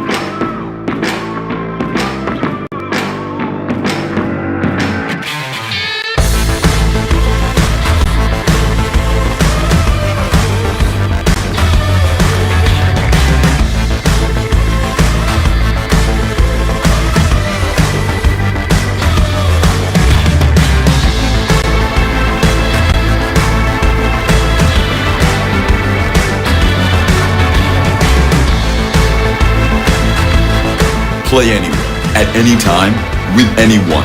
Download Sports Smash now.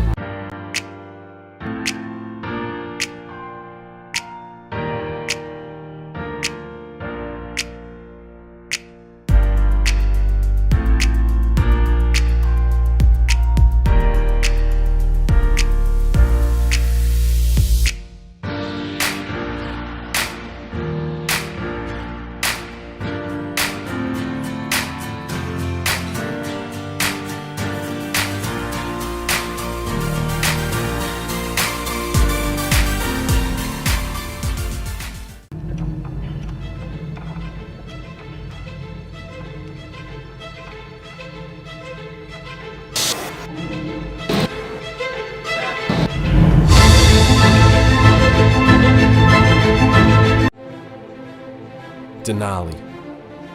No hype, just science.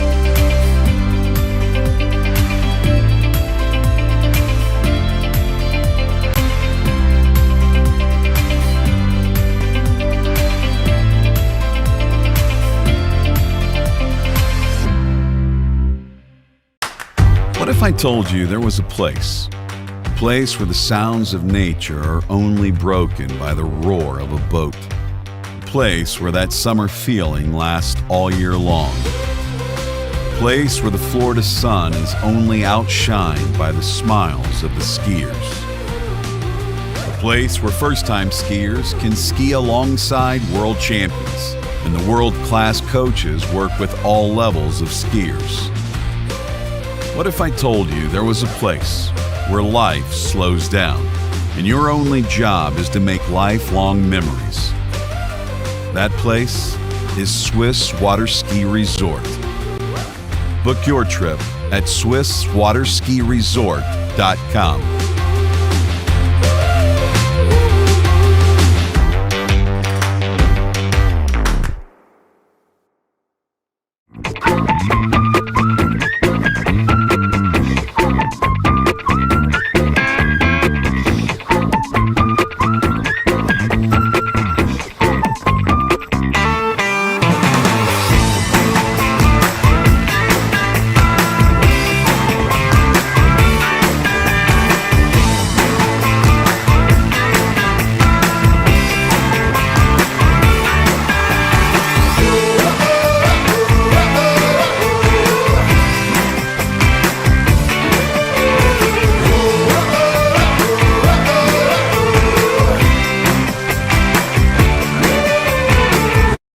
I've been a fan of Marcus Brown since I was like 13 years old. He's, been my childhood hero, and so for him to offer something like this, which is it's great not just for me, but it's great for water skis to have something like this where people can really get a bespoke water ski experience. It's going to improve their skiing, their body, and Jenny's she's amazing too. So just to have the access to both of those guys, I think it's huge, and it has been massive just to talk things through and to get a new understanding of stuff I haven't tried yet.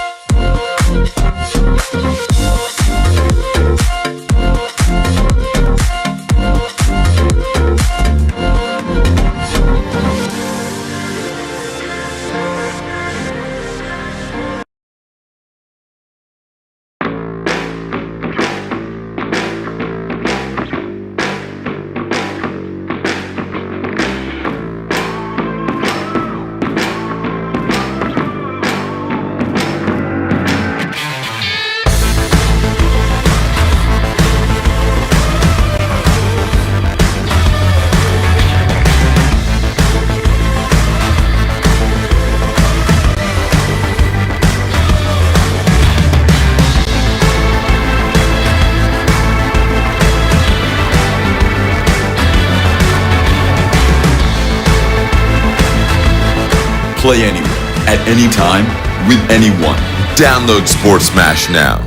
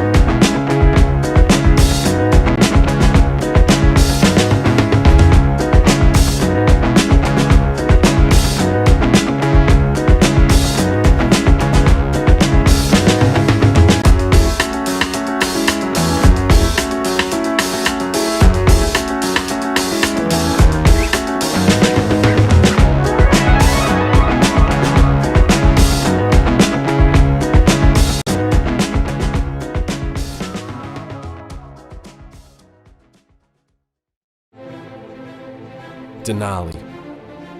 No hype, just science.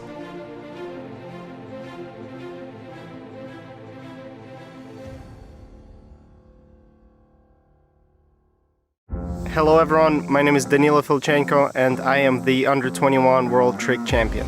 The edge trick binding brings me a lot of support and control over my ski due to the 3D printed plate. I'm very excited for upcoming 2021 season as Worlds are taking place, and I'm confident that with the right gear, it will help me achieve my goals.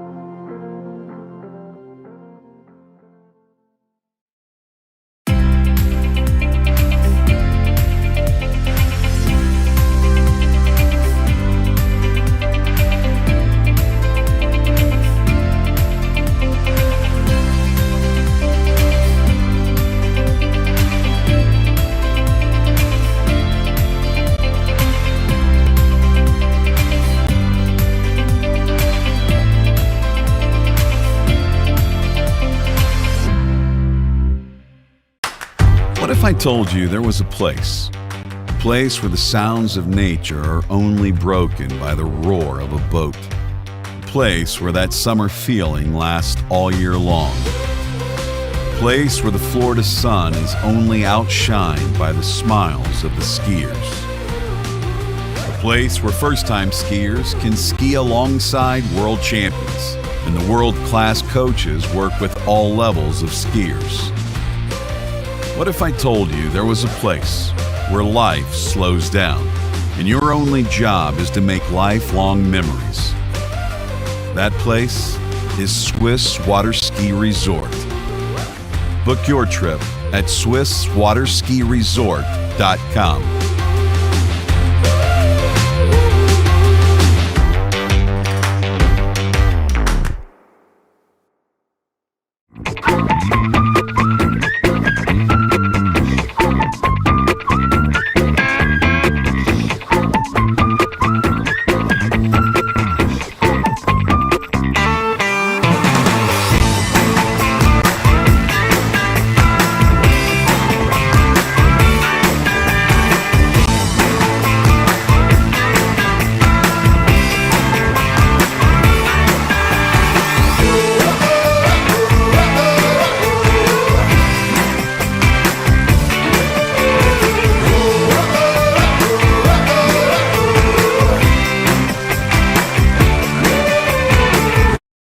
I've been a fan of Marcus Brown since I was like 13 years old. He's, been my childhood hero, and so for him to offer something like this, which is it's great not just for me, but it's great for water skis to have something like this where people can really get a bespoke water ski experience. It's going to improve their skiing, their body, and Jenny's she's amazing too. So just to have the access to both of those guys, I think it's huge, and it has been massive just to talk things through and to get a new understanding of stuff I haven't tried yet.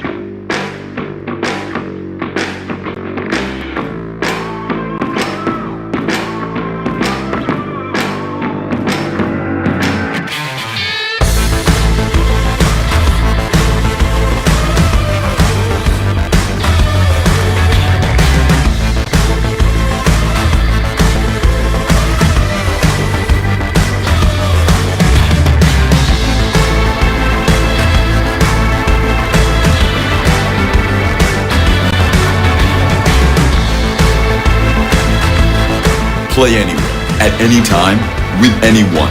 Download Sports Smash now.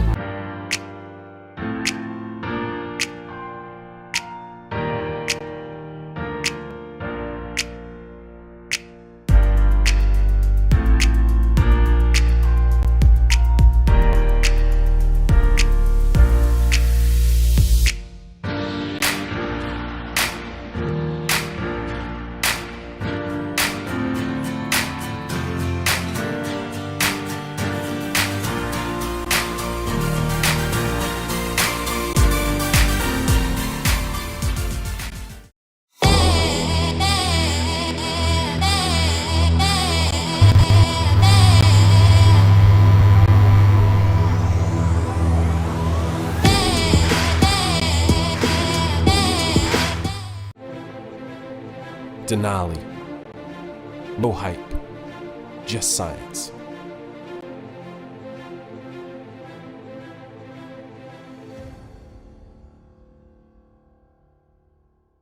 Hello, Natalia Bernikava here, multiple world champion, world record holder, introducing the new Edge trick binding. 3D printed plate creates for more control and support on the water. Plus, this binding is very unique because we have two options. Option 1 with toe clamp and heel clamp dedicated specifically for hands. Option 2 with the releasable plate could be used for hands and toes, and the binding suits for all levels. For the upcoming season, it's time to get on edge.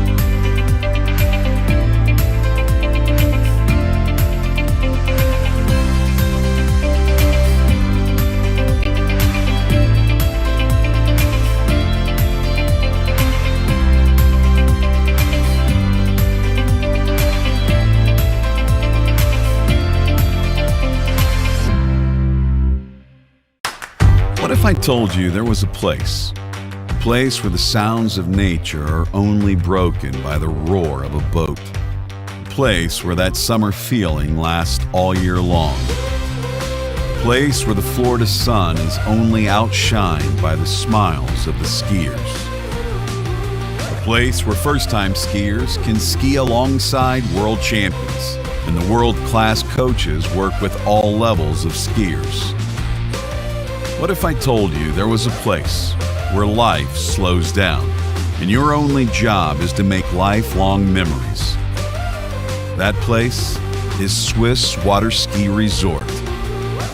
Book your trip at SwissWaterSkiResort.com.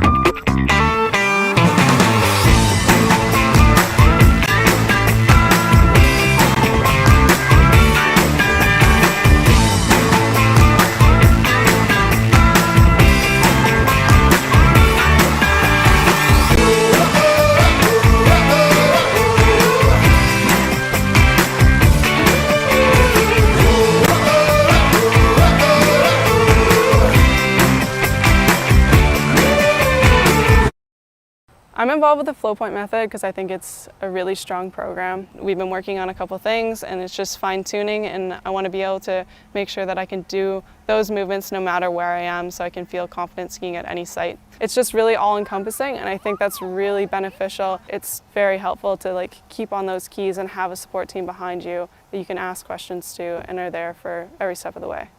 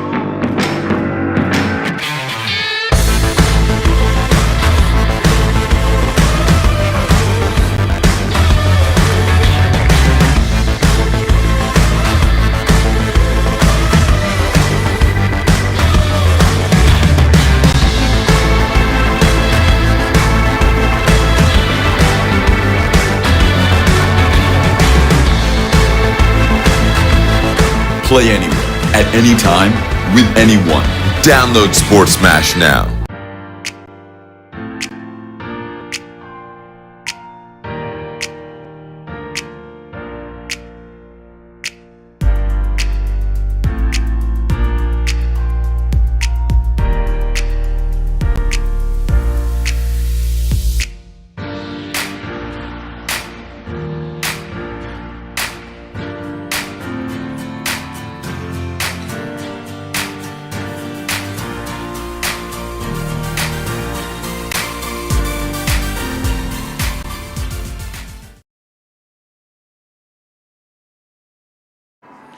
All right then, so we're about to go into the women's slalom final. This is the continuing action here at the 2021 Miami Pro Slalom event. My name is Tony Lightfoot, and we have 18 skiers remaining in the entirety of the event, split between the women's and the men's competition. And here are your 9 women that will be slaloming in the finals, starting off with Canada's Paige Reedy, followed by Australia's Vanessa Veek, then Ali Garcia from the United States, Janina Bonneman, the surprise package from Germany, followed by Samantha Dumoulin, then Elizabeth Montavon, followed by Chelsea Mills, and there you see Manon Costard and Regina Jaquez rounding off the 9 skiers in the women's slalom final.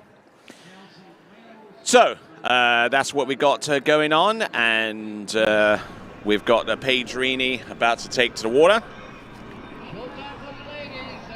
in just a moment or so. Just waiting pensively. 2 at 10.75 meters is her best score recorded this season.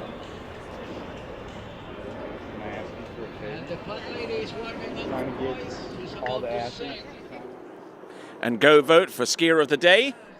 Go vote for skier of the day.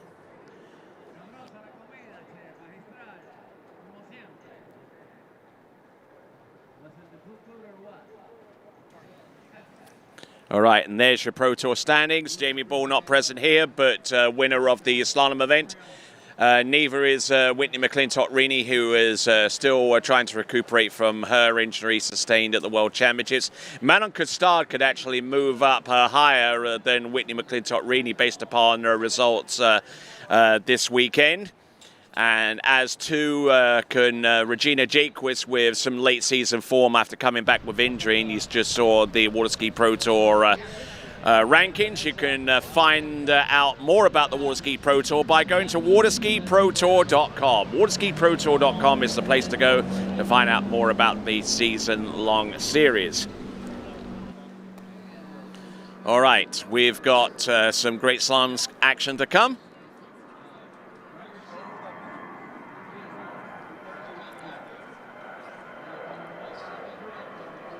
And just waiting in anticipation. We've got a fairly sizable crowd here along the shoreline here at the Greater Miami Ski Club. Beautiful facility, and host of the former host of the National Water Ski Championships from way back in the day, where it's a multiple lake setup enabled multiple events to be held all at the same time, which tends to be the thing going on with national championships even to this day. This facility has 5 slalom courses all lined up in the north-south direction. Another slalom course that is runs east to west. A jump lake as well, and a large enough area for recreational boating as well, with tubing and all that kind of stuff. So that kind of gives you an overview of the Greater Miami Ski Club, and I'm sure that they've got a website for you to check out and find out a little bit more about this fine facility here, not too far away from South Beach in Miami, Florida. All right, wind's gone down significantly. Sun is still shining, and we'll see what occurs, and the women's pro slalom final will take to water very soon.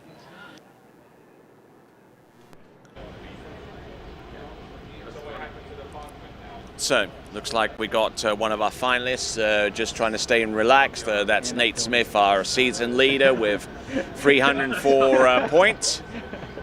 There is also Freddie Winter with 245 in second. Thomas de Gasperi in third. A little bit of movement is possible with Thomas de Gasperi, or between himself actually and Will Asher, who is currently in 4th place right now. But the placements for Freddie Winter and Nate Smith appeared to be set in stone, with neither of them able to move up, and certainly not able to lose their respective spots in first or second. So, a lot of great skiing to come, starting off with Paige Reedy out of Canada, and then we'll have the likes of Vanessa Veek take to the water next, and we'll continue on the matchups from there, working her way towards the final concluding part of this competition. So, Pedrini's out first, Vanessa Wieck out second, then Ali Garcia, Janina Bonneman, Sam Demala, Elizabeth Montavon, Chelsea Mills, Manon Costar, and Regina Jaquez.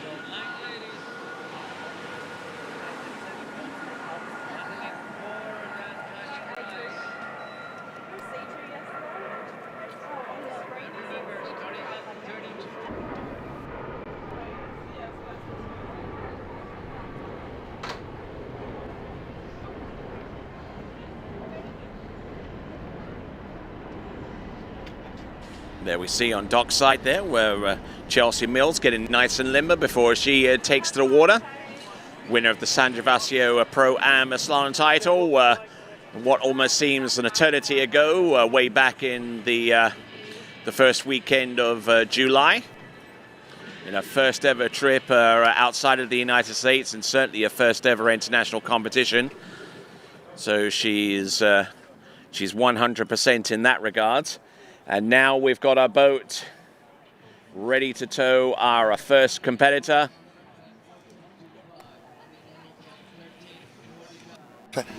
Hey guys, Paige Rainey getting ready to leave the dock. It's sort of what we all wait for is the finals, and here we are. What a view, weather's great. Back to you, Tony. All right then, so now we've got Paige Rainey making her way into the course. Okay, so here we go, Paige Rainey. Opening pass is going to be 13 meters, boat speed 55k off 34 miles an hour. Let's see what she's got by way of an opening pass. Looking very, very smooth and slalom style, very, very reminiscent of one Whitney McClintock Rainey, who I'm sure is watching to see what Paige is capable of with the opening salvo of her performance, courtesy of her first pass and training over at the Matt Rainey Ski School in Central Florida, right off of Orange Avenue, not too far away from downtown Orlando. Looking in very, very good form and very, very light on the ski. Doesn't really put too much pressure on the ski itself to get from one side of the course to the next, relying upon finesse and technique and good positioning on top of the slalom ski to affect any changes from one side of the course to the other. So there we go. That is Paige Rainey, who made it through to this round of the competition, having scored 2.5 and 11.25 meters, which was a sizable improvement upon her first round score, and was enough to see her through and knock out of the equation Alicia Bagnoli, who had been occupying the 9th spot after the first round. So a little bit of a battle there between the Canadian and the Italian in the previous round, as we see. Vanessa Wieck from Australia, who makes her home in this part of the world these days. And for a while, she was the only Australian competitor competing in international competitions as far back as the Swiss Pro Slalom, due to the COVID lockdown for many of the states within the land down under. Here we go. This is Paige Rainey. The pass is shorter, it's 12 meters, and the effort is still very much there as she gets around all 6 buoys and makes light work of that particular effort. So great skiing from Paige Rainey as she sets about her task, and it continues to 11.25 meters.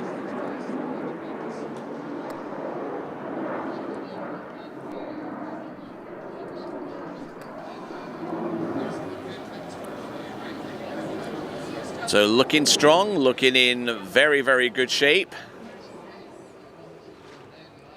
Don't see too much wrong out there for her.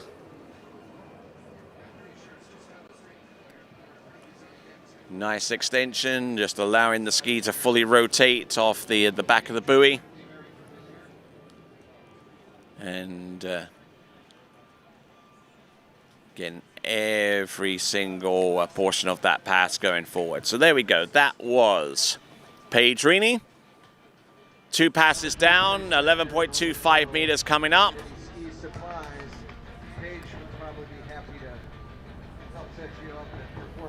So, Paige Rini, the bronze medalist in the World Women's Overall Championship. This past October in Lake County.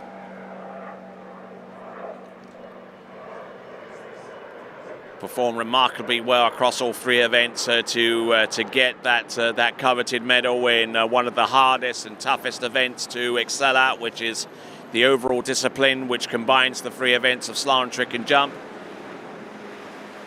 And look, and handle up a little higher on 11.25 meters and going down rather early on that pass, considering the good lead that she had from the start. So it is going to be a 3.5 point score, 3 1/2 at 11.25 meters for Paige Rini, 3 1/2. So that is going to be the leadoff score. We'll see what Vanessa Wieck can do by way of a response, as indeed the other female skiers in the final will seek to do likewise.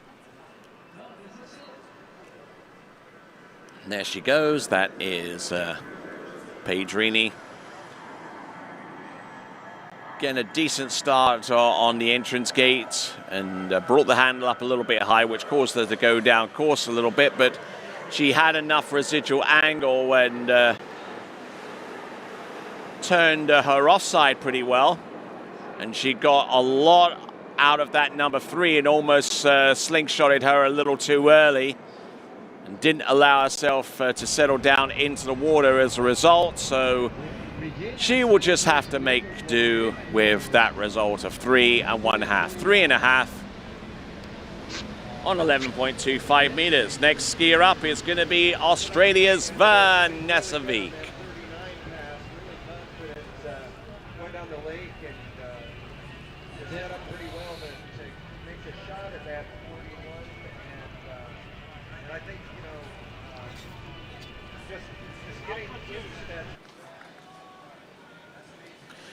All right then, so we've had 1 skier so far. We've got 8 more, starting off with Vanessa Wieck of Australia. Then we'll have Ali Garcia, Janina Bonneman, Samantha Dumoulin, Elizabeth Montavon, Chelsea Mills, and then our final 2 skiers will be Manon Costar and Regina Jaquist in this final women's pro event of the season. So far as the pro points are concerned, in amongst the leaders right now, in amongst the top skiers, Vanessa Wieck, who's had 1 podium placement this year and is currently ranked 10th in the on the Pro Tour right now on 79 points. And a win will vault her up to 113 points, which will be good enough for a 7th place spot if nothing else changes among our other competitors that will be gunning for those top positions themselves. Here we go. This is Vanessa Wieck approaching the course on 13.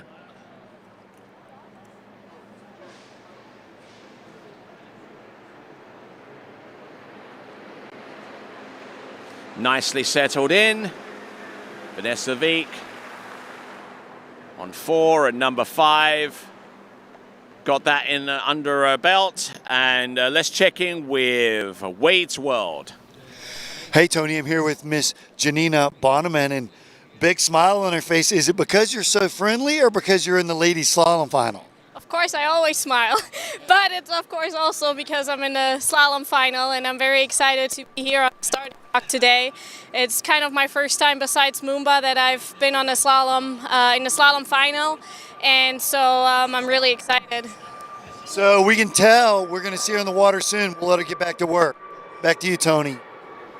Fantastic there, and bright and cheery attitude towards the sport of tournament water skiing. And as a matter of fact, if you want to learn more about Janina Bonneman, you can tune in to the TWBC podcast, and her episode actually dropped this morning. So if you want to listen to my interview with Janina Bonneman, check out the TWBC podcast on Spotify, on Google Podcasts, iTunes, and a whole range of other podcast platforms. All right, so we're going to see Janina Bonneman in a few minutes, but not before we've seen the totality of the performances from the likes of Vanessa Veek or Ali Garcia. And we'll see what's occurring there. A little bit of a delay down that opposite end, I feel, with Vanessa Veek, but she's back into the course right now, 55K. The line length is 12 meters. Minimum 13-meter start for each of our ladies, don't forget. Good attacking posture for the first sector of the course, now into the second sector of 3. There is going to be number 5 and round number 6, and expertly done. 6 buoys on that particular run. That was Vanessa Veek. We'll take a look at the instant replay and see if we can pick this apart a little bit. Working her hips really, really purposefully and aggressively with the gate shot. That was on her offside turn because, well, on her onside turn, I beg your pardon. She's a righty, which means turns on the left-hand side of the wake are far easier to achieve than on the right-hand side of the wake, meaning that a 2-4-6 side turn is always a little bit better than a 1-3-5. And with that, we'll go on to the next run with Vanessa Veek.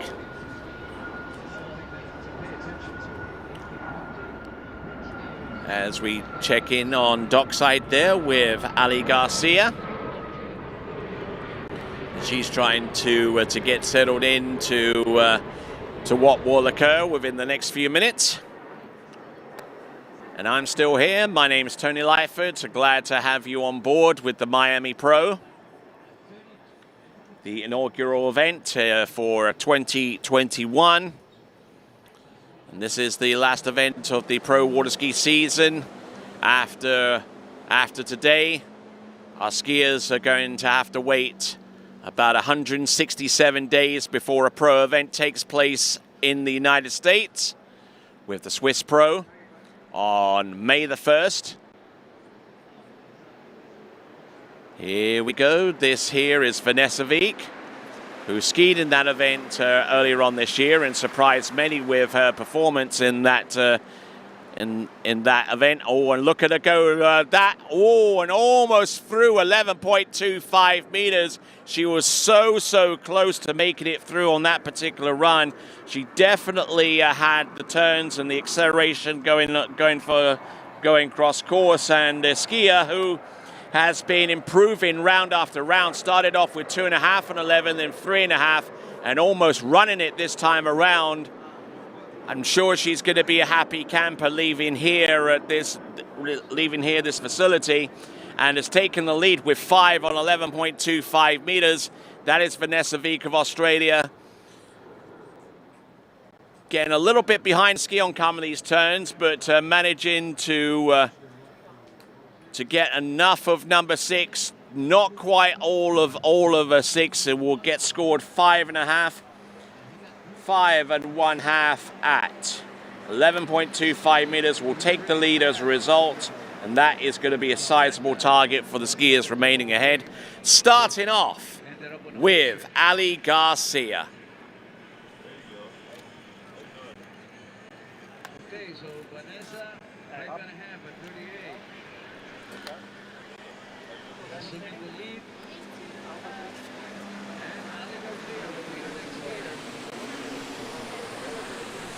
So A2 is going to be the setting for Ali Garcia, with the 0 off and going in on the minimum starting line length of 13 meters. They can obviously go in on 12 meters, much like the men did in round 2.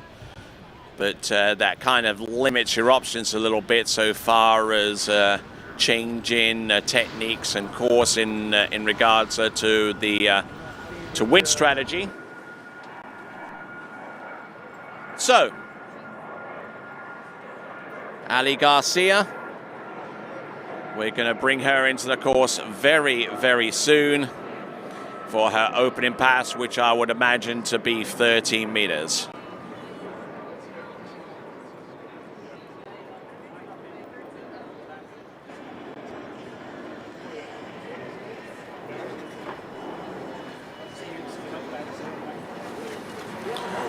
So stepping into the water, the top two scores right now, 3.5 and 11.25 meters, good enough for Pedrini in second. And 5.5 for Vanessa Wieck is the lead score right now in this competition after two competitors. Now, skier number 3 about to take to the water. Right here and now, it's going to be Ali Garcia out of Winter Garden in Central Florida.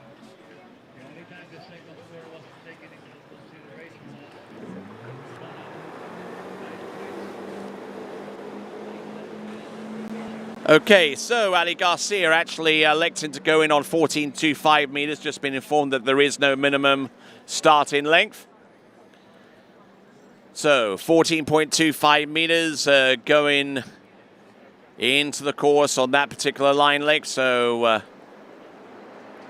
we'll work our way through. So, as she gets round number 5 and round number 6, let's check in with Wade's World. Hey guys, very cool here. I'm with two former world champions, Anna Maria Carrasco and Ricky McCormick, which is Cole's dad. So, Anna Maria, you've been down here for many years in South Florida, correct? Yeah, correct. I love to ski in South Florida. And so, Ricky, you said, I said the last time I skied here was 98, and you said 66. 1966, and then the 76 Nationals were here. You probably skied in those as well. I did, and but you know, 66 was a whole lot different than it looks now. This was more countryside. It was beautiful out here. Well, cool. It's awesome getting to hang out with these two of my faves. Back to you guys. All right, then. Glad to see Ricky McCormick there, a multiple-time world champion, multiple-time national champion and record holder. And especially great to see Anna Maria Carrasco, who won the Women's World Overall Championship title way back in 1983. So great to see those two fine competitors in amongst the contemporary athletes of today, as we work on bringing Ali Garcia into the course. And it's now going to be 13 meters, not opting to go in on 13 meters for the opening pass, but coming back in on that line leg for a second run. Here she comes, Ali Garcia, currently a student at the University of Louisiana at Lafayette, the Raging Cajuns, who conquered all in the Collegiate National Water Ski Championships, which took place about a week or so ago. Actually, more than a couple of weeks ago, to the best of my recollection. And there we go. That is Ali Garcia doing a fine job.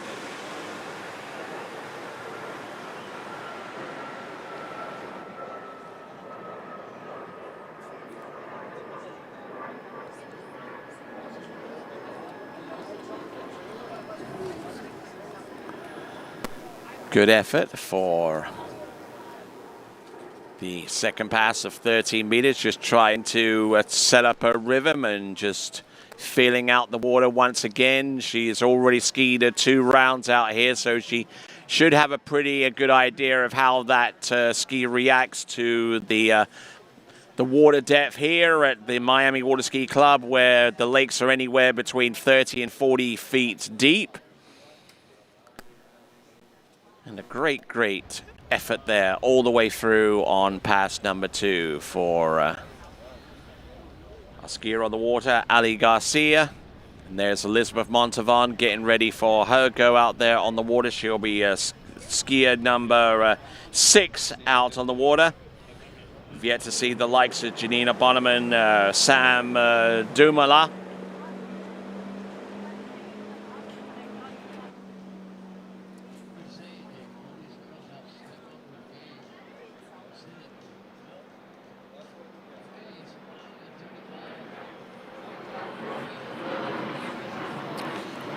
Looking strong.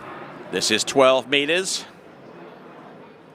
Pass that she's run on many of occasion and doing exceptionally well here, keeping the ski running forwards and on top of the water, just keeping the ski out ahead of her, which is always a good course of action moving forwards.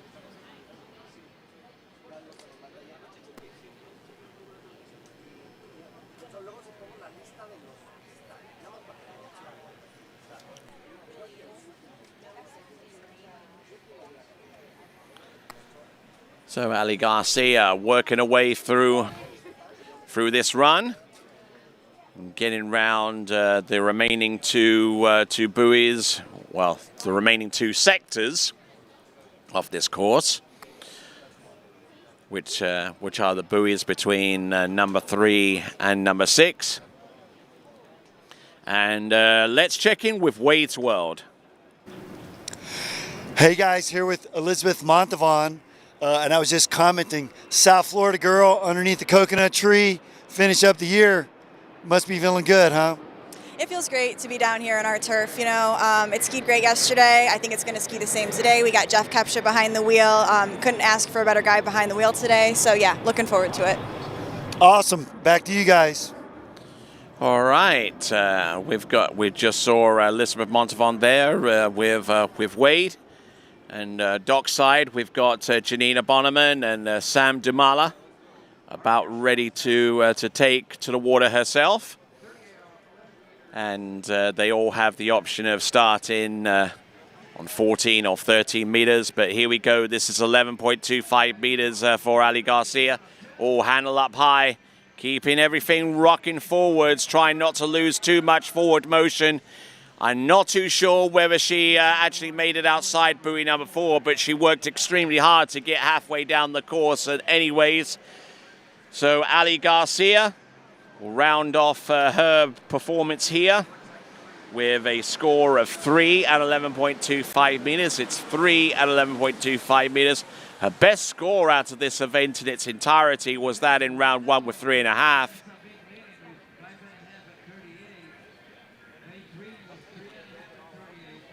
We'll see if that ski actually made it to the outside. Nope, inside of buoy number 4, so it's going to be a 3 buoy count, and we'll see if the officials agree with that assessment. All right, after Ali Garcia, it'll be a skier, a former skier for Louisiana Lafayette, the Raging Cajuns. It is going to be Janina Bonneman.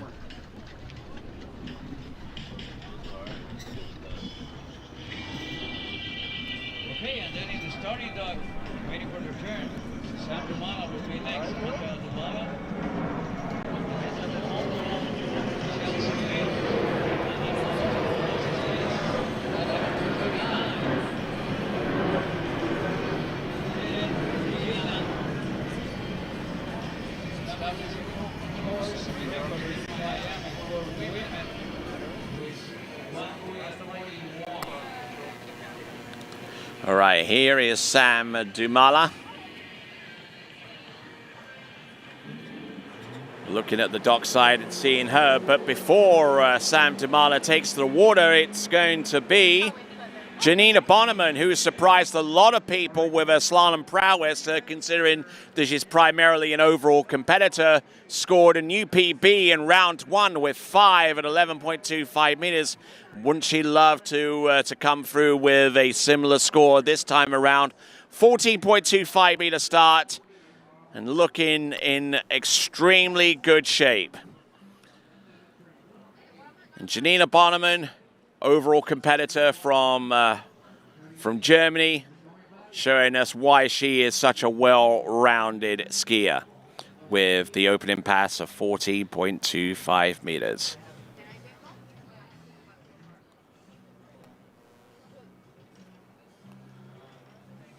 Getting a little bit buffeted into buoy number 3, but she is quite a lightweight and smallish size skier compared to many of our other slalom competitors.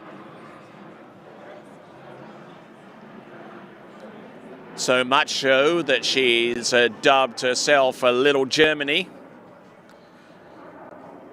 a name that you can easily find on Instagram, where she does post quite regularly, by the way. For those of you wondering, the TWBC has its own Instagram handle. It's Waterskis Broadcasting. Waterski Broadcasting is the handle for the Instagram handle for the Waterski Broadcasting Company. Just to remind you that the audience prize competition entries have now been closed, but you can still vote for your skier of the day by going to waterskibroadcasting.com/play. And also while you're there, check out the shop as well to shop for your apparel needs. Wonderful ideas for Christmas gifts. The trucker hats and t-shirts and lots of other stuff. 30 meters for Janina Bonneman. Nicely done on 13 meters. Looking in very, very good shape. All the way through, from start to finish.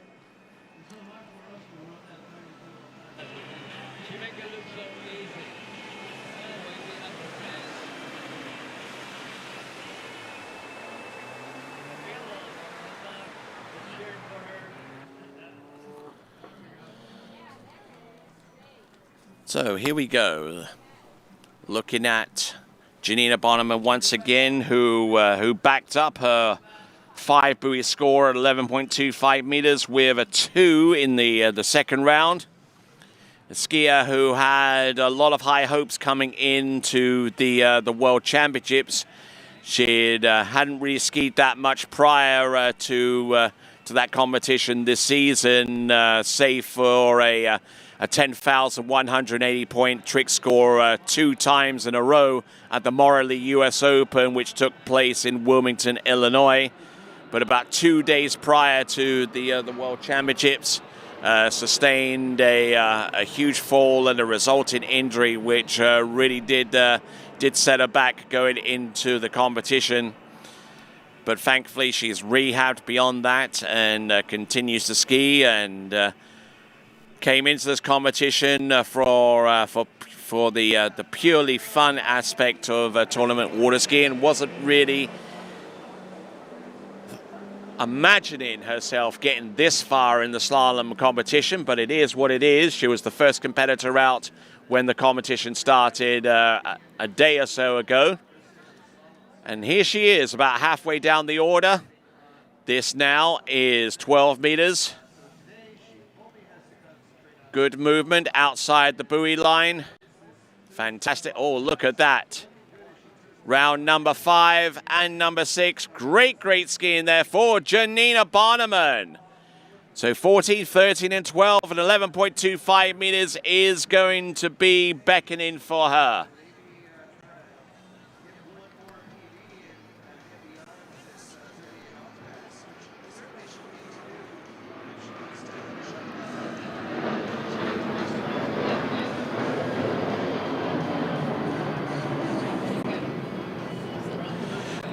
All right, looking at Janina Bonneman, who has, among her titles, been crowned the University World Champion under the auspices of the International University Sports Federation. And let's check in with Wade's World.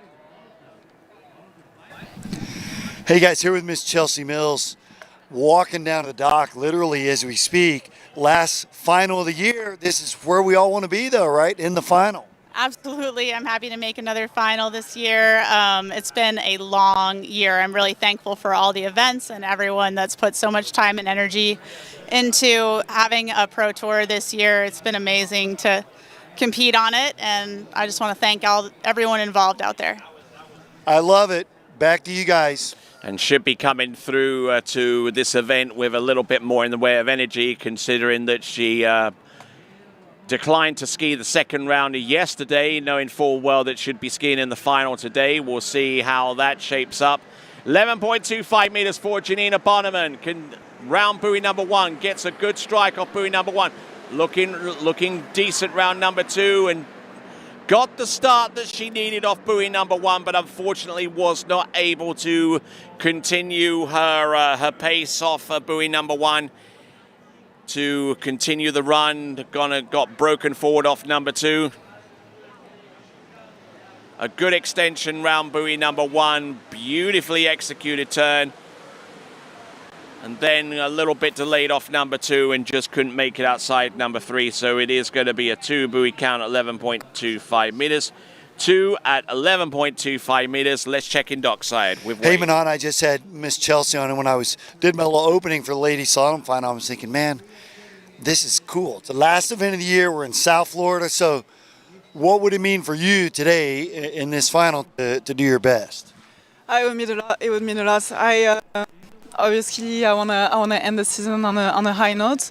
I'm happy with my season, but I would like to have a win. Honestly, I'll be honest. Yeah, no, I'm happy, but that's what I'm looking for. So I'll try my hardest, and we'll see how it goes. That almost gives me goosebumps thinking how good it feels to win the last tournament of the year. You're like the champion until the next season, right? So we hope it happens for her. Back to you, Tony. All right, and we just heard there from Manon Costar, who will be competing in about the next 2 to 3 skiers. And in the water,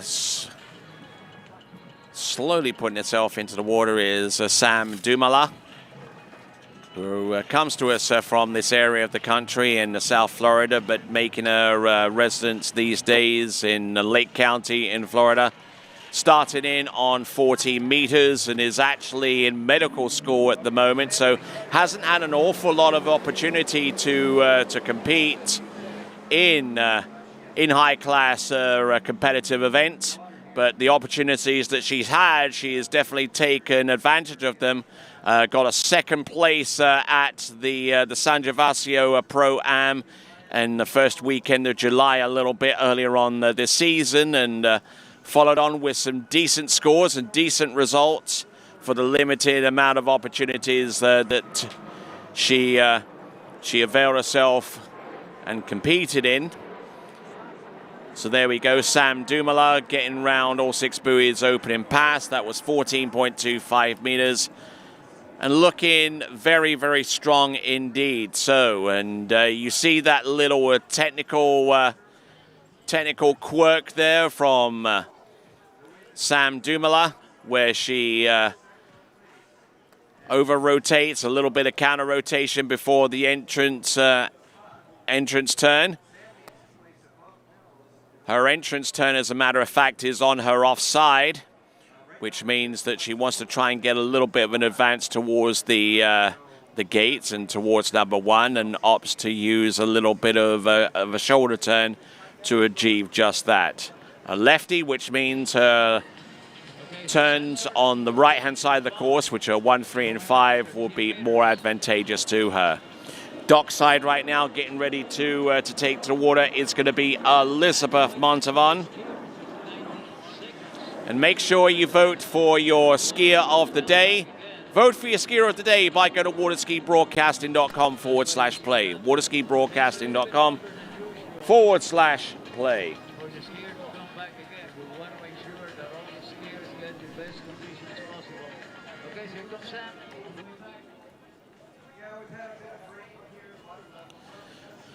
So here we go, Sam Dumala. Good glide.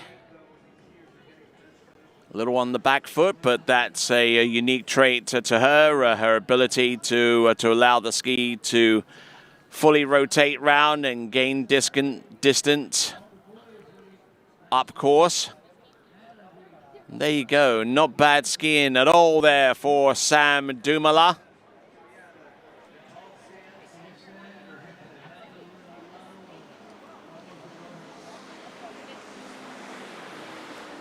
Good attacking posture into buoy number 1.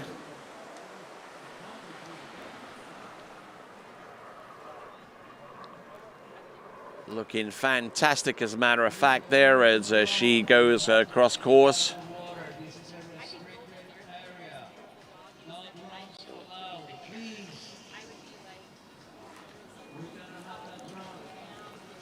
So with 13 meters and the previous pass 14 meters under her belt, now she can start to get really serious out there on the slalom lake with 12 meters beckoning for her.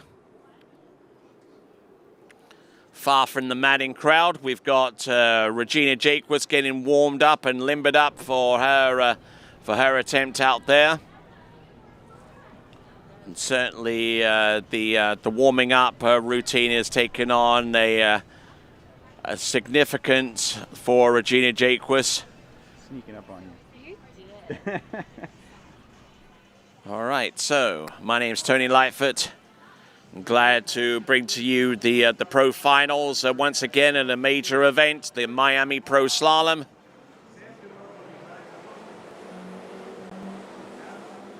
Here we go, Sam Dumala coming in on the 12-meter line.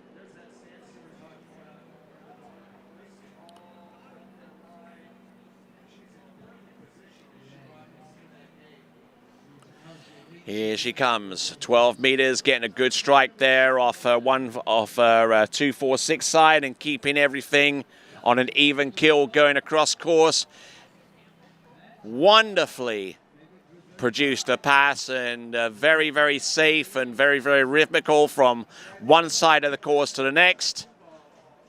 Now, as I say, doesn't get to compete an awful lot these days with a lot of her time devoted to her medical studies, and I spoke to her a little bit earlier on, and she's eyeing up a graduation date of around 2024, so she's got a lot of years of studying and residency left on her docket, so to speak, before she can call herself Dr.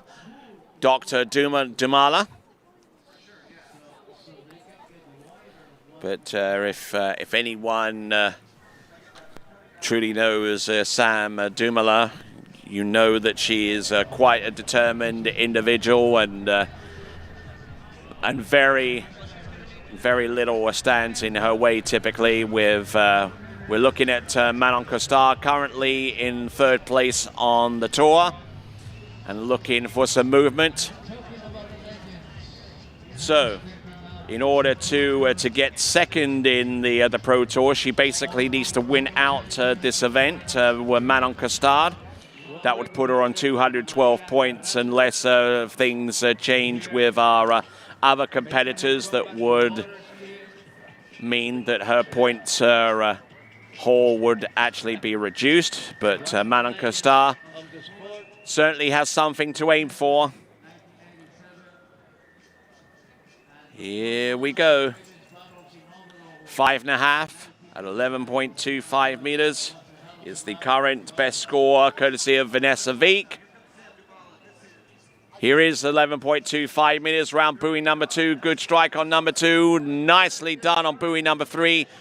Good, solid effort there as she makes it round buoy number 5. And our first competitor to get round 6 buoys on 11.25 meters in the final and has taken the lead with 4 skiers remaining. That's Sam Dumala.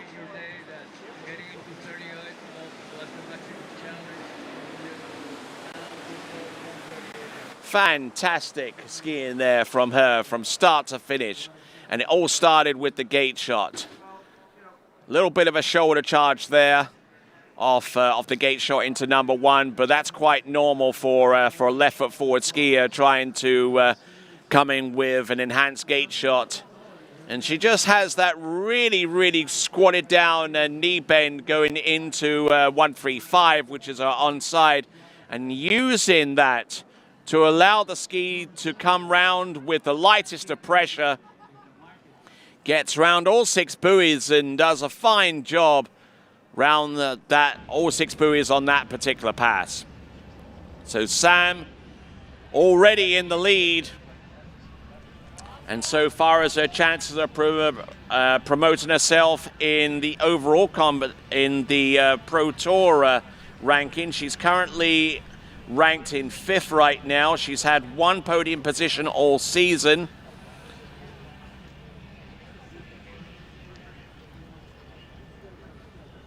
So her 3 at 10.75 meters is Sam's best score of the year. And if she wins out in this competition, that would give her 142 points, and may not be enough to leapfrog her over Regina Jaquist, but certainly would be a fantastic effort to see, notwithstanding the fact that that there's an event to be won here at the Miami Pro Slalom competition. Here comes Sam Dumoulin. Round buoy number 1 gets a good start. Round number 2, oh, look at this. She's still on top of the water and gets to buoy number 2, but no more than that. So a fantastic effort there from Sam all the way through from start to finish. And Sam's best score, as a matter of fact, that is it, with 2 at 10.75 meters, improving upon her previous best score from round 1 of this competition by a full half a buoy. So kudos there to Sam Dumoulin. It is a 2 buoy count at 10.75 meters. 4 skiers remain. We're going to see Chelsea Mills and Manon Costard and Regina Jaquist. But before those 4 competitors, we are going to see Elizabeth Montavon.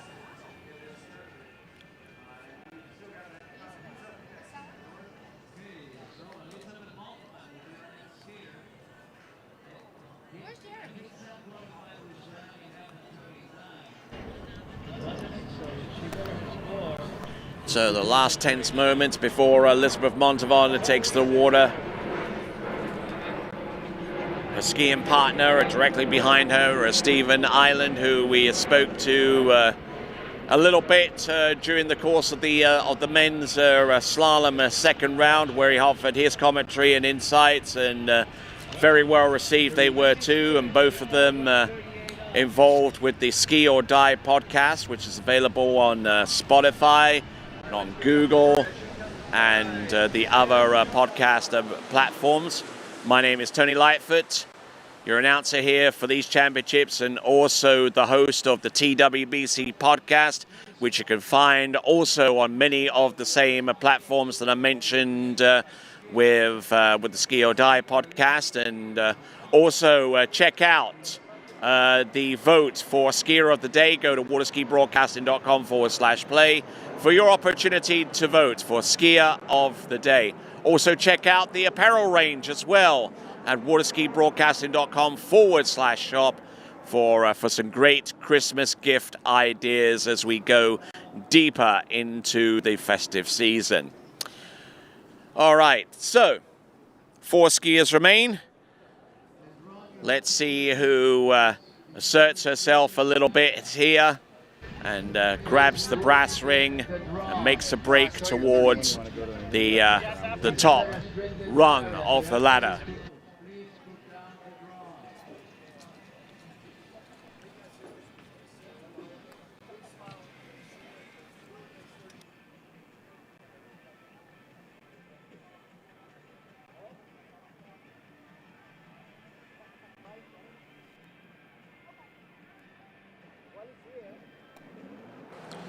All right then, so we got Elizabeth Montavon on the water right here, right now, opening pass.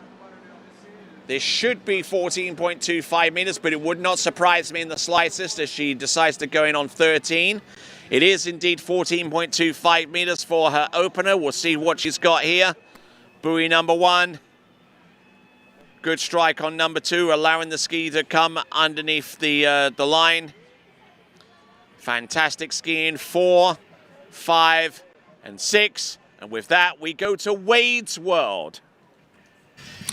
Hey guys, here with Miss Sam Dumoulin, our leader now, after a nice 38 and 2 at 39. It was fun, huh? Yeah, it was really fun. It was finally I had a smooth pass this weekend, so I was happy about that. And skiing at your home site, I took pictures as I drove by FIU this morning. Yeah. So, yeah, it's got to be a neat feeling, huh? No, it's super cool. I'm like sitting up there studying for my test on Monday, and then I get ready here at my home site to ski. Super happy. I hope this becomes a yearly thing. Please, Gonzalo. Yeah, please, Gonzalo. Back to you, Tony. All right, and Gonzalo Peixeira, the main driving force behind the organization of this event, the Miami Pro Slalom, and we certainly thank him and his crew for making this event possible in the first place, and for allowing us, TWBC, to be a part of the broadcast going forwards. All right, just seen Elizabeth Montavon get through 14.25 meters, or 28 feet off the standard 75-foot line. Although we primarily go with the metric system for the majority of our broadcast, we do give you the feet off on the graphic on the top left-hand corner to keep you fully apprised of the line length shortening. Let's have a look at Elizabeth Montavon, who has ascended the podium once or twice this season, or at least within the last couple of seasons. Here we go. This is Elizabeth Montavon trying to make a name for herself on the Slalom Pro Tour, and is currently ranked in 11th spot, and could actually rise as high as 8th spot depending upon a good performance here in the Miami Pro. So there is Elizabeth Montavon. She's gotten through 13 meters, and we'll see what she's got coming up next.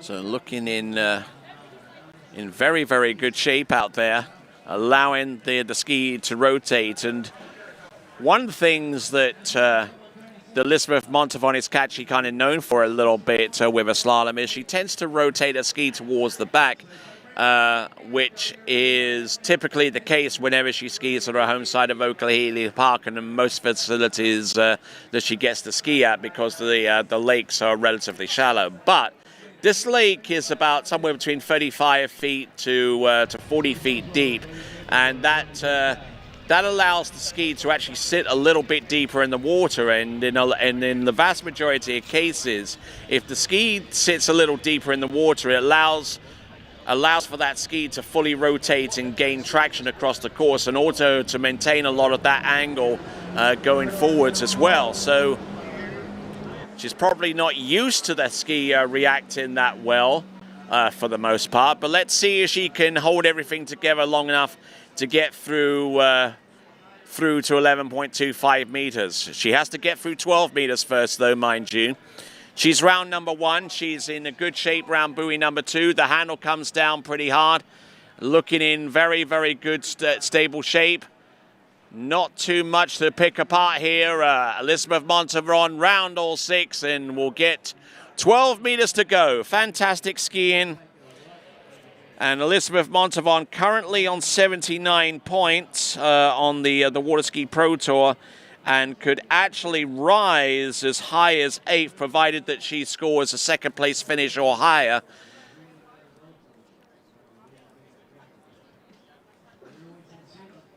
So we'll see what she's got. Looking in tremendous shape there. A little on the back foot there, but when she drops the tip of the ski down towards the water, it bites and then goes off to the races across the course. Good solid effort there. That is Elizabeth Montavon. All right, there's Manon Costard, the former world slalom champion from 2019. Had to settle for a spot on the podium this time around. Our current world champion, Jamie Ball, not present here at this event. He's taken a well-deserved break from competitive skiing. Our current world champion, Jamie Ball, not present here at this event. He's taken a well-deserved break from competitive skiing. Our current world champion, Jamie Ball, not present here at this event. He's taken a well-deserved break from competitive skiing.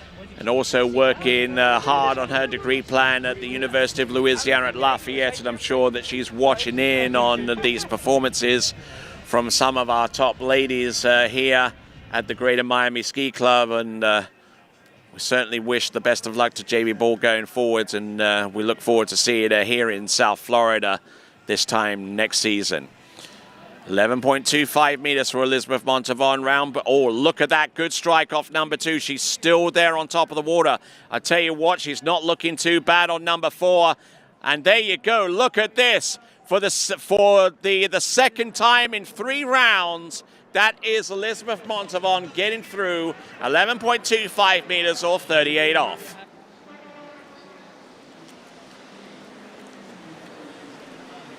Just really jams that ski round off the gate shot into buoy number 1, and just continuing to put on some massive pressure against the boat. And you know, she's developed a little bit of sense of patience now. I mean, she makes the turn. If she's in a little bit of trouble, she doesn't panic, she doesn't sweat it, and then she allows for the tip of the ski to get underneath the line and continue to rotate away through the boat with a little light pressure towards the back of the ski.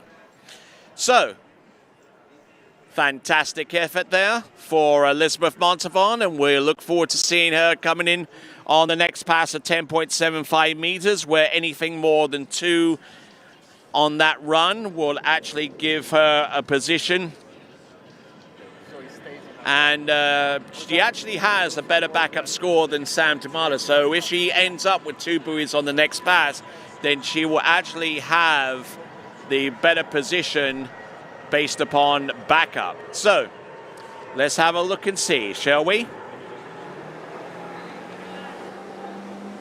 Elizabeth Montavon, currently ranked 11th on the Pro Tour rankings, can get as high as 8th depending upon how high she finishes. She finishes in the top 2, then that 8th spot is hers. Let's have a look and see what she's got. Round buoy number 1, there she goes. Round number 2, can she make it outside buoy number 3? Yes, she does. She's outside 3 to the wake and will ski away from that, and that equals her personal best. So fantastic skiing there from Elizabeth Montavon, and now she's definitely set the stall out with a better than average score so far as she's concerned, with 3 at 10.75 meters, 39.5 off. Elizabeth Montavon. So, a marketing consultant from South Florida. And there you go, and that is how you produce an S-turn. Just absolutely shutting it down, just getting ready for the pole, and expertly executed there to great aplomb there. So good effort there from Elizabeth Montavon. A good strike on the gates though, very well controlled. She controlled the speed excellently off buoy number 1 into number 2 and got broken over off 2, but I tell you what, she stayed in the game. She knew what the implications were for more buoys to rock and roll with. And there we go, that's a 3 buoy count at 10.75 meters.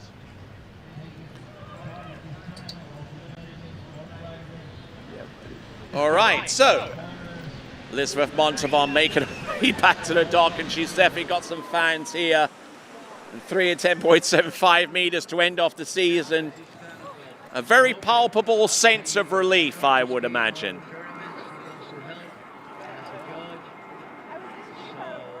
No doubt Wade's World will be coming down to talk with Elizabeth Montavon. Not even giving her enough of a chance to get toweled off and dried. But now we're down to our final 3 competitors.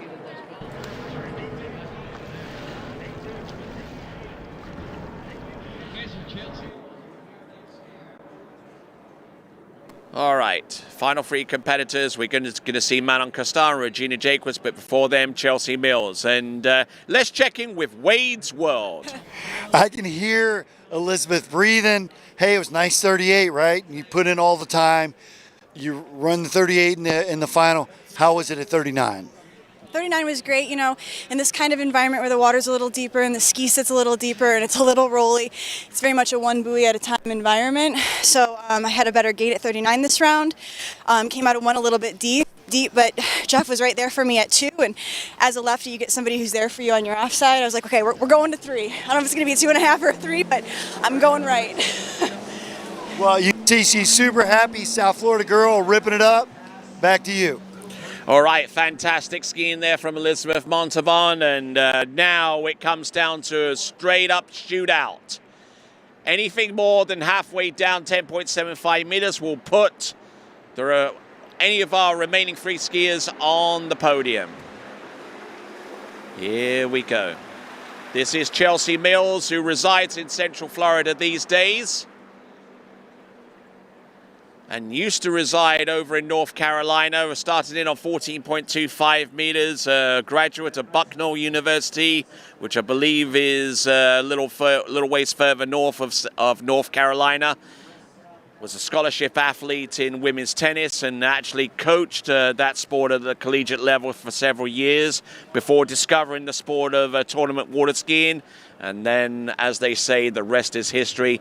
Probably one of the oldest competitors to actually take up the sport and actually continue to improve right up to the point where she's skiing alongside the top pros in the sport. So, that is Chelsea Mills. She did a fine job at the San Gervasio Pro-Am a little earlier on in the season, where she took a win in her first international competition. Certainly look forward to seeing her produce more of the same in the coming years as she gets more and more experienced in the professional water skiing game. So, stout effort there from Chelsea Mills on the opening pass of 14. Just taking her time, and we'll see if she's got a win strategy to contend with.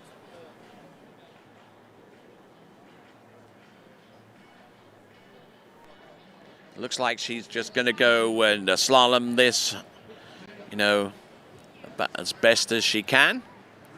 Here we go. This now is Chelsea Mills, a 13-meter run. Doesn't look like anything out the ordinary into 135, but it's her approach at the 246 that certainly opens up the eyes of a lot of people. Just trying to stay as flat as she could going into 2, 4, and 6. And then she gets to a certain point where she just rolls the ski over, and from there it's off to the races type deal.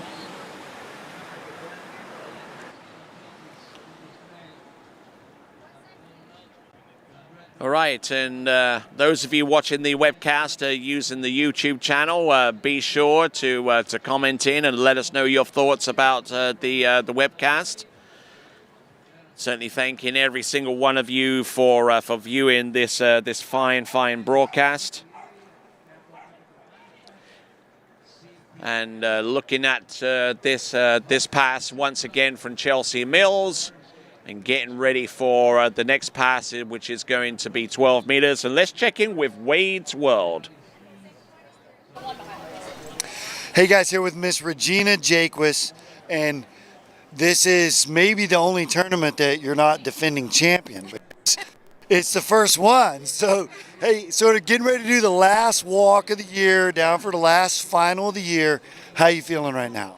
I mean, I'm feeling great. You know, it's been a weird year for me, so just being able to get back with my ACL injury that I had at the beginning of the season, you know, so for me, I'm like, why is this got to be the last one? But I'm super stoked to be here. It's a beautiful site. Miami Ski Club has done a great job, and hopefully we'll be able to have it back, and we'll see if you can have a conversation a year from now. Okay, we'll see her soon. Back to you, Tony. All right, here we are. This is Chelsea Mills. This is now the 12-meter run, having cleaned 14-13 And now attempting to do likewise with 12. Letting herself get down course a little bit to allow the ski to fully rotate under the line. And once she angles that thing away, then it becomes a simple case of just getting behind the ski, getting behind the line, and continuing to rock and roll across the course. So, also our Wade's World segments are brought to you courtesy of Ski with Wade. Check out that website and the presence, the Facebook presence, the Instagram presence, Ski with Wade. Google him and find out more information about skiing with Wade during his touring, coaching tour setup. All right, so right here, right now, Chelsea Mills. Looks like we got one or two of our male skiers getting ready to get out there on the slalom course. We're going to bring on our men's slalom final directly after the conclusion of the women's slalom final. So, in order to place herself in the top 5, she's got to essentially run 11.25 meters. And Chelsea Mills currently lying in 7th place with a win and 2 other podium finishes in the season's tour thus far, and can actually move as high as 6th place, provided that results go in her favor. Here we go, Chelsea Mills. 4 at 10.75, her best this season. Current Pro Tour ranking, as I mentioned, is 7th. Let's see what she's got. This is 11.25 meters. Trying to rock and roll her way through that pass. A little bit bumpy in a couple of places, but taking the snap of the line. And an excellently well-constructed run without too much in the way of a panic on any of those turns. So now we're down to the pass of 10.75 meters. The pass that currently contains the lead, courtesy of Elizabeth Montavon, skiing halfway down to assure an excellent target for our remaining skiers to aim for. Not the least of which being Chelsea Mills, having gone through 11.25 meters, and if Chelsea Mills manages to get halfway down the course, she will assure herself of at least a 3rd place finish, and the prize money that goes along with that. There's your current Pro Tour leaderboard. Jamie Ball, unassailable, as your champion with 262. In 2nd place, not skiing as well, but could be caught by the likes of Manon Costard, depending upon how she finishes. That's Whitney McClintock, and Manon Costard currently in 3rd place. So, we will see what things shape up in the next few minutes.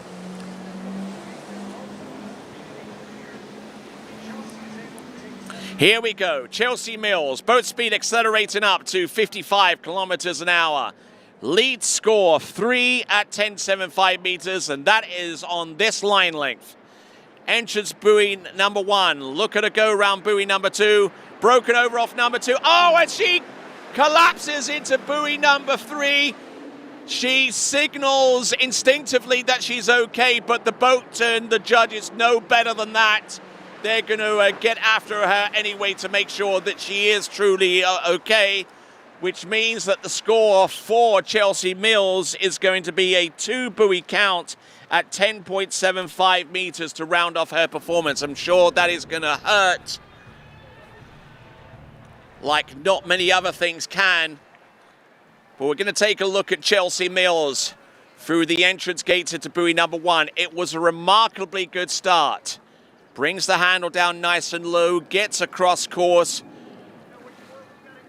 And then she got caught out over the tip of her ski, and then she just let her ski go behind her and tumbled in.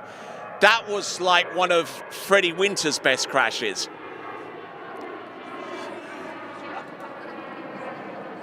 And if you think that that has earned her the prize of Skier of the Day, why not vote for her now? Go to waterskibroadcasting.com/play if you think that this determined performance by Chelsea Mills has won the Toyu Trophy for being Skier of the Day. That's 2.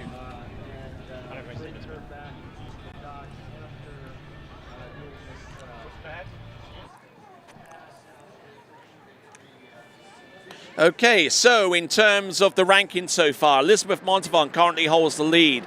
Because Chelsea Mills has a better backup, comparing her with Sam Dumoulin, with both of them scoring 2 at 10.75 meters. Because Chelsea Mills has the better backup, she is in outright second place, ahead of Sam Dumoulin in terms of separating the skiers currently in the top 3.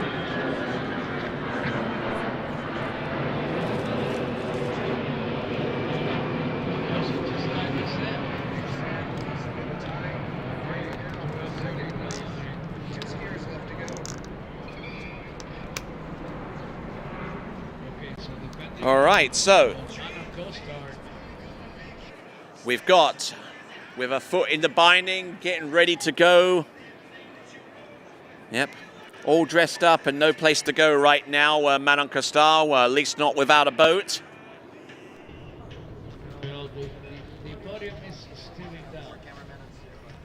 We hope that Chelsea Mills is okay. Worst case scenario, she's got the bronze.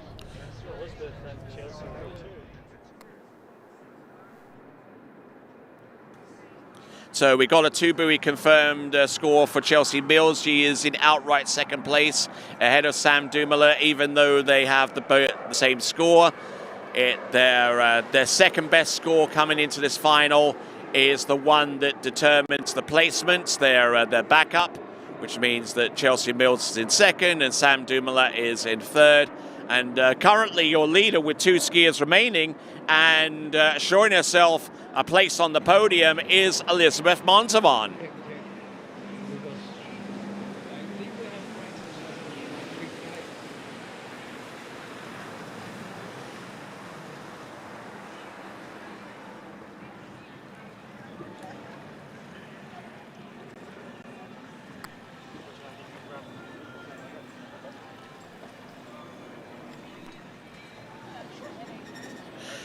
And coming into the dock, we've got Chelsea Mills. Not quite the eye injury that was sustained by Whitney McClintock at the World Championships, but I do sense a little bit of a mascara run, at the very least. But we'll check in with Wade's World in just a second, right after she has her handle measured, to make sure that it's all within the correct specifications. The handle must be within the specified length both before and after the performance. Chelsea Mills, I'm sure that she was true to her keys, and she'll bow out of here with currently in second spot ahead of Sam Dumoulin. But behind Elizabeth Montavon, who is the current leader. 14.25 meter for Manon Costar.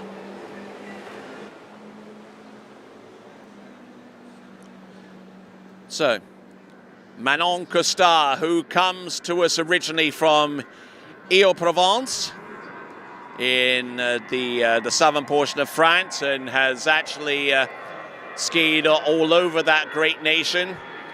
Most recently, she's trained in Lacanau, the Stade de Pitro, on the western portion of France. And with that, let's check in with Wade's World. Hey guys, here with Miss Chelsea Mills. Quite the spectacular fall. I was over at the tent watching, and yeah, we're sort of anxiously awaiting you being okay, and everything is all good? Everything's all good. Just thought I'd go out the front for old time's sake, man. I think I spent my first 5 years in water skiing going out the front every set, so Yeah, it was fun though. One for old time's sake? That's right, one for old time's sake. Okay, well, it was fun. She had a great year. Back to you, Tony. Yes, an especially good year, taking into consideration that she missed a few days and weeks due to a foot injury that she actually had to have a cast for quite a few weeks during the summer. But she shed that cast and looked pretty good out there on the water, I do have to say. Chelsea Mills will leave this facility and will end off her season with 2 at 39.5 off, or 10.75 meters. Manon Costard is on the water right now, the current European women's slalom record holder, a podium finisher in the World Water Ski Championships, which were held not too long ago in Lake County. And an exceptional athlete, and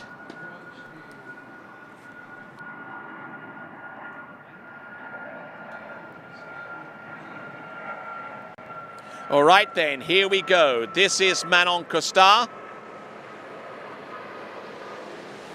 who off the water does quite a bit of work for the newly inaugurated Water Ski Pro Tour in setting up their online presence, the website, and the points calculations and all of that good stuff, and helping to get that up and running on a sure footing. This is Manon Costard, who, mentioning the Water Ski Pro Tour, can actually move up the rankings if she gets the win here. She can actually gain 10 more points upon her current point total 202 to give her 212. And currently on 209 points in second place right now is Whitney McClintock. So if Manon Costard actually wins out, then she could actually move up one spot to end up just behind Jamie Bull. And let's check in with Wade's World. Hey, quite the cool setup down here, Tony. We can see Manon right there getting ready for an 11 meter. We see Regina getting ready next, and then we have Freddie, who obviously know Freddie and Manon are like the royal couple of water skiing. So a really unique setting, you know. It's so much fun to be down here and sort of feeling the gravity or intensity of the moment. So yeah, we'll see how it all shakes out in these next 2 skiers. Back to you.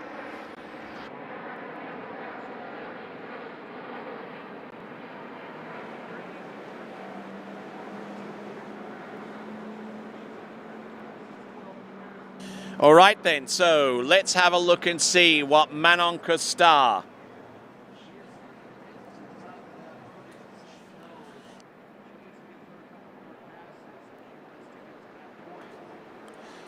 Okay, so looking at this third pass, fantastic skiing for Manon Costard. Some great skiing all the way around 6 buoys. She started on 14, came back on 13, and looking good for 12 meters. So we're looking at the instant replay for Manon Costard, and beautifully executed number 1, and riding that Connolly DV8, which an example of that ski is most certainly up for grabs for the winner of the audience prize so far as the women's competition is concerned. And once we get the final results, then we'll be able to quickly give you the winner of their choice of a Connolly slalom ski for the women's slalom competition. So we're looking at that from Manon Costard, looking in great shape. So she went her way through that pass and looked very strong with the pass of 12 meters, having started on 14 and coming back 13, and then the second pass in the headwind direction on 12. So, all right, a lot of moving parts and a lot of great skiing to come. We've got Manon Costard on the water. We've got Regina Jaquist about to take to the water almost immediately after the conclusion of her performance. And a lot of good messages coming through. Keep them coming, folks. We certainly appreciate your involvement and your participation in this event. Whether you are here or whether you are afar, we appreciate you nonetheless. Manon Costar, 11.25 meters. Fantastic skiing. Oh no, on the back. And that was on 11.25 meters. Wow, that is Manon Costar, a surprising turn of events. That gives her 1 1/2 buoys at 11.25 meters. And therefore, that means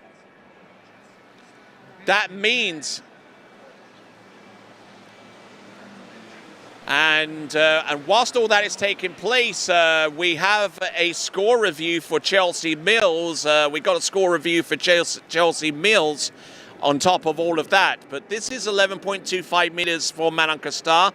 On the back of her ski a little bit coming into buoy number 2, and then brought the handle up high, and the ski just got squirrely underneath her feet and just couldn't get anything much going there. And as a result of that, Elizabeth Montavon can finish no worse than second.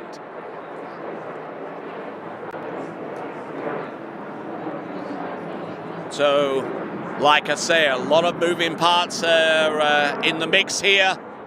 We got the men's slalom skiers, all 9 of them, to take to the water after we get done with our final women's competitor, none other than multiple-time world champion and multiple-time world record holder Regina Jaquist.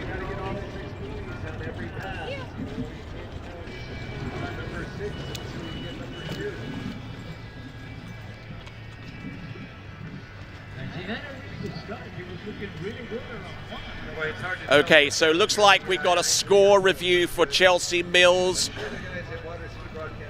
and we'll try and get you the result of that and bring to you any kind of video that we can in regards to that score review. But in the meantime, let's have a look and see what our next skier can do. Former world champion, many-time world record holder, multiple-time world champion in a number of different events, and there's basically nothing within the sport of tournament water ski slalom that she hasn't won, and this is none other than Regina Jaquist. Now, Regina Jaquist coming into this event, having only slalomed a few times competitively. She injured her knee towards the end of May in the early part of the season, and it took her about 4.5 months to rehab from that torn ACL to get back in shape to compete at this high echelon level. Her first tournament back was the Malibu Open, and became part of history by being a part of a final which contained every single one of our athletes skiing into 10.25 meters. That was certainly an historic and landmark moment in tournament women's slalom skiing, when you see the likes of Manon Costar, Jamie Bull, Regina Jaquist, and Whitney McClintock in the mix there in that wonderful tournament in Charleston, South Carolina. Let's see what Regina Jaquist can do in her final round of competition for this season. And Regina Jaquist has room for movement. As a matter of fact, if she gets the win here, she'll put her to 196 points, which won't exactly move her up any higher from 4th to 3rd. She would actually be about 2 points short of that mark. But I tell you what, wow. It's the end of the season, but it's no less exciting, I tell you. We've just seen Manon Costar a little bit earlier on to come up short on 11.25 meters, which has really changed things a whole bundle in the Water Ski Pro Tour. It means that she still stays on 3rd. That's Manon Costar, and Regina Jaquist can get up fairly close to her, but won't be able to overtake her because Regina Jaquist missed a whole bunch of events this season due to rehabbing a torn ACL.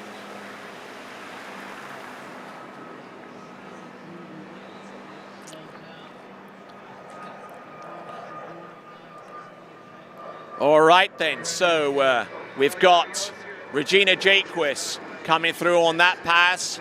That was the pass of 30 meters. Now we've got huge news coming through. Chelsea Mills' score has been revised downwards.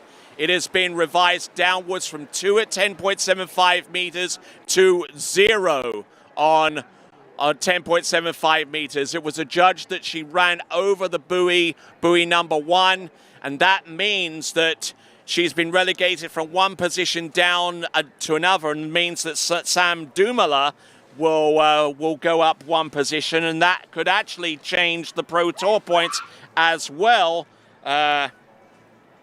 She could actually move up another spot, or maybe there's too much of a gap between her and the skier that's immediately above her, which is Regina Jaquist.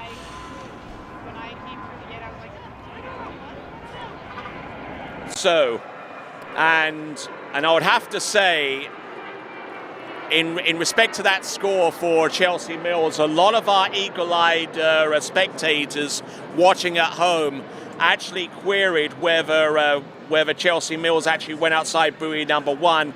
We reviewed it, we looked at it carefully, and we adjudged that Chelsea Mills had actually gone and clouted enough of buoy number 1, and unfortunately she scored 6 at 11.25 meters. So, in amongst all of that, we've got Regina Jaquist on the water, probably one of the greatest women's slalom skiers ever to be in the game. World record holder currently, former world champion, a podium finisher in such remarkable circumstances. And there you go, she's gotten through 4 passes already. She's been into the course on 14, 13, 12, and 11.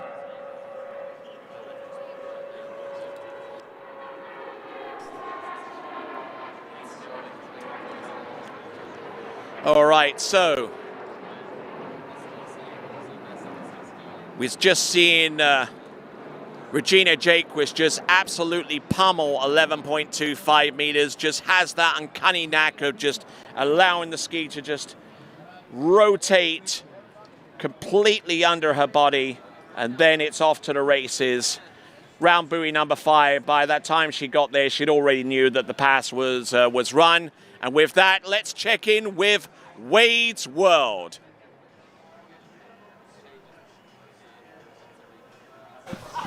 Hey guys, a little bit of controversy. We're still waiting a Chelsea score to figure out our podiums for second, third, or maybe our podium for first and second. We got to wait right now. Regina coming in at 39. Back to you, Tony.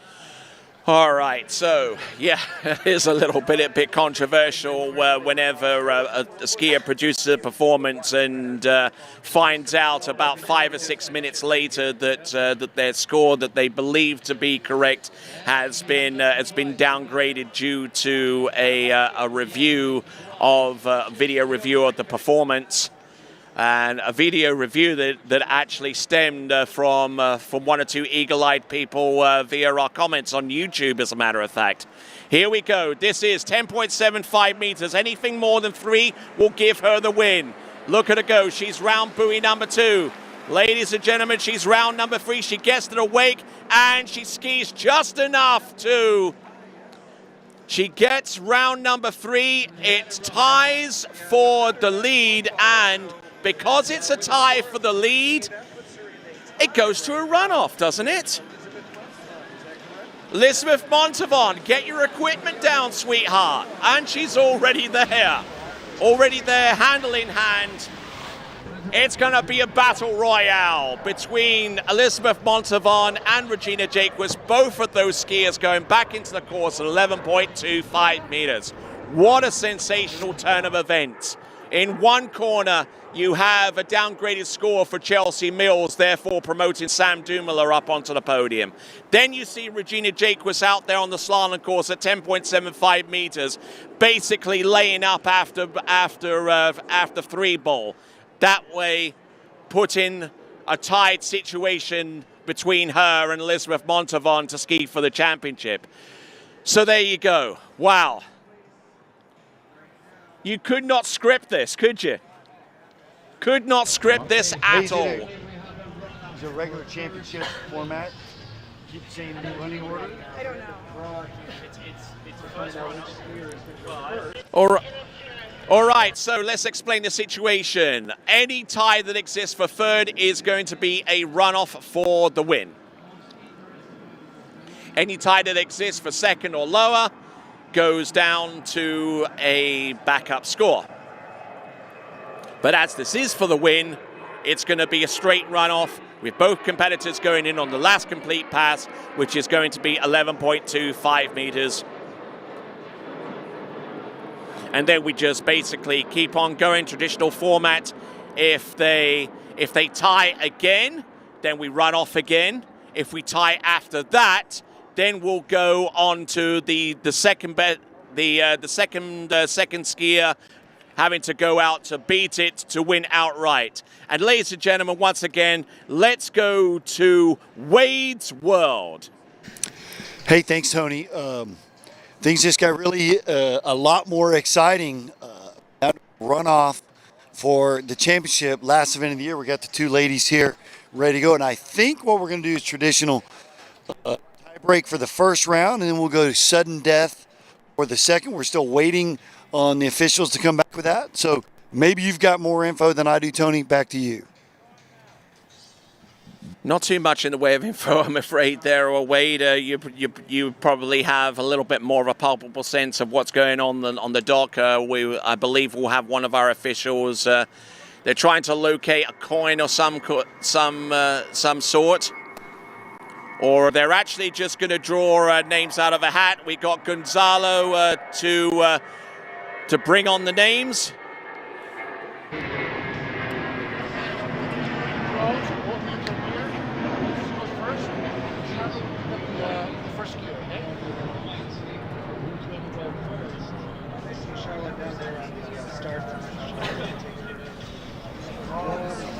Whoever you pick, whoever they pick goes first. Okay. All right, pick out the name. Well, the boys want to pick. So. You want me to pick? Okay, I'll pick. Okay, that goes first, okay? Whoever goes first. Number 2. Well, he did it wrong then. He was supposed to write the name. Yeah. Right.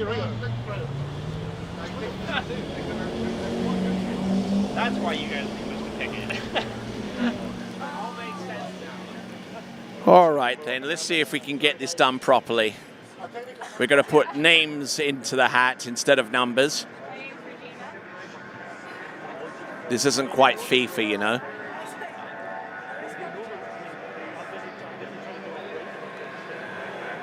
All right, so who goes to the water? Okay, so let's see who goes first. Looks like Gonzalo's got the names, and who is... So...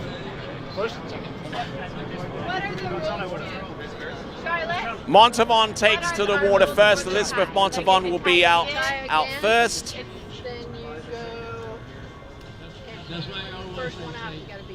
Okay, so this one can pack. Okay, so they've just been explaining the rules. If tie exists after this runoff, then they'll continue going on the traditional way until one skier beats the other. Or if it goes on beyond that, then the next tie is resolved by the second skier needing to beat the score outright of the first competitor, such as professional runoff rules dictate. So, Elizabeth Montavon will take to the water first. It is going to be 11.25 meter start, or 38 off.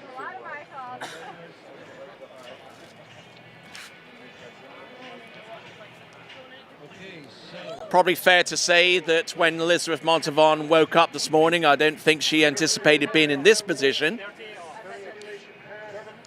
But we'll see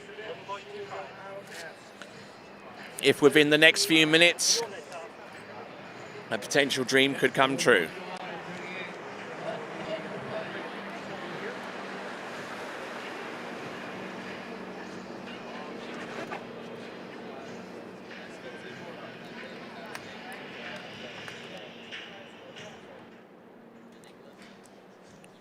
All right then, so For those of you just joining us, welcome to the Miami Pro Slalom event.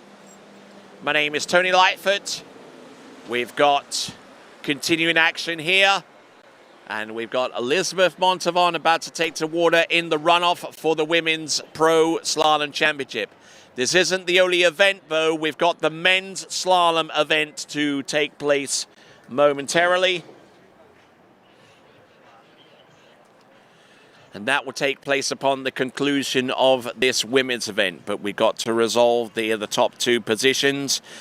So far as our other positions are concerned, I believe that as a result of Chelsea Mills' score being reduced from 2 buoys to 0 buoys at 10.75 meters, it promotes Sam Dumala up to third at best for her.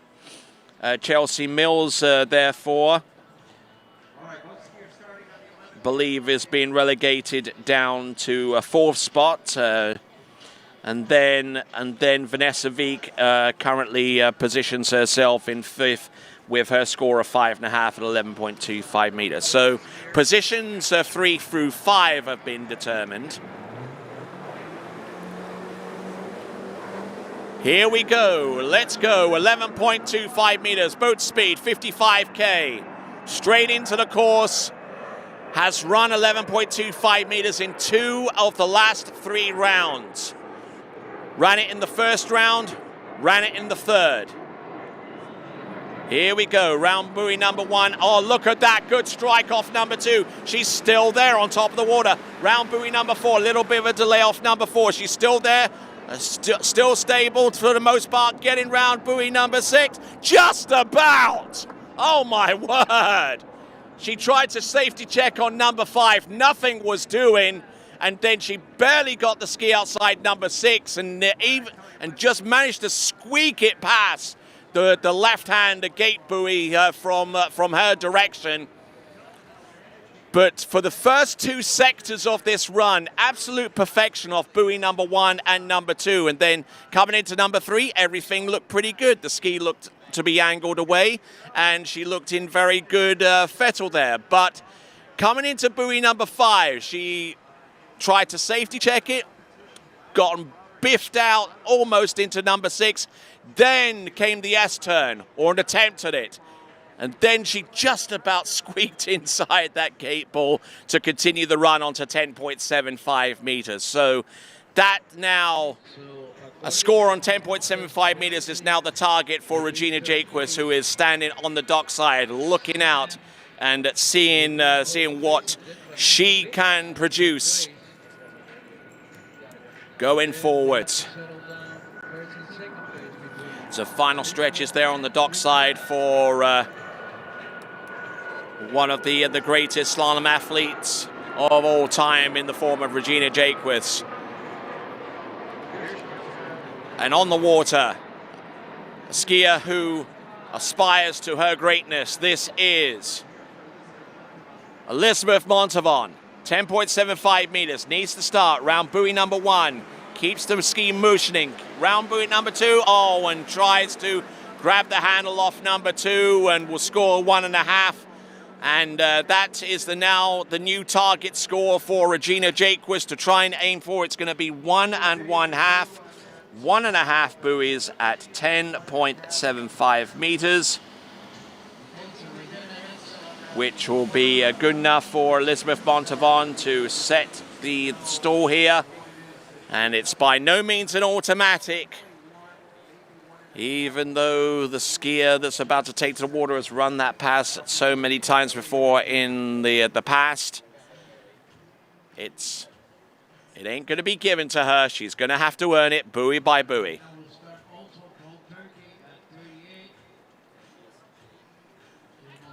Just gotten dropped over the tip of a ski, 1 1/2 buoys, and the boat has made its way back to the dock. And looks like it's under a review as well, because they're trying to determine whether she made it outside of buoy number 2. So that review is taking place. And I'm sure that, based upon previous experience, I'm sure that Regina Jaquist wants to get at least the first pass under her belt, and then by the time the her first pass is done, then she'll ask the boat and find out exactly what the target score is officially for her to chase down. All right, then, let's see what we got. Regina Jaquist, compounding pharmacist out of Santa Rosa Beach in Santa Rosa County, Florida. It is 1 1/2 buoys confirmed for Elizabeth Montavon. Will finish no worse than second place, but could end up being the champion. The only person who could deny her is the skier on the water right now in the form of Regina Jaquist, round number 1 and number 2. Good strike on number 3. This is 11.25 meters. Looking in very, very good shape, bringing the handle down nice and firmly and hard, and will ski round all 6 buoys at 11.25 meters. Good stout pull out for the gate shot. She is a right foot forward skier. Nicely done off that turn. Just solid as you like on 11.25 meters. Running this pass like she knew what she was doing right from the get-go. All right, so looking at her once again, round buoy number 5, and as she works her way round number 6 on the instant replay, let's check in with Wade's World. Hey guys, as we await Regina's 39 in the tiebreak here, we want to congratulate Miss Sam on your 3rd place, right? Podium to finish the year? Yeah, thank you. That was one of my biggest goals of the year, to podium while in school. So. And finishing up med school as well. Yeah, a few more years to go, but hopefully I'll get there.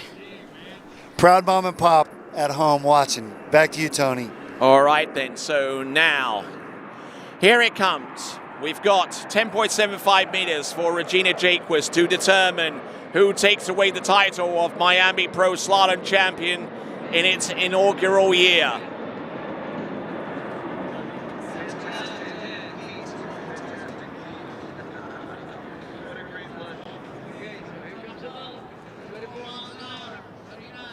Here we go, 39.5 off 10.75 meters. Boat speed set at 34 miles an hour, needing more than 1.5 to take the win. Anything less, oh no, she's on the back of the ski. Oh no, and she collapses into buoy number 2. Got a horrible start off buoy number 1, which means that we go to another. Wow, I tell you what, it's going to come down to a judge's call, ladies and gentlemen, because Elizabeth Montavon has 1.5 coming into this performance here. She got round buoy number 2, and I think it could be either 1.5 or 1.25. I'm probably siding a little bit more with the former rather than with the latter. The judges are taking a look at this. I'm not too sure what even happened on buoy number 1. Remember, Regina Jaquist is barely 5 months out of injuring her knee due to a jumping spill. We're going to wait for the score. And ladies and gentlemen, your podium looks like this. In 3rd place, Sam Dumala. In 2nd place, with 1.25, Regina Jaquist, and your winner and her first professional water ski victory, it is Elizabeth Montavon with 1.5 at 10.75 meters. Wow. I don't think anyone could have scripted that one, and I'll tell you what, if anyone had predicted that podium, they certainly deserve their Conley ski, I would say. Your winner is Elizabeth Montavon, and we'll see if we can get an interview with her. We've got Elizabeth Montavon with 3 at 10.75 meters. That's her official final score.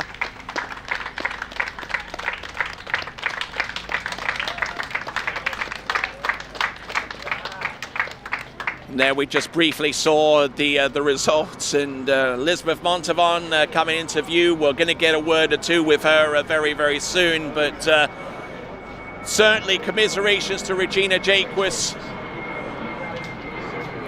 and by the same token, congratulations to Elizabeth Montavon. Elizabeth Montavon will move up the rankings, I would say, based upon that score. Now vaulting herself up from 11th all the way up to 8th place right now in the water ski Pro Tour rankings. And there you see the remaining skiers on the slalom leaderboard: Samantha Dumoulin, Chelsea Mills, Vanessa Veek, Paige Rini, Ali Garcia, Janina Bonneman, and Manon Costar. So let's go to Wade Worlds for one final time in the women's slalom competition. Hey, a super emotional walk up, wasn't it? Oh my gosh, if everybody's here cheering for you, your emotions got the best of you. I don't think when you started the weekend that you're going to be finishing right there on the top, right? No, I mean, if you told me that, I wouldn't have believed you. I had an interesting season. It wasn't stellar in terms of placement, but I worked really hard all summer, and it's really great for it to finally come through. I want to say thank you to my parents and my brother for always believing in me and always training me regardless of the weather, regardless of my mood, whether we're winning or losing. My coach, Chet, for always believing in me and getting me ready for this event.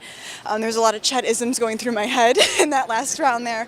And thank you to the Water Ski Broadcasting Company for helping us share this with the world, and to my sponsors, Stokes and Good. They outfit me with the best of the best, and I'm just really grateful to everybody who has made this possible for me.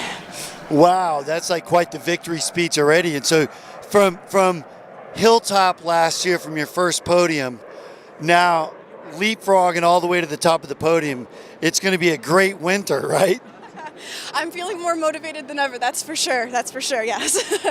Well, congratulations. Oh my gosh, wow. Your champion, guys, Miami Pro Slalom. Okay, so congratulations once again to Elizabeth Montavon, and there is your final.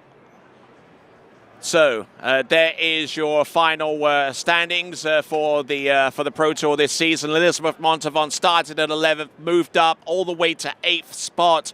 But your top three consist of Jamie Bull, your Women's Pro Tour champion, ahead of Whitney McClintock-Rini. Both of those skiers not present here, but we wish them the very best going forward. Manon Costar with 202 points, your bronze medalist in the women's slalom Pro Tour. Regina Jaquess in 4th, Sam Dumoulin in 5th, and there you see the remaining placement. So that concludes women's slalom on the professional level for the 2021 season. And before we transition through to the men's slalom competition, let's go one last time with Wade's World. Sorry, Adam. Even though she didn't win today, everybody wants to hear from the champ. So everybody was cheering for you, but tell us sort of what went through in that playoff to lead to that 2-ball. You know, I'm not really sure. I mean, yesterday felt really good. Today was a little different with just how the wakes felt out there and everything. But, you know, that's part of the tournament here. So this year's been a weird one, and I'll get to rest up like I've been doing for the last 5 months and come back and have a better 2022. Definitely looking forward to that one.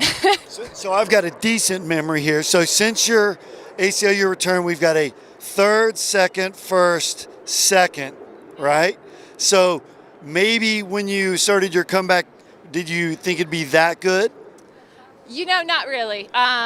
I was just fortunate to get back out, and there's been a lot of effort trying to get me back with everybody at home. So, you know, thank you to my family, my friends, all my coworkers and everything, because without them it wouldn't have happened. But yeah, I did not think it would be that good. I mean, I don't think in any history of any sport has it only been 4 months, and you normally, you know, it's like a 6, 9, 12-month injury, but like mine was 4 months, and I was able to get back and not just on the water practicing, but to compete. So that was awesome, and you know, definitely thank Dr. Kane for that one. And that was a big crash, so all fingers and toes good though? Yeah, I can thank my trainer for that one. Okay. Back to you, Tony. So a lot of reaction going online with the comments right now, congratulating Elizabeth Montavon on her win, and joining me here in the announcing point is Joel Poland. How are you doing there, Joel? Yeah, not too bad. Enjoying watching this tournament. It's been pretty interesting so far. It's quite a final for the girls. Oh yeah, absolutely, absolutely. And there we see the open men's starting list. Freddie Winter will be out first, and he will set the pace ahead of Cole McCormick, Dane Meckler, Robert Pagozzi, Will Asher, and the Italian dynamic duo of Brando Caruso and Thomas De Gasperi, and then we'll end off with Brian Detrick and Nate Smith. But I tell you what, well, they don't get much more exciting than that amongst the women's slalomers. Yeah, I mean, that was quite a finish. I mean, that crash that Regina just took at the end, that was quite a crash for not having too good of a leg. But I mean, she's fearless. Congrats to Elizabeth. That was pretty incredible skiing from her. I know she's going to be over the moon. But I'm excited to see what these guys are going to do. There's some pretty big names on this list. I mean, everyone on this list is capable of skiing pretty deep 41. I mean, there's a few of them that I wouldn't put it past them if they were to run it. All right then, so make sure you go vote for your skier of the competition. I think, to be honest, Elizabeth Montavon is probably in the lead with the skier of the day vote. But if you think that it belongs to someone different, then go to waterskibroadcasting.com/play to vote for your skier of the day. Could it even be Joel Poland with his antics out there on the slalom course with Definitely his inner hand drags around a 5 and 6 ball?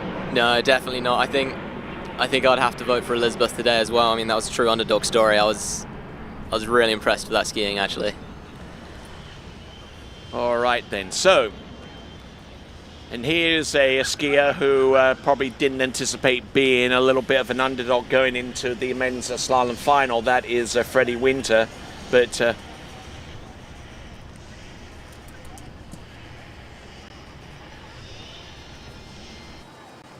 all right then, we have a winner of the audience prize competition for the ladies. Jason Stroud. Jason Stroud, if that's your name that I'm mentioning out here on the webcast, you have won yourself a Conley slalom ski, any Conley slalom ski out of the range, whether it's a Carbon V, whether it's a DV8, whether it's a GT or a GTR. You have won yourself that ski. We'll be reaching out to you shortly, but Jason Stroud, congratulations to you on winning that Conley slalom ski. Now, who's going to win that D3 slalom ski, we wonder? Well, we'll find out, I would say, within about the next hour or so, because the D3 slalom ski will go to the winner of the most accurate podium prediction for the men's competition. Well, sorry you didn't win the ski there, Joel. I'm sorry. Oh, yeah, I'm gutted. Darn it. I'm gutted. It's all right. I'll stick my radar. Seems to be working for me. Well, I'm quite interested actually to see, because we've got Freddie first out in the water, and normally I think he likes to be towards the end of the pack. Now, the benefit of going first is there's no score to beat. You're going out there to just ski your absolute best. There's a little bit less pressure really going first. I don't think he has too much of a problem dealing with the pressure. I think he probably actually enjoys the pressure, but it's going to be interesting to see, because I think he's probably going to scare a few guys if he chucks a big score out there, and it might cause a few people to make a few errors later on in the tournament. But obviously, first off the dock, we've got to see what he's going to do. And you know, remarkable development has come through in the last hour or so. I mean, a few of our eagle-eyed viewers, and they watch these webcasts intently, then they actually spotted that Chelsea Mills had actually gotten a clouted number 2 enough to actually miss it, and the officials actually awarded it 2 initially, and then I read some of the messages and I said, well, I actually communicated with Vince and said, you might want to take a look at that, and sure enough they did, and the call was reversed. It's a bit like that golfing story from a few years ago. Yeah, I mean, it's pretty awesome that, you know, we've got a webcast that's so good that we've got all these angles, and that it's actually helping us get a better vision for if someone went around a buoy. Here we go, first skier. All right then, top banana. We've got Freddie Winter on 13 meters. And in order for him to win this competition, his score here has got to set the pace and remain unchallenged for the next 8 skiers, which isn't the easiest thing to accomplish.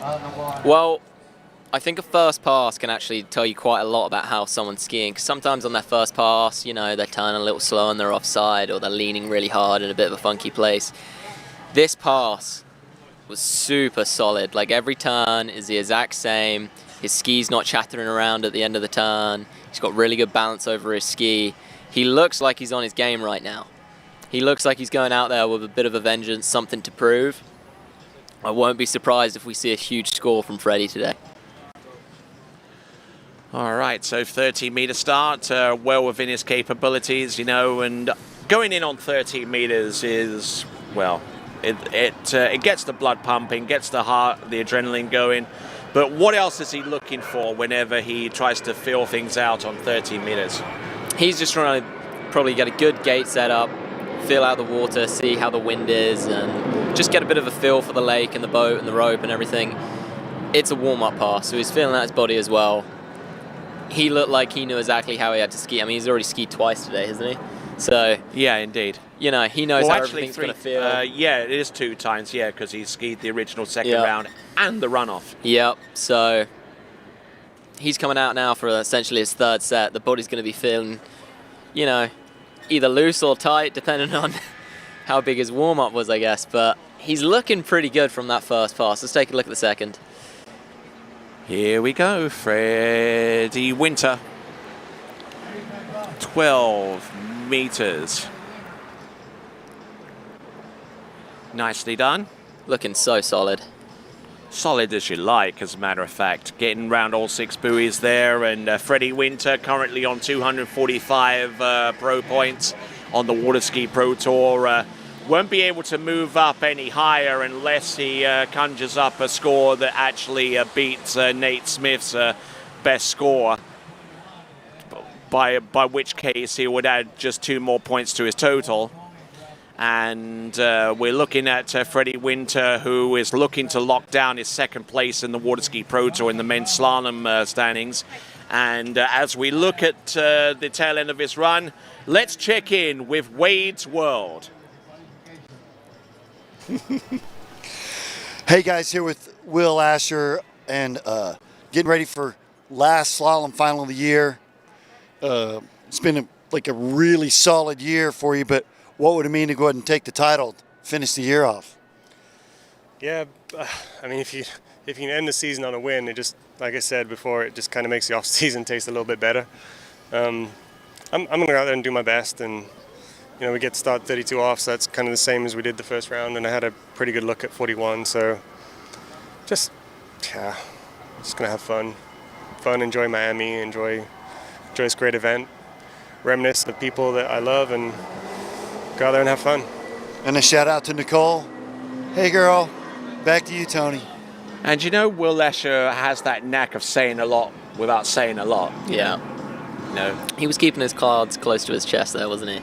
Yeah, I wouldn't want to play him in poker. Yeah, I mean, he was playing that pretty cool. Look at this, he's shredding through this pass. Wow. There we go, look at this. This is Freddie Winter, this is 11.25 meters, nicely done, and I think we may have had some waterfowl problems there on that pass, and we'll confirm that with the instant replay, but let's check this out. 11.25 meters. Round buoy number 1 and going into buoy number 2. Looked okay, and I think that was actually right in front of him. Yeah, I think there might have been a duck just sort of in front of him coming into 2. I mean, it may not be directly in front of his ski, but when there's a duck in your line of vision and you're coming through the course, it is distracting. Like, nobody wants to run over a duck. They're so cute. Yeah. But some ducks are cuter than others. Yeah, that's true. Yeah, I mean, I don't think you're actually a skier until you've run over a duck, though. I've run over a couple. I've hit a few. What about geese, the Canadian geese? I've never hit a goose, but I can imagine that would really hurt. I know there's a few skiers that have. Swans? Swan. Ooh. Even if I had, I couldn't tell you. They'd send me to jail in England. Yeah, because you can't touch any swans where we're from. They're Queen's property. It's Queen's animal. She loves them. Thought they were corgis anyway. All right then, so anyway, going off on a little bit of a different track. It's that late in the afternoon as we look out towards Cole McCormick out of Canada. And I tell you, some great skiing to come, no doubt. Here is none other than Freddie Winter at 10.75 meters. Good strike on number 1.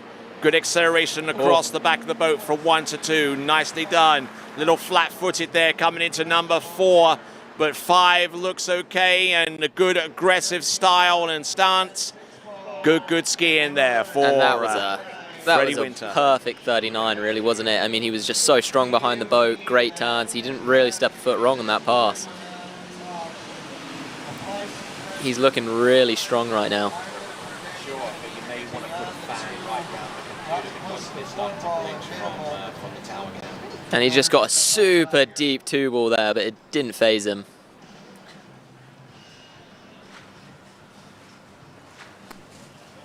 Yeah, he looks like he's really on his game right now. I mean, that 38, I think he had the duck in the way. That was why he's a little down course, but he's looking good. All right, and with that, let's go over to Wade's World once again. Hey guys, here with Dane Meckler, who's going to be up in 2. Not what we're used to seeing with Freddie Winter going first in the final, but good vibes, South Florida style, right? Yeah, I mean, it's the last final of the year. I think all of us are ready to, leave it all out there. So I think it's going to take a big score to get on the podium, and hopefully can get through that 2-ball and hook 3 and keep going. So we'll see. I'm looking forward to it. We're going to see him maybe a Worlds deal where he goes out and just spanks 41 again. So back to you, Tony. All right, and Becky Lathrop there at the helm of that Ski Nautique towboat. Mashes the throttle down, and it goes up to speed 58k.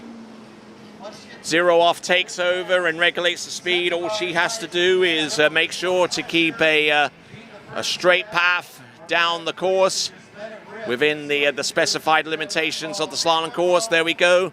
This is at 10.25 meters, round number 1 and round number 2. Gets it to, and goes for the full send. It would not be a pro tournament without Freddie Winter crash, would it? Yes, indeed, and I think he just about stopped short of downtown Doral. Going to take a look at this once again for Freddie Winter, round buoy number 1. Just dropping everything on his inside there for number 2, realizing that a score of more than 3 would probably be enough for the win. Oh. Ouch. That's going to be a judge's call. You know, he had a pretty good 1, and coming into 2, he looks like he just got upsided that little bit. And he gave it everything he had coming out of 3, but he was pretty down course, and you know, it's Freddie. He's got no problem with full commitment, but he was full commitment across the waist coming into 4 there. That was really impressive. Absolutely. So, first time we've really seen him commit that hard and that much into a turn, you know, because about a year or so ago, you know, he was like winning tournaments by just chucking his ski outside of buoy number 3 and number 4 and that be it, or at least trying to win the Crash of the Day prize. But he's matured since then, I fancy. I think he's matured. I think he's been maybe trying to take it a little easier on the body. He's getting a little older now. I think he's got some grey hairs coming through. But, I mean, there's a big difference between a piece of 3 and a piece of 4. I mean, if you get 3, it's a big score. But every single person at this tournament, in this final, is capable of getting to 3-ball right now. All right, let's go dockside and check in with Wade's World. Hey guys, here with Thomas de Gaspre, ready for the Miami Pro Slalom final Sunday.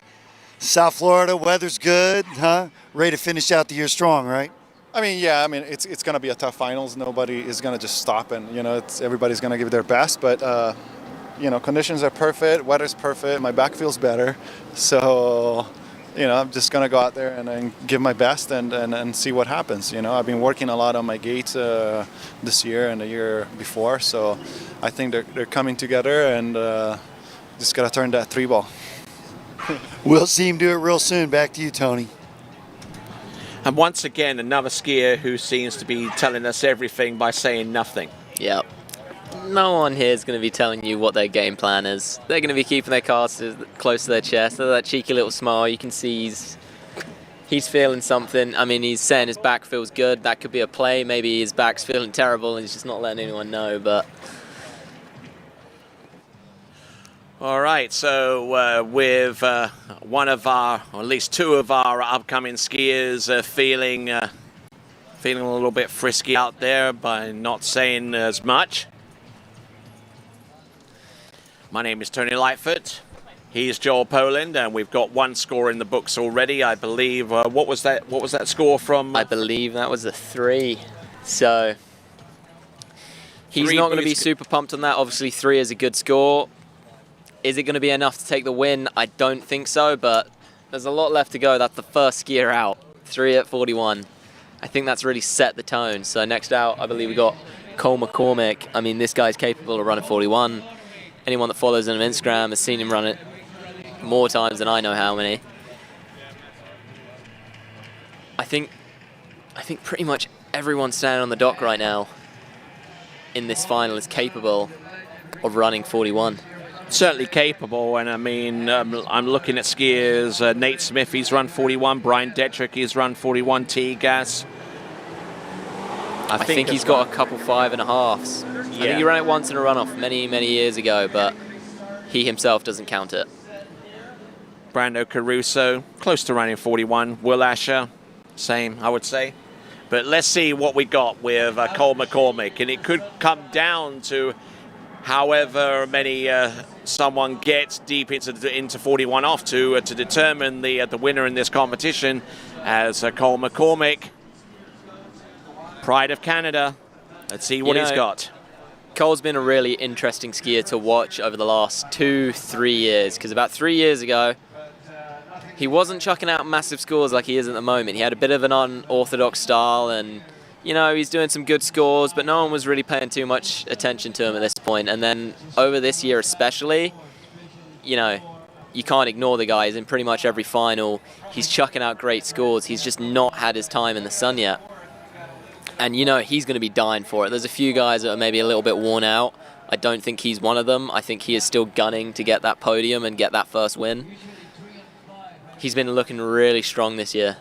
And I tell you, I mean, he looks really lean and hungry this season. I mean, we saw him last season, looked like someone who could break through, but there was just something holding him back. Now he's had a good off season. He'll probably have a better off season this coming winter, and he could put himself in a great potential for not only placing himself in a lot of top events next season, or even this final event this season, but actually start winning them.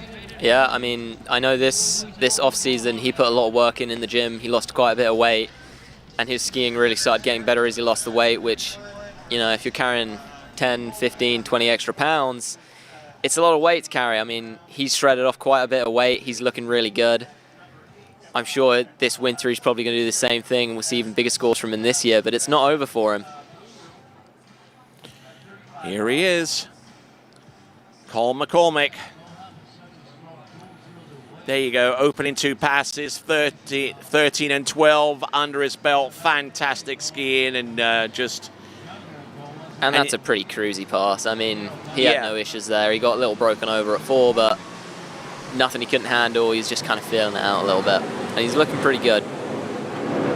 And I mean, there are a number of styles and techniques out there, probably one for every single skier out there, if we're being honest, because no two ways of slalom skiing are exactly the same. But I kind of feel that with Cole McCormick, he tends to try and focus on skiing one speed all the way throughout the slalom course with no real discernible change in acceleration or deceleration going from one side of the course to the other. Instead of turn, stop, and go, he tends to roll the ski, turn, and keep going, and just carves its way through. Yeah, I mean, you'll notice it a lot with the best slalomers in the world. They try not to spike the line too much. If you spike the line a little bit too hard out of the buoy, it tends to really pill you up as you come off the second wake and send you a little bit narrow, really, into the next buoy. And I think he's doing a really great job of skiing all the way back to sort of behind the boat to the wakes and doing his maximum lean behind the boat. Like, he's locked in all the way through to that second wake before he even starts trying to make that edge change. He's not getting pilled up, he's in control. Now that's all super easy to do when you're on 13, 12, you know, even 11, but once you start getting to 39, 41, that's where the challenge comes. Trying not to spike the line. Here we go, 11.25 meters.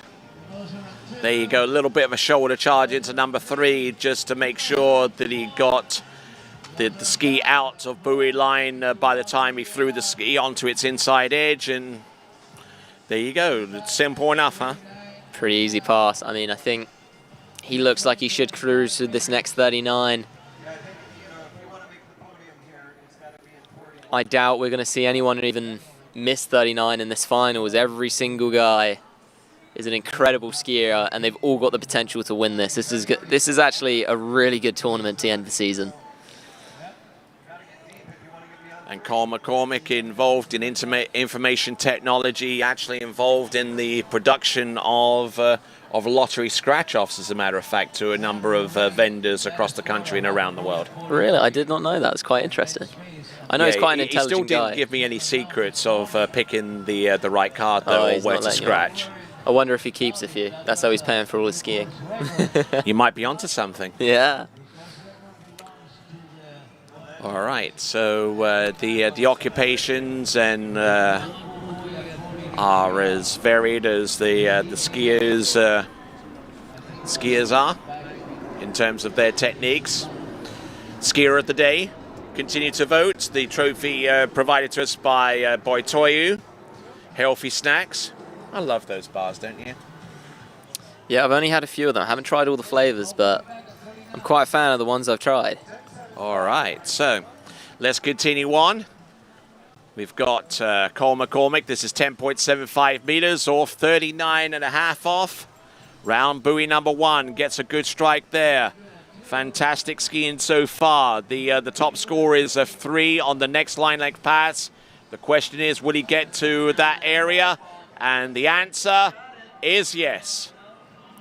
There you go. And you know, he looked like he got into a little bit of trouble midway through that pass. But he stayed nice and calm. He didn't do anything crazy. He kept himself in the game. It was pretty solid skiing there. I mean, he had to make some quick big decisions to not mess up. I mean, let's rewatch this pass and kind of see what he did. So he had a pretty good gate there. He's really on that right-hand gate buoy, and a great one. I mean, being a lefty, having that good one, it's a big advantage down the pass. 2's looking pretty money.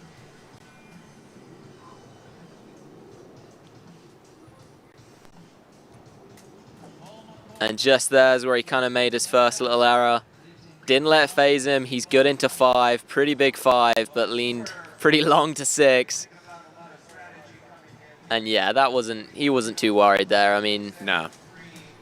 It's as you start to get that experience under your belt and be a little bit more confident about what you're doing out there, then certain situations just don't phase you anymore. You know, I mean, I remember, and you probably do as well, that you got into a little bit of a panic if you haven't quite made that turn and completed it by the time you've gone round the buoy into the wakes, and then someone tells you, be patient, just let the ski flow underneath you and gain its own angle, and then you can make up that distance across the course. Here we go. This here is Cole McCormick. He needs more than 3 for the lead. Here he goes. Look at that round buoy number 1. Not a bad 2. Does really he make it out? Oh no, and what a tie. We have got a tie We'll take a look at the previous scores to see whether that tie is broken with a backup score. We know that Freddie Winter came in with one of the bottom scores into the runoff. He goes in front via a better backup, but that would only be the case if it was for a second place position or lower. And you know, like I said, 3 is a huge score, but I think we're starting to see a little bit of a pattern. I mean, it's a big score, but everyone seems to rise to the occasion. I think if you want a chance of winning this tournament, you're going to have to get past 3 ball. You're going to have to at least get past 3, going to get a piece of 4. And what a great 1 ball there.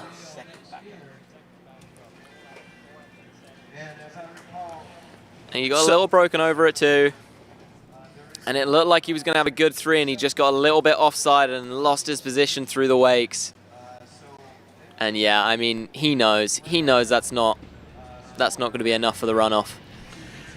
So with that, Cole McCormick actually moves in front of Freddie Winter. They both have the same score, and if that tie exists for the win, then it would be run off. But if it was a case of determining a position other than first, then Cole McCormick would actually have the advantage via the secondary backup score, because both of these competitors scored 2 at 10.25 meters, and Freddie actually scored 2.5 in one of the rounds. 2.5 at 10.75, and Cole McCormick, his secondary backup, is 4 at 10.75 meters. So it's a good thing we've got you here, Tony, because you know what's going on.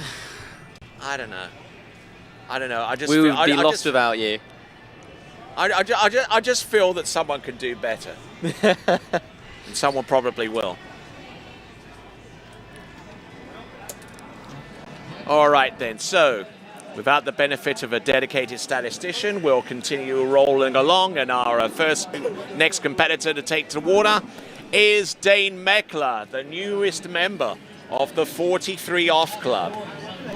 Yeah, I mean, I've known Dane for quite a while. I've been following his skiing for quite a while. He's really got his own style, and it works. I mean, last guy to run 41, that was Dane. Well, the last guy to join the 41 Off Club was Dane, and it looked pretty smooth. He had to go out 39 and run 41 on his second pass, and he did. All right, here we go. This is Dane Meckler. Entrance gates, buoy number 1, 13 meters. You know what I noticed for the first time today on that number 2 turn, and I'll highlight this on the instant replay? The fact that he actually hit the buoy line pretty soon and actually backsided the turn, which you don't normally see from Dane Meckler. Yeah, I mean, he's probably going out there kind of pretty hyped up. The 2 scores before him are 3, so he's thinking the leg's probably on fire and he's going for it. He wants to practice that good 2 ball coming back. Or maybe it's just because it's 13 meters that he can backside it. There we go, look. Yeah, that's a pretty cool view, isn't it? Indeed, yeah, that was an absolutely fantastic effort there from Dane Meckler to get round at that particular turn. And you know, I think these next 2 passes are probably going to look pretty similar to that. Pretty dialed in, really feeling it out. Now, one thing I like actually about pro skiing at the moment is about 5-6 years ago, everyone was a righty. And over the last few years, there's been a few more lefties. Like I think, yep, Freddie was a righty, Cole's a lefty, Dane's a lefty, Robert Pagosi's a lefty. We've got quite a few lefties now. There's a good even split. I'm a lefty myself, so. I'm a lefty. You're a lefty? Yes. Must be a handsome guy thing or something. But I ski left hand up. No. Yeah. Oh, we got to fix that, Tony. We can't be letting you do that. Maybe you're a jumper at heart. Or maybe we can start fixing your stance on your trick ski between slalom and tricks, because you're 1 foot forward with tricks and the other foot forward with slalom. Yeah, I like to keep it confusing. Mix it up a little bit. All right, Dane coming back on 12. Let's see what he does here, huh? 12 meters. Let me see. Now, this is where things start to get a little bit difficult in terms of backside and the buoys, and we're going to see that in full effect not only with this pass, but also on 11.25 meters.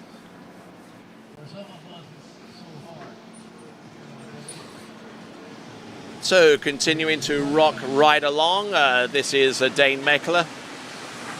And look at his approach into number one. Still able to backside one. He loves it. I'm telling you, he is going to be hyped up. He's going to be feeling it. The last two guys that went out ran 39, and they got to 3 at 41. And both of them made an effort at turning 3. They were coming into 3 in such good shape that they could make a turn and have a chance at getting to 4. I think if there's someone out here that's going to be turning that 3 ball, it's going to be Dane. He's a lefty. He's a lefty. And you know what kind of surprises me a little bit as well is how many skiers after their performances will actually go onto the YouTube recording for these webcasts and actually watch themselves again to see if they can analyze and make adjustments. Yeah, I mean, that's part of the game. I mean, I'm sure a lot of people like me, they video themselves when they're skiing and they go back and they watch it and they coach themselves. I mean, we've all got our own coaches, but you know, you learn so much from seeing your own errors and mistakes and knowing how to fix them. And sometimes, you know, it doesn't always look how it feels. It may feel like you messed up at 2 ball, but in actual fact, you spiked the line too much at 1, which causes you to mess up at 2. So it's pretty good having the ability to go back on the webcast and watch where we've messed up. Here we go, Dane Meckler. Let's have a look on this run. This is 11.25 meters. Oh, look at that.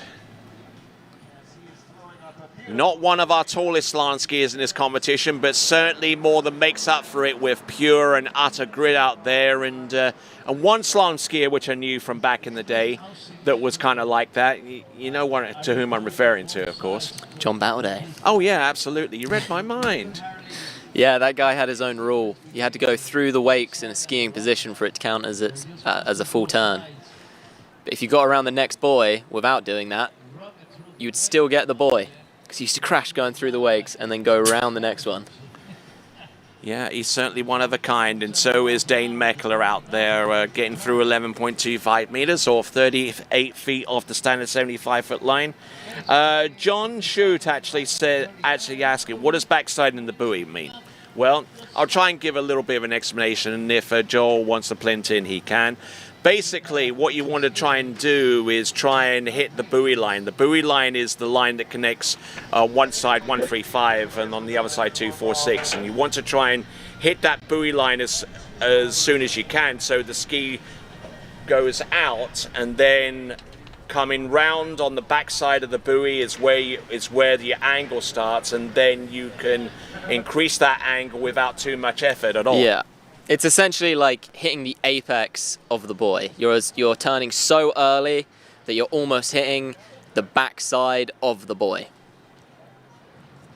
There you go. The apex of the turn. Yeah, he explains it better than I can. You just got to keep it simple, Tony. Yes, indeed. Here we go. 10.75 meters. He scored 1 at 9.75 in the runoff situation at the World Championships a few weeks ago. Is currently among our top skiers and the Water Ski Pro Tour, and can actually move up a little bit with an enhanced buoy score, 10.75 meters, and now puts himself within the realms of the lead. And I tell you what, some great skiing there from Dane Meckler, who is currently in 6th place right now, and sustained a little bit of an injury at the early part of the season, which precluded him from skiing more tournaments, and can actually move up a couple of spots on the Pro Water Ski Tour rankings, depending upon how he performs and the results from others as well. You know, in terms of 39s, I don't think that was a perfect 39, but he was so committed to every single turn. There was no way he was going to let himself miss that. He looked like he was fully in control, even through the little bit of a hiccup kind of coming out of 4. He's just making up for it every single time on his onside. And that's really going to help him out coming into 41. He's going to want a piece of 4 ball. He's a lefty. He's got to get past 2, but if he comes out of 2 in great shape, I see no reason why he can't get to 4 or more. All right, then. So let's see how well he gets down to 41 off. It really is one of those passes where you've got to be on your game right from the gate pull out. Oh yeah, there's not much room for error on 41. You know, you can have a little hiccup, but you need to be 100% committed to your score. Yep. In other words, it's definitely full send out there. There's not much time to think. So he's got to get past 3-ball to take the lead here. He's coming in as a lefty. All right, let's see what he's got. Entrance gate, number 1. Oh, good turn off that number 1. He's still there on number 2. Pretty good too. Oh, look at that. He's still there. He's still there. Oh! And complete ejection out of there. Look at that. And he's happy. He's really happy. That's a big score. Yeah, fantastic. He's gotten a piece of 4. It's 3.5. And I tell you, he looked on his game. And this is the best view that you'll find of a Dane Meckler slalom, because he won't be able to backside 10.25 meters. But just look. He's inside, then he goes out. And then he's not far off backside in 2, is he? No, absolutely not. Look at that.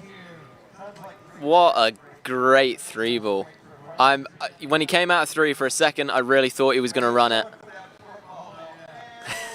And a nice dismount. I give him 9.5 out of 10. He certainly sent it, I'll tell you that. It looks like it's going to be 3.5, 3.5, which doesn't sound an awful lot more compared to Cole McCormick and Freddie Winter, but it's all that it takes. It's a big score there. And you know, not the best 2-ball there. He didn't come out of 2 in a great shape, but he got a great lean out of it. And 3 was just remarkable. That was such a good 3. He just got a little bit of ski chatter at 4 on the back foot. And a great little front flip to finish it off.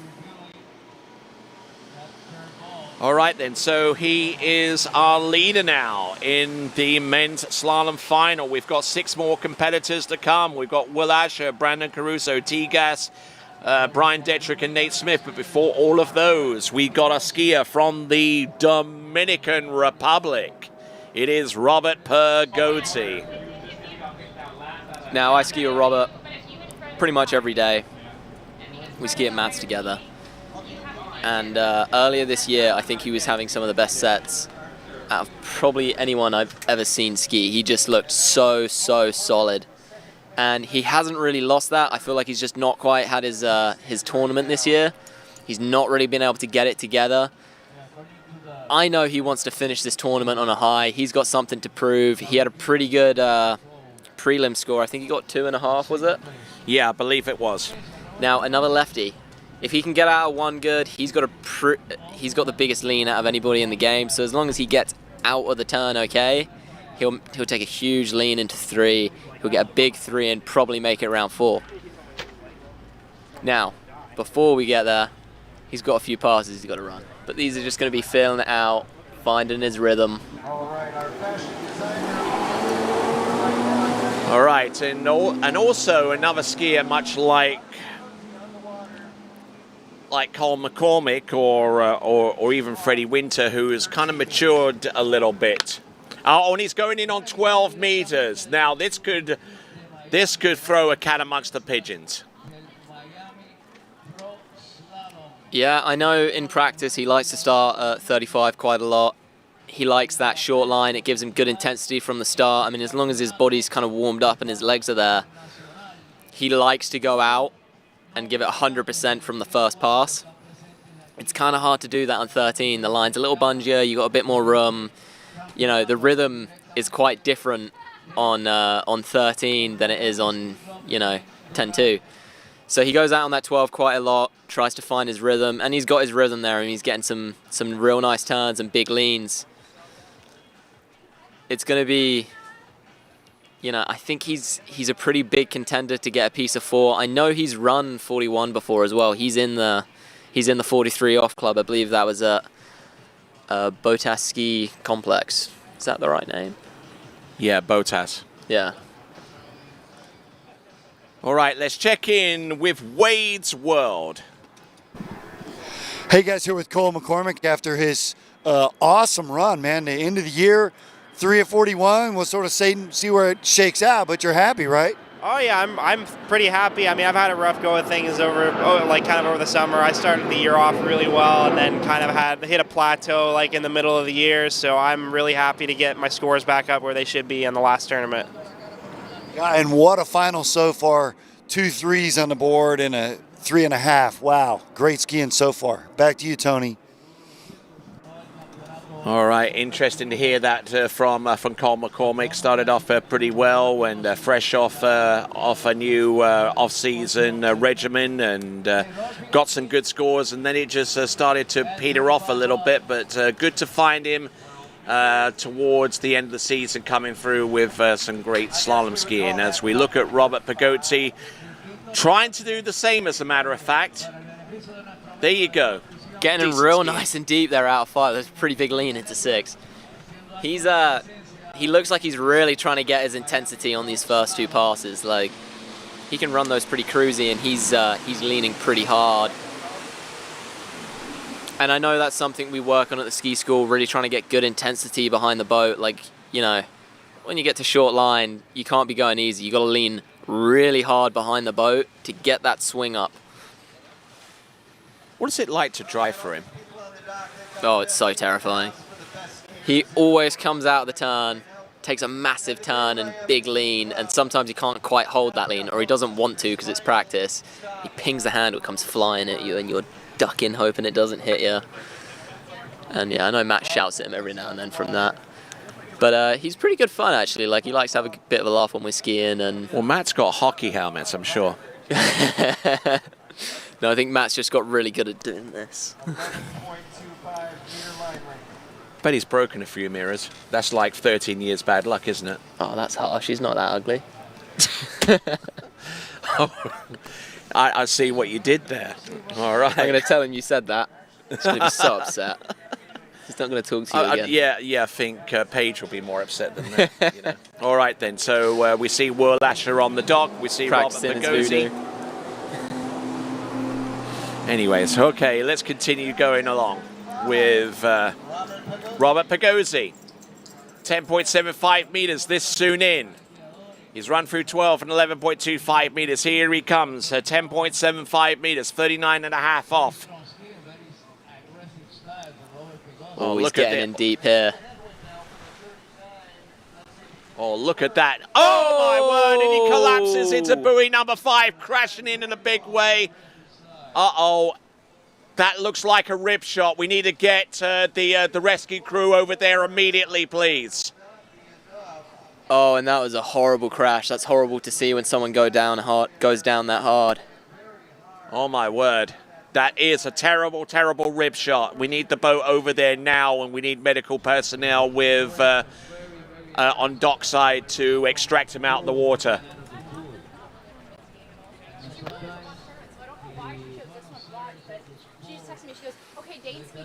All right, we'll take a look at this this pass from the purely technical point of view. Now, he didn't get the perfect 1 ball, but he looked pretty good. Maybe got a little popped into 2. Pretty good 2 there. Just got a little broken over at 3.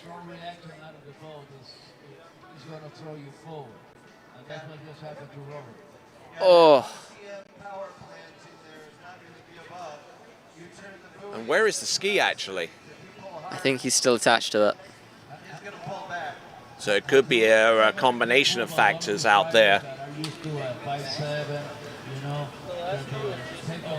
And the boat's holding him up in the water, which is about the safest place for him to be right now.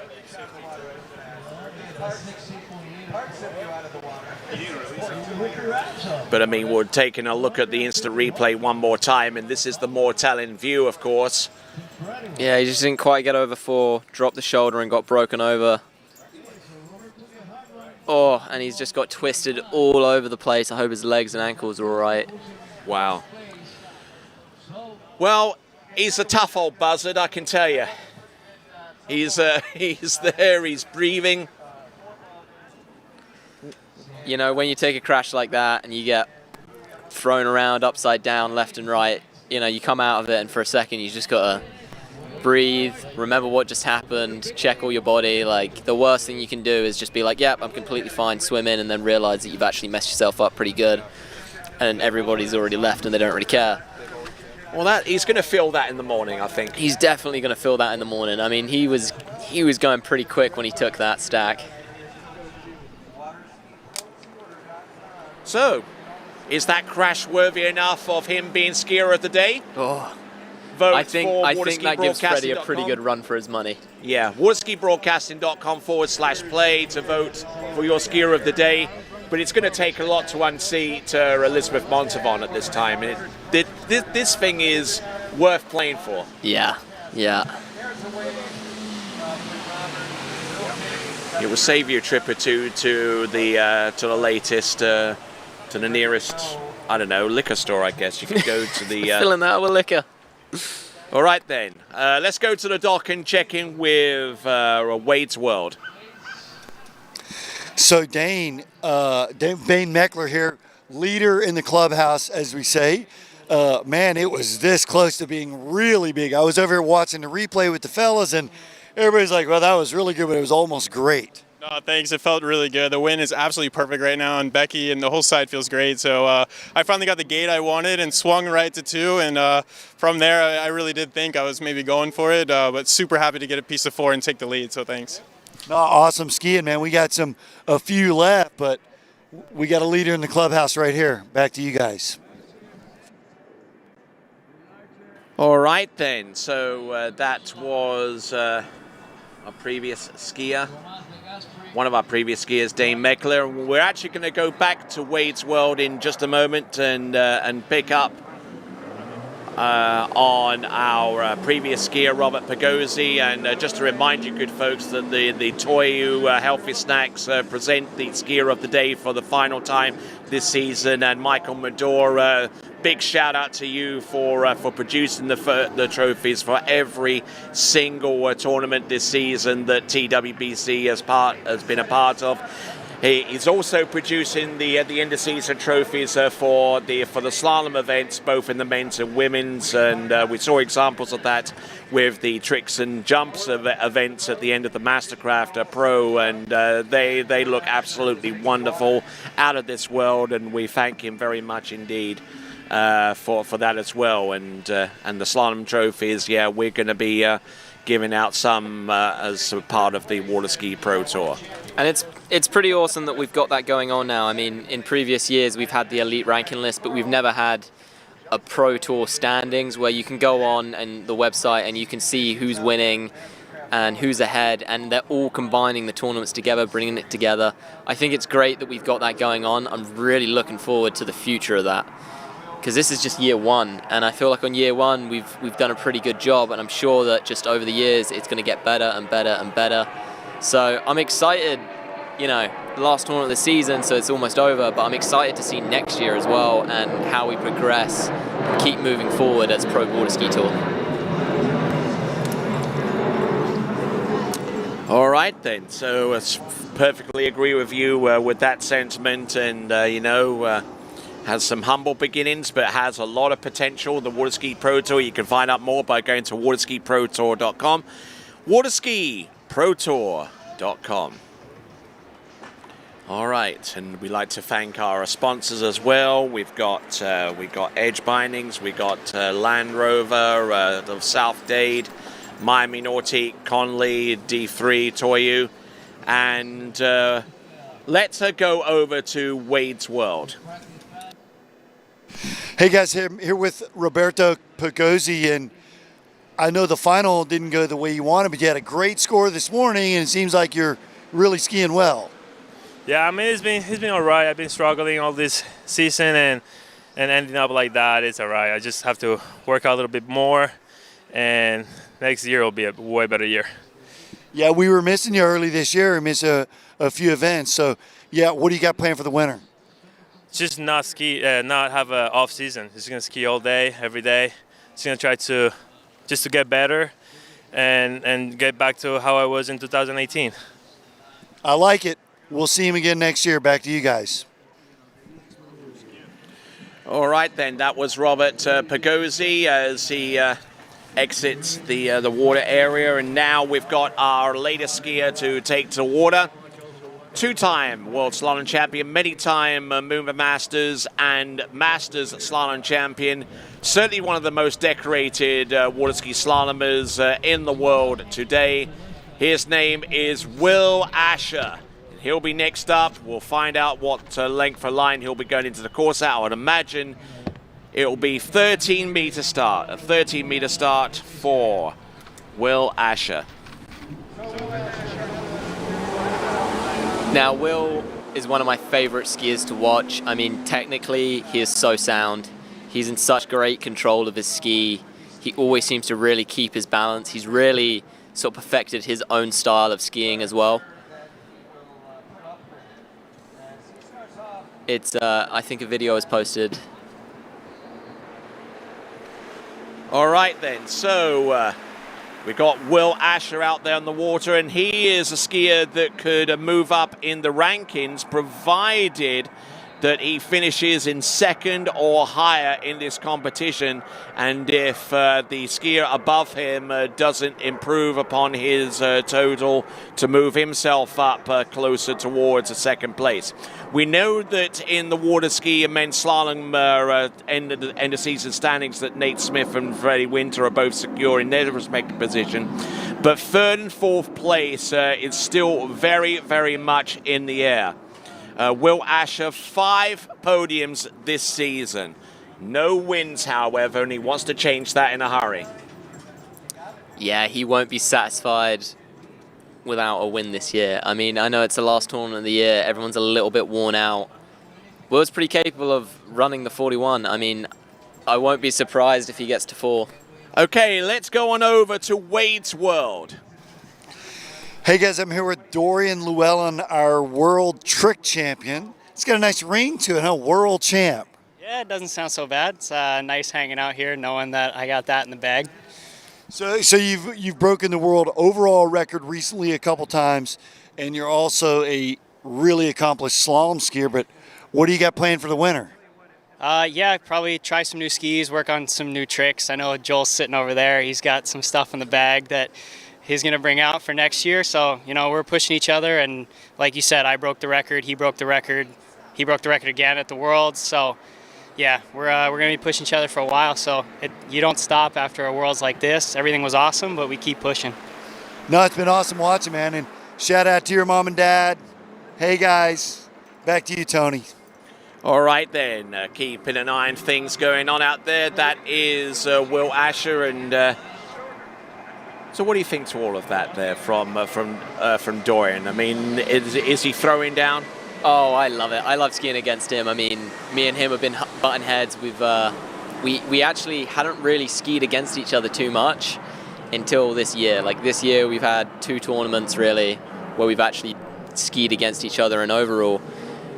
But we've been kind of waiting to collide. I think this is just the beginning of a long, long story between the two of us. Like he said, I broke the record. Last year, actually, he broke the record. It didn't get past, but that motivated me a lot through my winter. And then I broke the record. He broke the record. I broke the record. And I feel like it's probably going to be something similar for the next few years for sure. But I believe that was... yeah, that was the second pass, I believe. Second pass, so 35? Yeah, so 35 off. He's coming back at 38 off, 11.25 meters and 38 off. The standard 75-foot line, leaving 37 feet, and the course is 37.5 feet wide.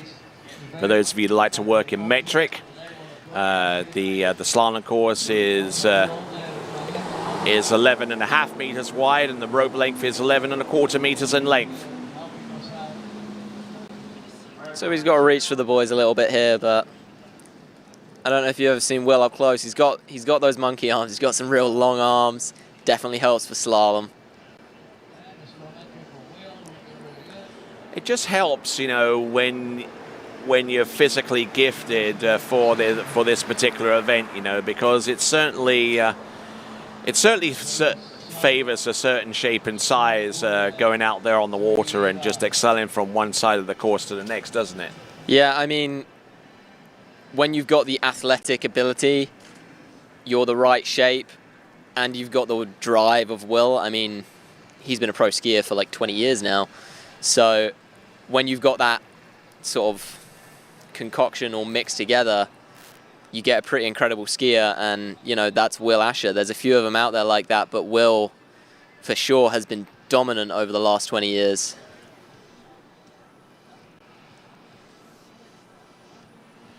All right then, so we're looking at the tail end of this pass, and now we'll check in with Wade's World once again. Hey guys, here with Adam Caldwell, and I know, Adam, you're not super pumped that you're not in the final, but you got to be super pumped about your year. It's been great. Yeah, I had a great year. You know, pretty unexpected. After last year, I got in a car accident late in the season and missed these tournaments, and it kind of lit a fire, realizing like you're getting older, you need to take advantage. I've been skiing a long time and haven't really, you know, put myself out there at all. And this year was awesome to be out here with these guys and to see the Pro Tour kind of coming back together, and water ski broadcasts and you guys just supporting everything and things starting to grow again. So it's been great to be part of that and bring some excitement and share my passion out there in the water. Well, it's been fun to watch. It's kind of like the male version of Chelsea Mills, man. These late bloomers that are taking it to the top. So back to you. We'll see more. All right, 10.75 meters. Needs to get a good start, and he does off the first couple of buoys into the second sector of 3. Gets round buoy number 4. Excellent stuff on buoy number 5 and number 6. There you go. Waiting on number 6, as a matter of fact. Yeah, he comes in. Mark II, hair on fire. And you know, that was in a tailwind as well. The wind looked like it's slightly picking up for some of these guys now. He had to put in a bit of work in the middle of that pass. That didn't look like it was just a given.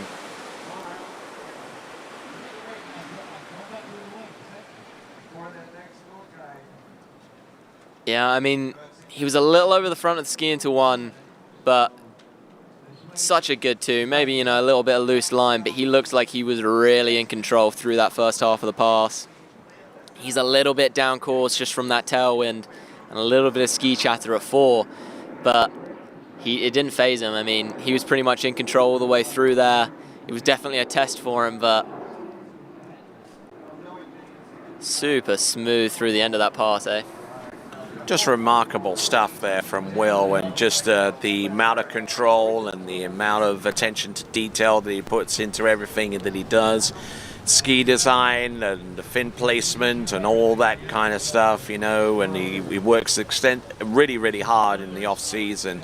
You know, he hardly takes a break, as a matter of fact, and any time he does take a break, he's normally on a bicycle, going up mountains and that kind of stuff, you know, so the guy's relentless. Yeah, I mean, when he takes a break from water skiing, he's working on ski design. So this guy's around it all year. He's a bit of a ski wizard. Bit like Niki Lauda, I guess, with Formula 1 cars. Exactly. All right, then, here we go. This is Will Asher. Entrance round buoy number 1. This is 41 off, 10.2. Come Big on, Will. 2. There we go, round number 2. Round number 3. Little slow at 3, delay but on he's 3. looking good. Good to go, round number 4. He gets the full 4, and he's inside buoy number 5, but he does take the lead. 4 buoys, he takes the lead with 4 skiers remaining, and he has set the stall out for the remaining 4 competitors to come. Remarkable stuff. I mean, that was really impressive skiing. He got such a good 1 ball, came around so connected. Great lean into 2. A really big 2 ball. And you know, coming out of 3, he's a little down course, but he was in pretty good shape. Just got a little stood up at 5. And you know, he was only inside 6 by a foot, if that. And that's a big score. That's a really big score. It's going to be difficult for these next few guys to get more than 4. I mean, getting 3 is one thing, but getting round 4 and turning 4, that's a pretty huge score.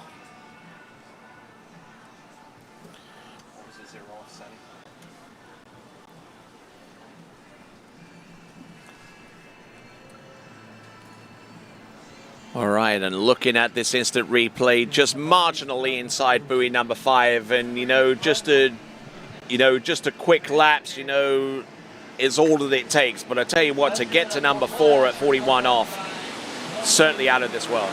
Yeah, that was really impressive skiing from Will. He'll be pretty happy with that. I mean, I think anytime you turn 3 ball, it's a pretty good day, but 4's a pretty nice score, huh? Mm-hmm. 5 podiums this season, currently ranked in 4th place and can move higher, provided that that results work in his favour in respect to himself and also to the competitor that's directly above him in the rankings, which is Thomas de Gasperi. Just absolutely out of this world. And using the A-force, the A2 setting on the 0 off, which means that the boat takes you a little bit later off the buoy as you go across the wakes, with about a medium level of intensity. And the 0 off system has really helped to customize the pool to each individual skier's needs and specifications. Yeah, I mean, it just kind of gives that personal feel to it, but I think you'll find a lot of the skiers tend to go A2. That's sort of become the optimal point. You want that strongest pull just as you come off the second wake. Really helps you swing up wide on the boat and get around the next buoy. Now I believe this is Brando. All right, Brando Caruso. And here is a rather unusual technique with the one-handed gate shot. You know, I mean, nothing unusual about a one-handed gate shot, granted, even though it's getting less and less out of vogue. But he seems to fall in a little bit with the turn. And I don't know. Let's go over to Wade's World. Hey, thanks, Tony. Here with our new leader, Will Asher. Man, you just cruised to your opening passes, and then what I would call a really decent start at 41, right? Yeah, I got a really good start at 41, 1, 2, and coming into 3. I started looking at 3, and I'm like halfway through looking at it, I'm like, you need to be looking somewhere else.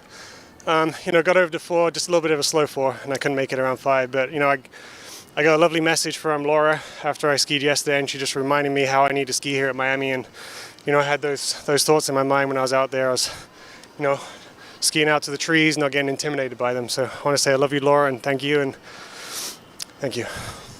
I love it, man. We may see him back out again or on the podium, but a champ's a champ. Back to you, Tony. Well, there you go. And once again, Will Asher telling us a lot by not telling us a lot. You know, I think he's pretty happy with that score, but I think he knows 4 is a big score, but there's a few guys behind him that are capable of getting 4. So he's not going to be fully satisfied with that, you know. I mean, I think especially getting such a good 1, such a good 2, such a good 3, he's probably a little bit annoyed of himself for just coming around that little bit slow, like he said, at 4, because he looked for a second like he was going to run that. Well, certainly, and if he'd have run it well, I think he would be celebrating for about the next 1 to 2 months. Here we go. This is Brando Caruso out of Italy, the first of our dynamic duo of Italian slalom skiers in this competition. And I tell you what, he's not looking too bad. He's actually backside in the second pass of 12 meters, and one of our tallest skiers in this event. Great skiing there from Brando Caruso. And you know, we've not seen too much of Brando at the start this year, but he's shown up for the last few tournaments of the year, and you know, he's kind of came out of nowhere and chucked out some massive scores. He seems to be running 39 pretty much every time, and you know, if you want to be on the podium, you've got to run 39 every time, and he seems to be doing that. He's looking like a really good skier. All right then, so our 27-year-old skier out of Italia. I believe he's actually from the Rome area of Italy. A little bit away from where a good majority of Italian skiers tend to converge, which is around the area of Milan and Rocchetto and those places.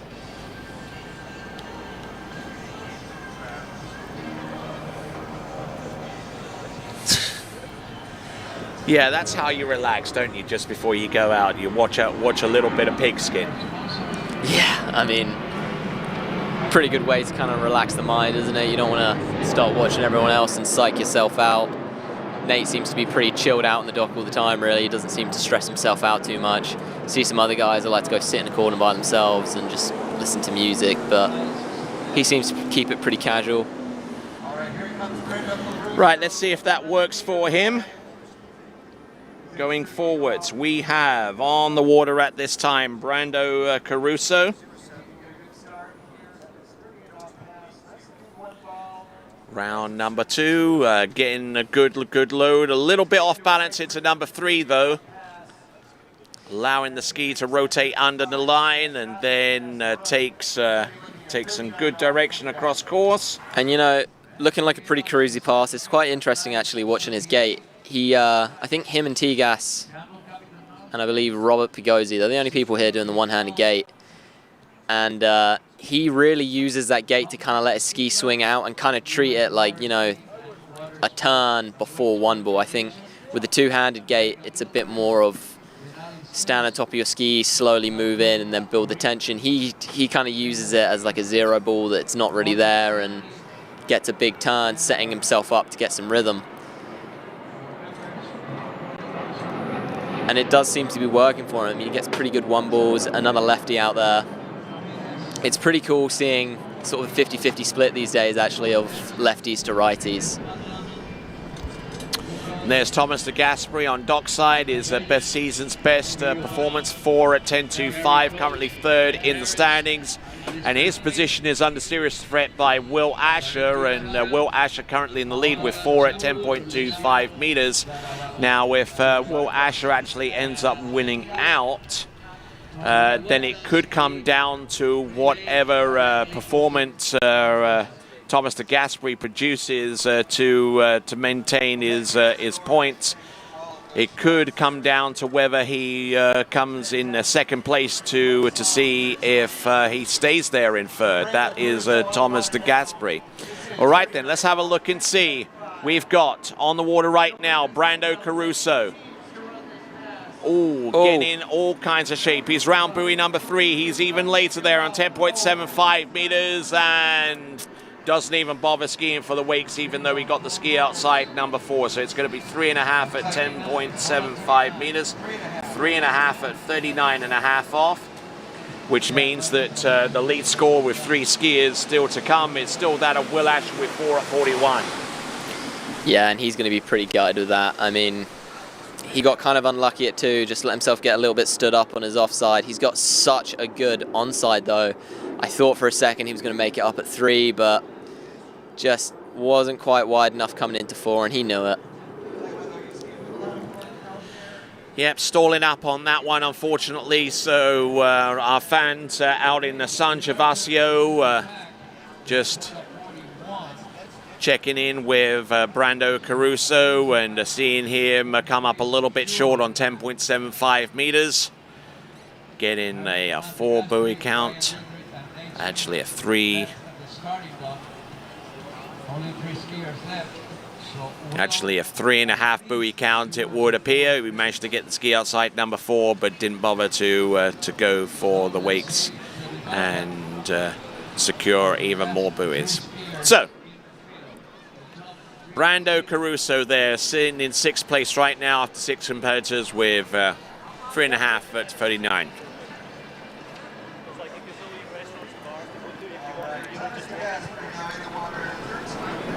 All right then, next competitor, 2-time world slalom champion and 8-time European men's slalom champion, the silver medalist in the World Championship that was held in Lake County a few weeks ago. This is Thomas de Gasperi. Now Thomas has been looking really good towards the end of this year. A little bit slow start to the season, but towards the end of the year, he's really been dominating. He looks like he's found his rhythm, and he's really been bringing it together. I mean, and he skis deceptively slow as well. Yeah, I mean, if you watch him, he has a little bit of a narrow gait there, actually, but he really keeps his ski moving, keeps his body still, doesn't do anything crazy. Like, he's not relying on a huge turn. He just keeps it swinging, keeps his rhythm. And rhythm's everything. I mean, if you can find your rhythm from those first few passes and you can keep that coming into 39 and 41, it makes quite a big difference. And you know, similarly like Pedrini, doesn't feel the urgent need to press against the water to get from one side to the other. And with that, we'll explain a little bit more about that in a moment, but let's check in with Wade and Wade's World. Hey guys, here at the dock with Brando Caruso, and you just finished up your run. I know you're not excited or happy about it, but you got to be excited that 2 finals in a row at the end of the year, good skiing, and makes you look forward to next year, right? Yeah, of course, but you know, I'm really upset with my result. I wish I could do better, you know, but I just made a huge mistake on the gate. The wind didn't feel was that strong, but I was actually strong. I mean, I made a mistake, wasn't for the wind, but should have done a better gate, moved better. I don't know. I'm not used to ski this much, you know, like I haven't skied a lot. I skied like only 4 months, you know, and that's how it is. We take it, we eat it, and we go back. Well, hey man, it's been fun watching you the last few weeks. Best of luck over the winter, and we'll see you next year. Back to you. And Tigas coming back on 35 there, making it look pretty cruisy, pretty easy. And that's a pretty easy pass for him. Oh yeah. And I mean, in all fairness to like Brandon Caruso, I mean, he could have easily have just quit on the season, having not been able to get on over in time for the World Championships. He could have said, I'm done, I'm not going to ski the other events. But he came on over, albeit a little bit late, and still managed to get himself into a couple of finals. So kudos to him. Yeah, I mean, he's been making finals. He's been looking really good. He's put out some big scores. I think he's been a little bit unlucky there. He just kind of didn't look like he really found his rhythm on the start of that 39 and just got stood up at 2. But I don't think that's the last we'll see of him. I feel like we're going to see a lot more of him in the next sort of few years to come. And hopefully we see some big scores coming with it, because he looks like he's got a lot of potential. He's got a really nice style, kind of similar to Tigas in a way. Indeed, indeed, and look forward to seeing him a little bit more in the future. And T-Gas, by the way, has gotten through the opening 2 passes. Not showing too much signs of a pain with his lower back, although he did express the fact that he did have a little bit of pain in his back towards the end of the second round. Yeah, well, I think earlier today he was saying his back felt pretty good. He's kind of ready to go out there, and I think, you know, this is probably one of his last sets of the year. He's going to give it the big final push and lay everything out there. This pass should be pretty cruisy for him. We got him coming back on 38.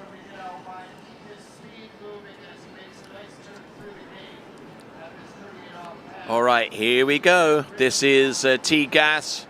He's gone through the opening 2 passes, and here is pass number 3. 11.25 meters, making light work of that, absolutely.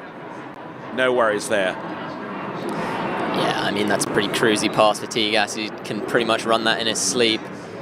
Looks like he's really got his rhythm today, though. I mean, he seems pretty relaxed behind the boat. He's getting some nice turns, some good leans. Now, this next pass is going to be pretty crucial. He's going to want to get some really good rhythm and feel it out, because he's got to get a piece of 4 to have a chance of winning this tournament right now. That's a pretty big score for him.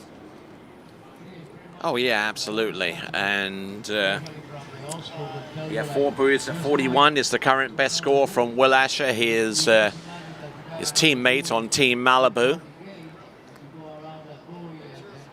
And you know, Tigas and Will, they're around the same age. They've been skiing against each other for the last 20 years. They're both Europeans, so they've been skiing Europeans quite a lot together. I know Will doesn't tend to go to as many Europeans anymore, but these two have sort of grown up skiing against each other. There's a pretty good rivalry there. So Tigas isn't going to be laying up. He's not going to let Will get that 4 without giving it everything he's got. And they also skied against each other in the collegiate ranks as well. Thomas de Gasperi skied for the University of Louisiana at Monroe, whilst Will Asher went through his entire eligibility as a UL Lafayette Raging Cajun. Yeah, the dreaded Monroe-Lafayette battle. Yeah. Here we go. Thomas de Gasperi, round buoy number 1. Round buoy number 2 takes a good hard snap over the tip of his ski, looking and go. This is 10.75 meters. He's run it consistently in this competition, and there you go, all the way through. And still not looking too bad out there on the slalom course. He's looking pretty good. He gave a pretty big 3 there. I think he's practicing for his 41. If you watch, actually, you'll see on the replay, hopefully, as he came out with 3, he gave it a pretty big lean. And I wouldn't be surprised if when he turned 3, he had 41 in his head thinking, yep, this feels right. That's what I'm doing on 41. Such a good 2-ball.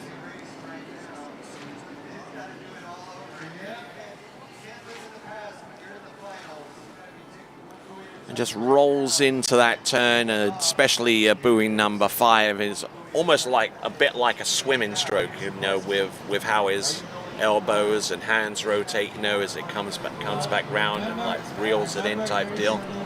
And you know, there's so many pieces going on in slalom. You've got to control your ski, you've got to control the line, how your body's moving through everything. And I think he does a really good example of how to keep everything moving fluidly without being out of control. He looks so smooth coming through his edge change into his turn, and he never really seems to lose his balance.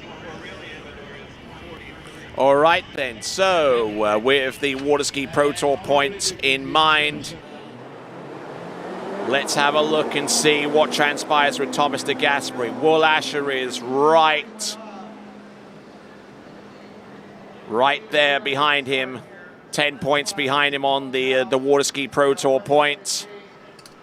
Here comes Thomas de Gasperi, currently in 3rd place right now. Whether he keeps that 3rd place is going to be determined right here and now. No, and he goes down on buoy number 3. That gives him 2.5. That means that Will Asher is still in the lead with 4 at 41 off, or 10.25 meters, and that could have significant repercussions so far as the Waterski Pro Tour is concerned. We won't really know too much of the extent with that because if Will Asher actually scores a 3rd place, at least that will put him on 209 points, and that will put him about 7 points short of Thomas de Gasperi right now as it stands. So right now, Will is guaranteed 3rd place. He's got the highest score. 3rd place in this event. In this event, he's guaranteed 3rd place. Now, we've got another 2 skiers that need to go out, and they need to get more than 4 to beat him.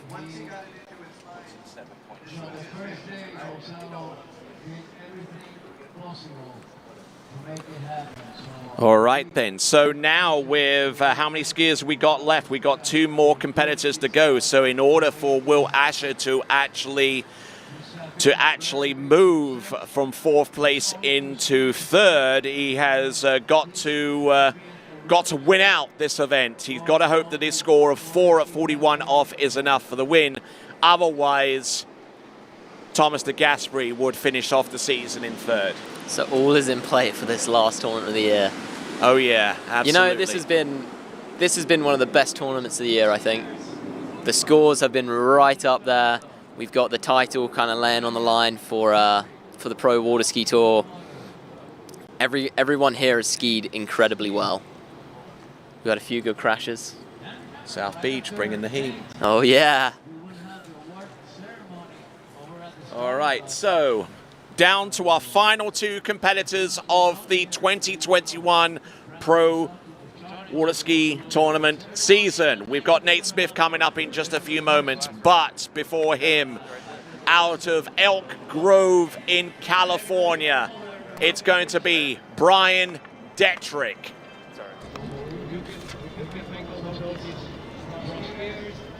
Now, Brian's been skiing really well this last year. He seems to be making pretty much every final, making some podiums now, looking really, really strong.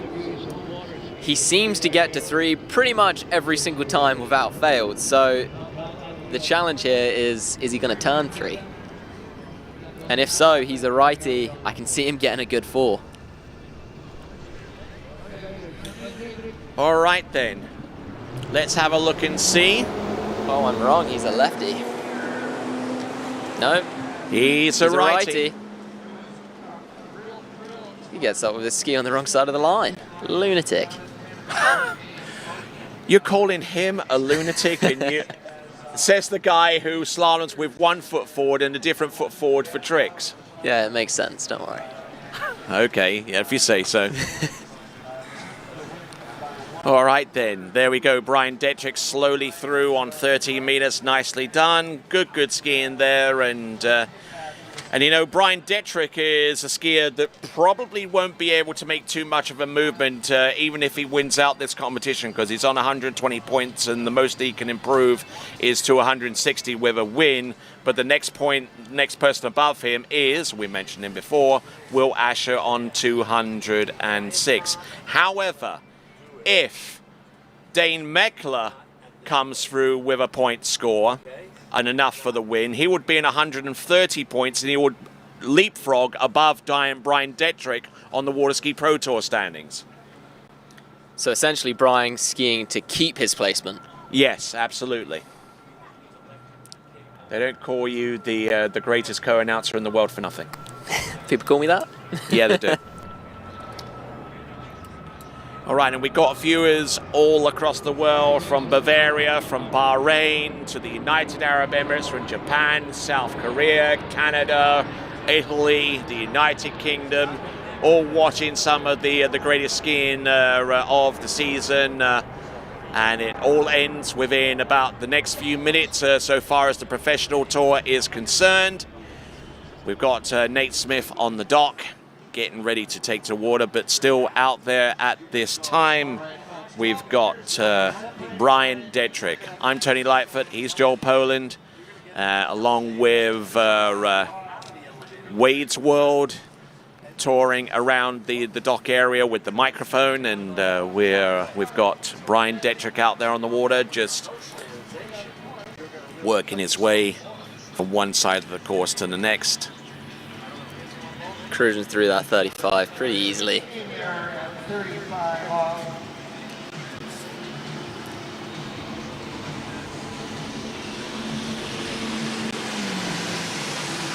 All right, looking at this instant replay one more time. This is Brian Detrick.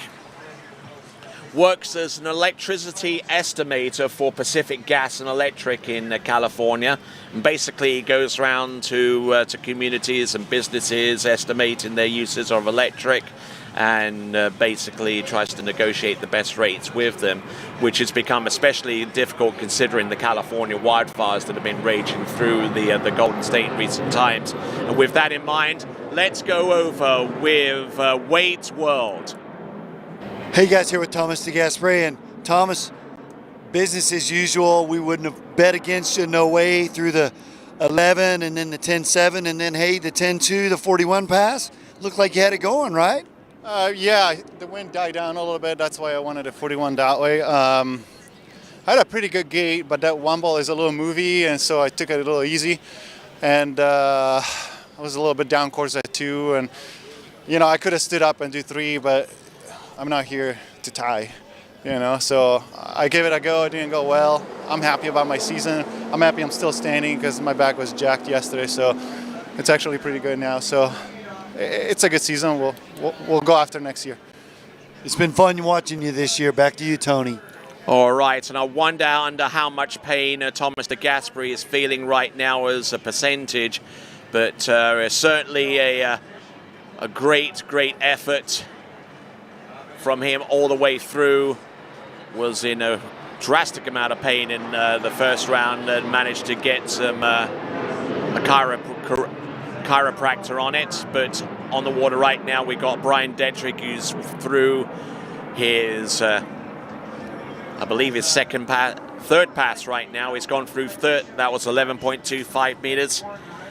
And he's getting a little deep. Yeah, he's he 1-3, is. isn't he? You could still vote for your skier of the day.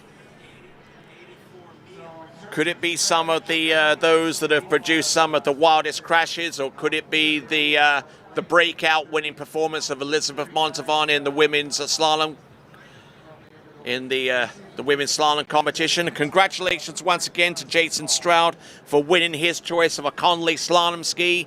Jason Stroud, we will be reaching out to you very, very soon to arrange delivery of your slalom ski, whether it's a Conley or a Carbon V, a GT, a GTR, or a DV8. Any of the skis on the Conley list. It could even be a concept if you really wanted to.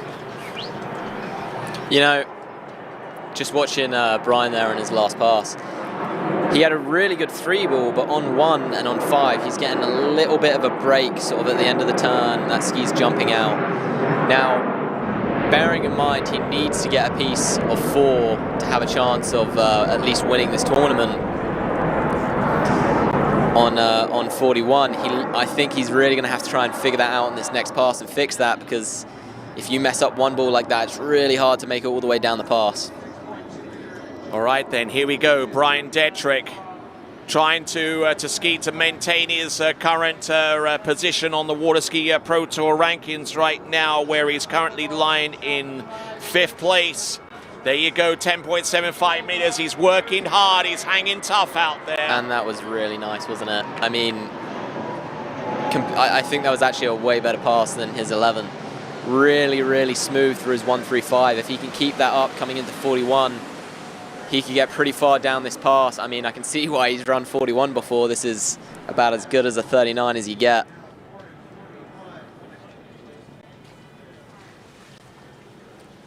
I may fight you. I may fight you down the line, but you did a good job. He's just got to basically ski towards the top right now. Otherwise, yeah, now we did a good job. He's got to ski better than Dave Meckler.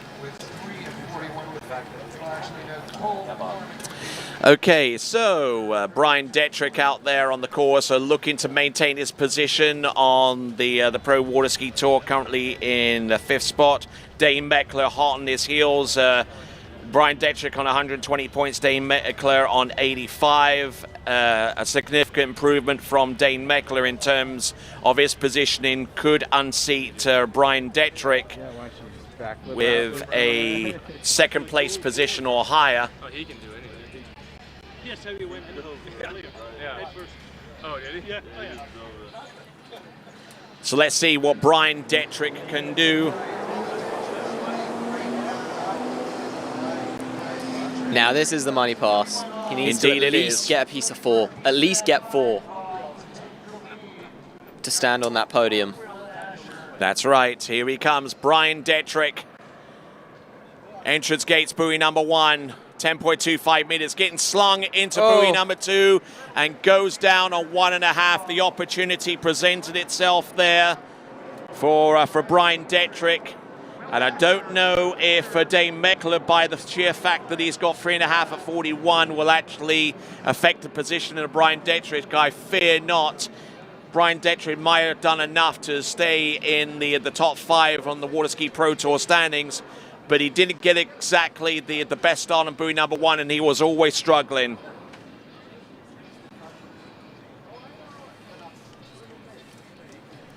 So as of now, Dane is now on the podium, guaranteed a 3rd place. Yeah. Nate's going to have to go out and run 4 for a runoff, or 4 or more, or a piece of 5 to take the win. Now, he seems to be pretty flawless this sort of end of the season, but let's not forget this is 41. This is a really, really short line. He's got to get round 4 and over to 5 to win.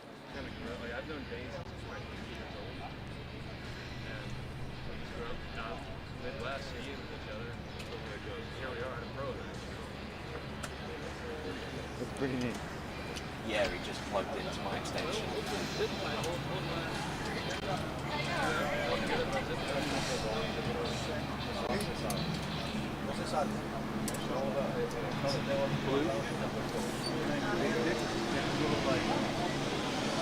And it looks like his binding's held together with a couple of zip ties.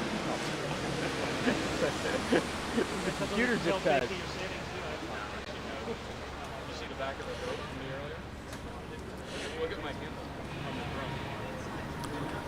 All right then, our next and last competitor in this 2021 Pro Water Ski season, coming to us out of McCordsville in Indiana. The current leader, the current unassailable leader in the Water Ski Pro Tour standings with 304 points, the only competitor with a score of over 300 points on the Water Ski Pro Tour. His name is Nate Smith.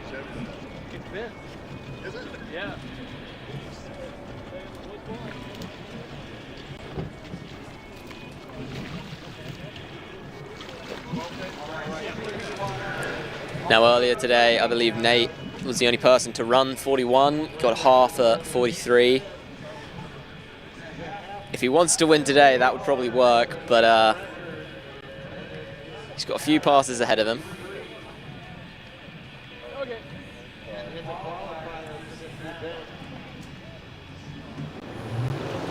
All right, 12-meter start for Nate Smith, one of our few competitors to come into the course on the 12-meter line. Most of our others have gone in on 13 meters, 58K on A2, which means that the pull of the boat takes him a little later off the second wake. And A2 is pretty much middle of the road, and you'll find that among our pro slalom skiers, A2 seems to be the most popular choice, wouldn't you say? It does seem to be the favourite, especially behind the Nautique. I mean, it really helps you just swing nice and wide up on that boat just off that second wake. Pulls out and gets ready to shorten. Our final competitor out there on the water, getting ready for the win.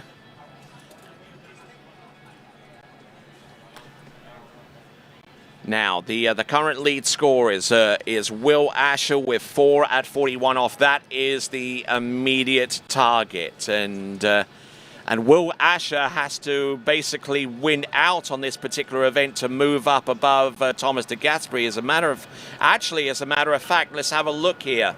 Will Asher is on 206 points. A second place finish for Will Asher will actually put him in a dead heat with Thomas de Gasperi for third place. Did you pick up on that? If Will Asher ends up in second place, it's a dead heat between himself and Thomas de Gasperi for third. It's going to have to go back a tie break, because they're both going to be on 216 points.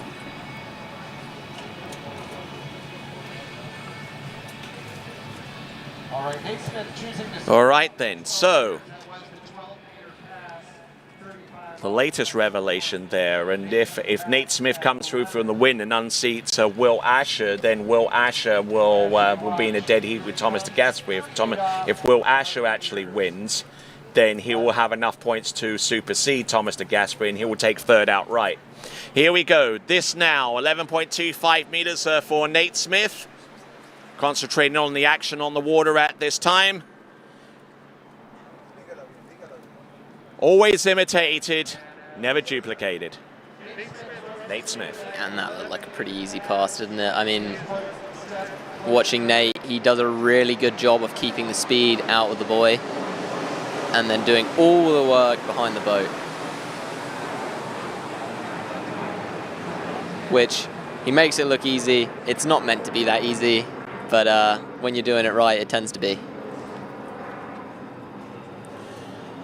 Seems to be very, very light on the boat. He's got good leverage. It doesn't look like he's putting much pressure against the water, and this is definitely a lot different to what we've seen in many, many years in the past, where you're cranking and yanking out there.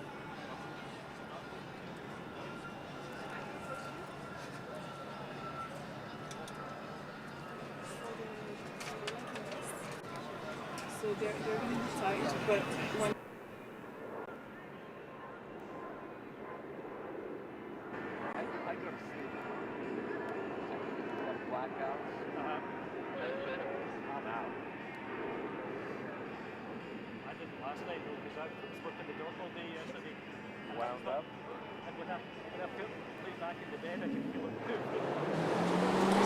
All right, and Nate Smith coming back on 39, I believe. So he's going to have to get through this pass. He's been looking pretty smooth on his first two. I don't think this is going to be too much of an issue for him. All right, here we go. This is 10.75 meters. Really nice 1 and 2.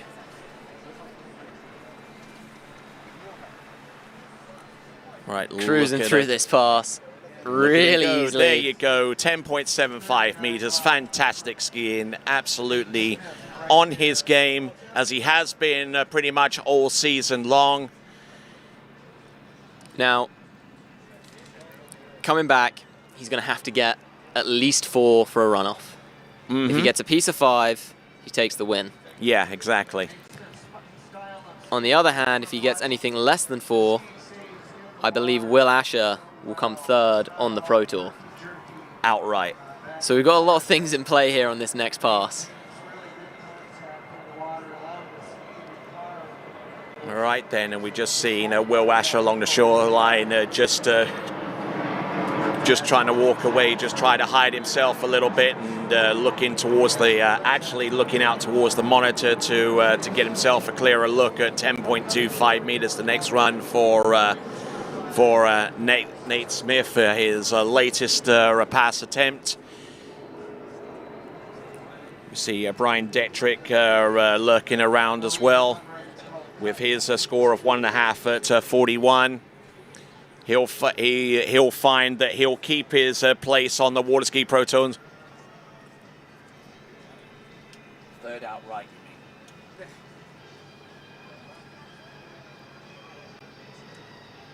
All right, here it comes, folks. All right then, so here we go. This is for the championship right here, 10.25 meters. Entry gates number 1. Great. Round number 2, he's halfway there. Getting the good strike off number 3. Good to go for number 4. And a piece of 5 is enough for the win. And there you go, and 6 is enough for the pass. Good effort there. And there is your event winner. And he's also your Pro Tour winner as well. So Nate, Freddie, and Will in that order. The Pro Tour final standings in the top 3 have been decided. So it is Nate, Freddie, and Will, 1, 2, and 3. And I tell you what, we've seen this happen so many times before with Nate Smith coming in on 41 off. He just makes it look like a walk in the park. Was a really cruisy pass, wasn't it? He didn't have any problems anywhere through that pass. He's just got such great balance coming out of the turn. And it looks like he's going to give us a nice little show of what 43 looks like and how short it actually is.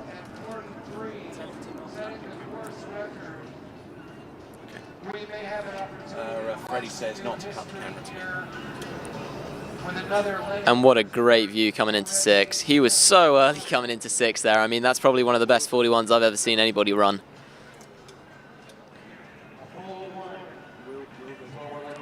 So in 1st place, we have Nate Smith.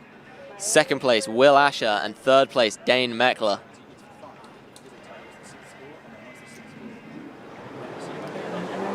Now, let's see what Nate can get here at 43. We've seen him try it a few times. He tends to struggle again out of 1. All right, then, here we go. 9.75 meters. This is 43 off. 9.75 meters. Last time this season, off the number 1 turn. I don't think he got outside number 2. He gets the 1, and 1 is enough for the win. And he ties the course record with Andy Mappel with 1 at 9.75 meters, a 43 off. Your champion, that is Nate Smith. And with that, that also resolves the top 3 on the Water Ski Pro Tour men's slalom event, with Nate Smith, your winner, ahead of Freddie Winter and ahead of Will Asher, that represents your top 3.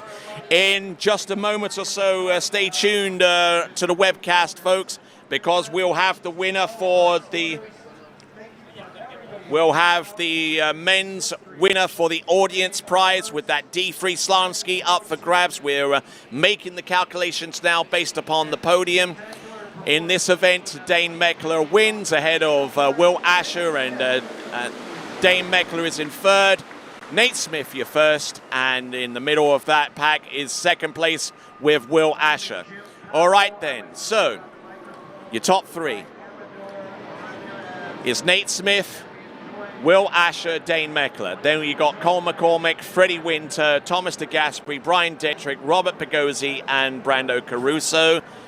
Thank you very much for your continued viewership. We've got our awards presentation coming to you in just a short while. We've got the podium ready to go.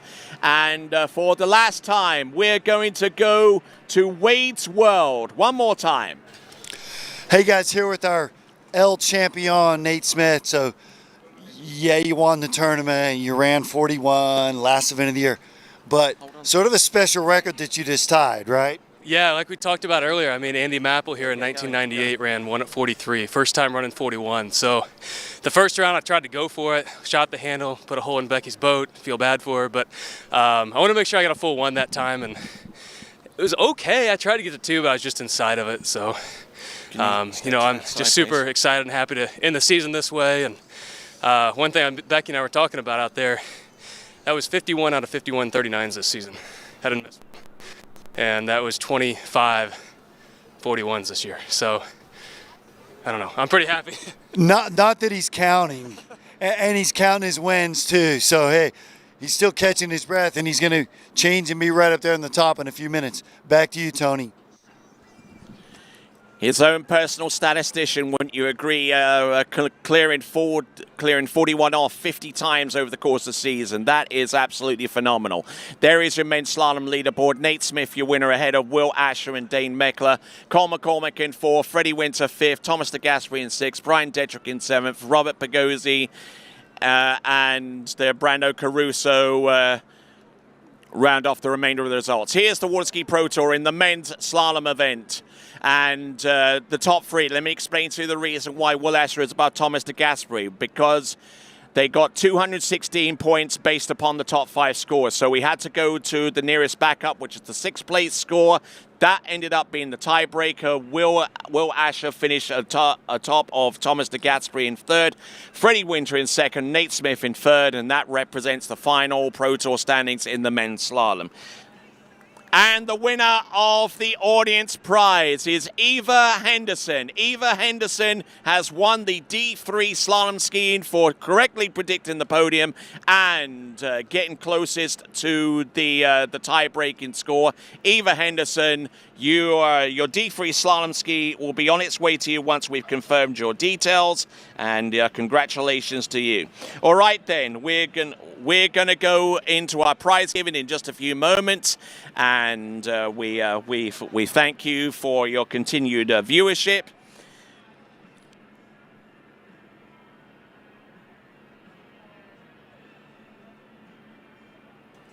All right then, so we'll be back in just a moment. This is the Miami Pro Slalom event for 2021. We'll be back momentarily.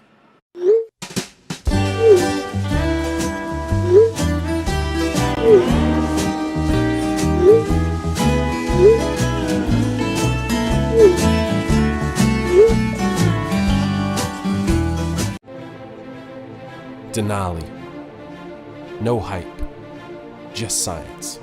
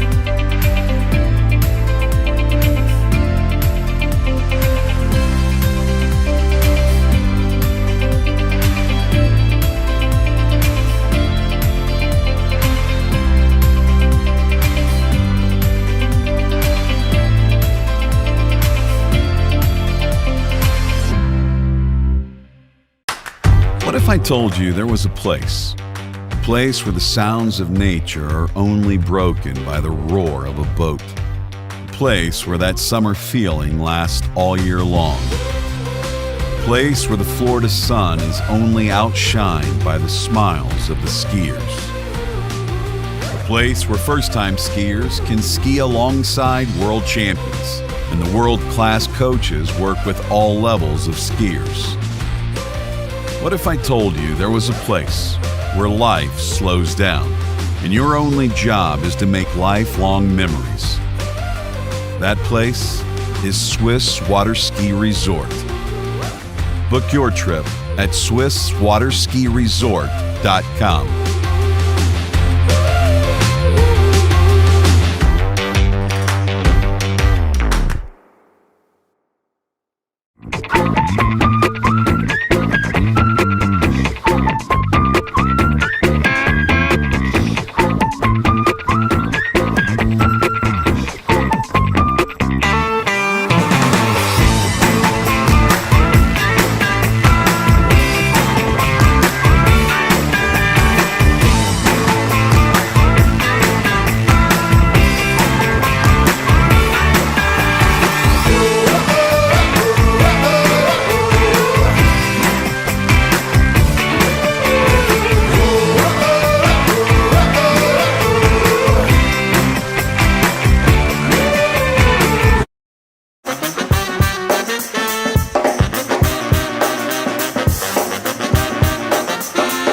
I'm on the move, I'm going up.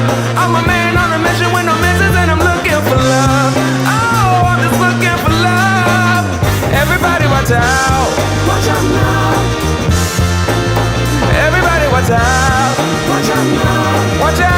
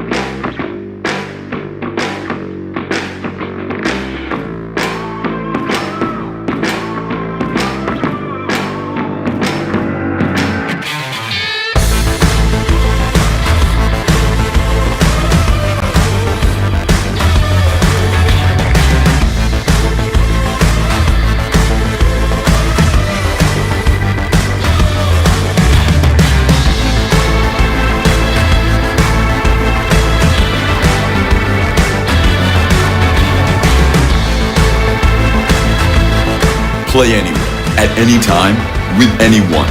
Download Sports Smash now.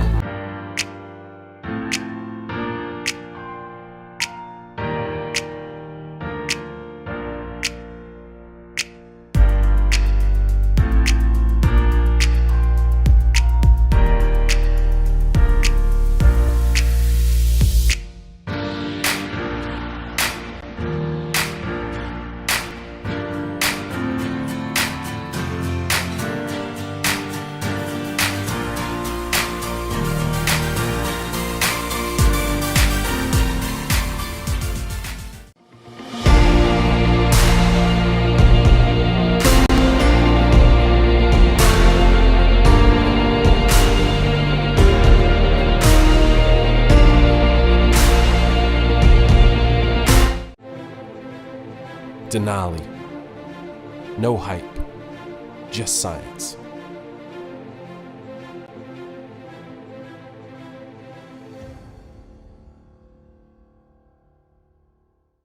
Hello everyone, my name is Danilo Filchenko and I am the Under-21 World Trick Champion. The edge trick binding brings me a lot of support and control over my ski due to the 3D printed plate. I'm very excited for upcoming 2021 season as Worlds are taking place, and I'm confident that with the right gear it will help me achieve my goals.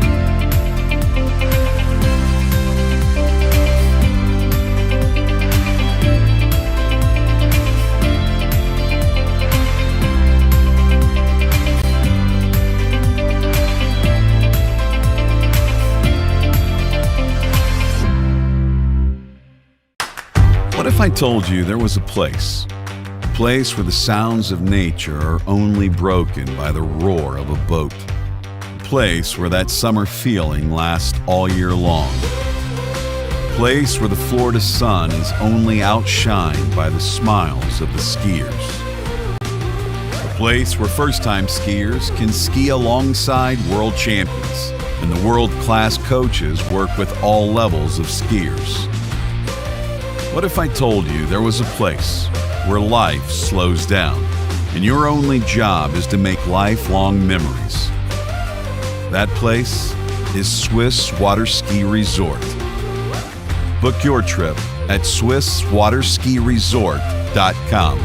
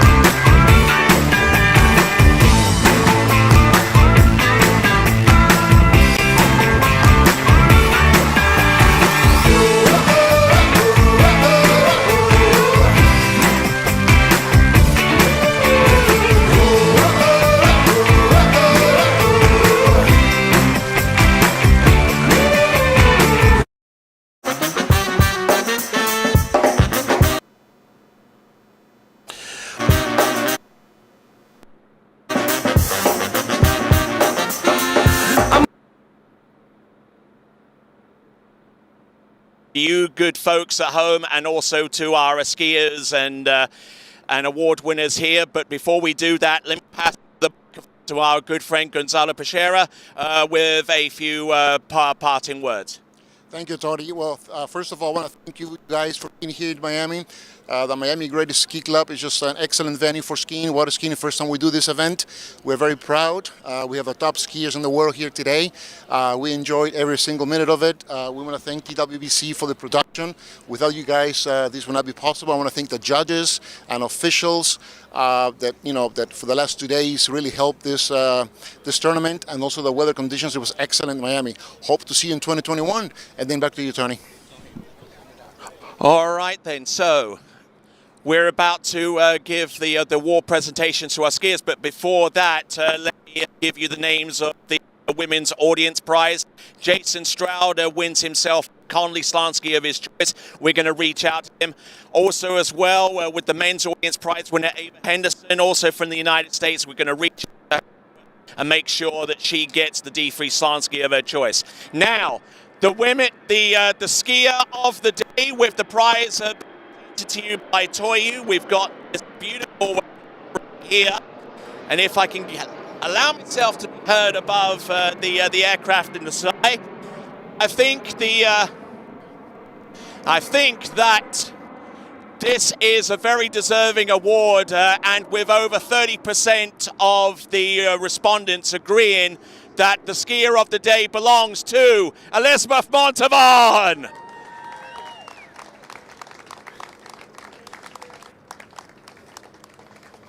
That's not the only award that she'll be winning as we go through the award for the, I believe, the top 5 in the competition. And in 5th, with a score of 5.5 at 11.25 meters, or 38 off, it's Vanessa Veek.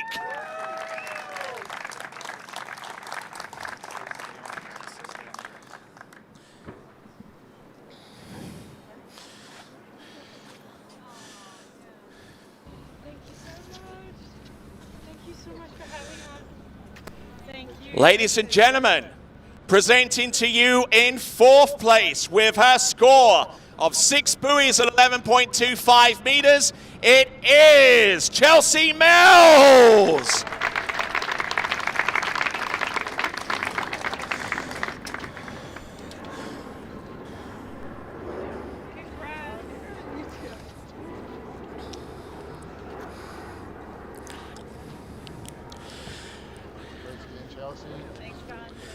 Ladies and gentlemen, your top 3 in 3rd place with a score of 2 at 10.75 meters, Samantha Dumala.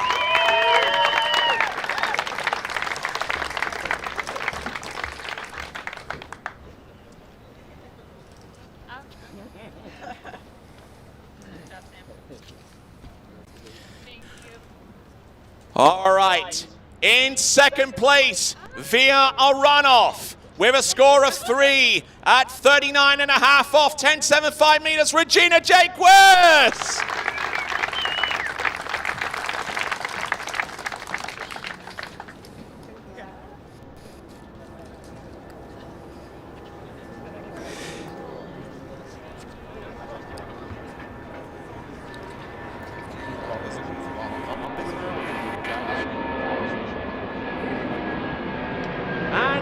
Gentlemen, presenting to you the winner of the inaugural 2021 Miami Pro Slalom event in the women's category, also with a score of 3 at 10.75 meters, it is Elizabeth Montemon!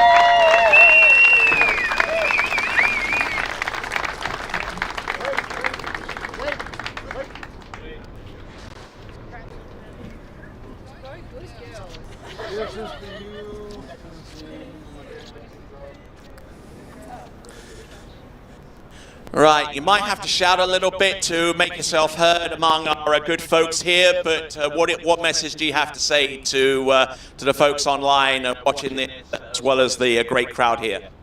You know, never give up. This season was a lot of ups and downs for me, and I didn't expect this at all, but thank you to everybody who had my back this year and believed in me regardless. I wouldn't have been here without you, and everybody has a right to believe in themselves, so never give up. Congratulations to our top 5, Vanessa Veek, Chelsea Mills, Samantha Dumala, Regina Jaquez. Live on. Shake up that champagne. For champagne?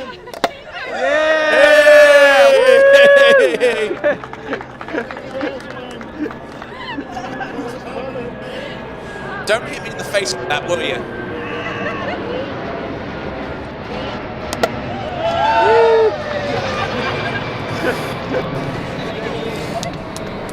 Ladies and gentlemen, your top 5 in the women's slalom competition.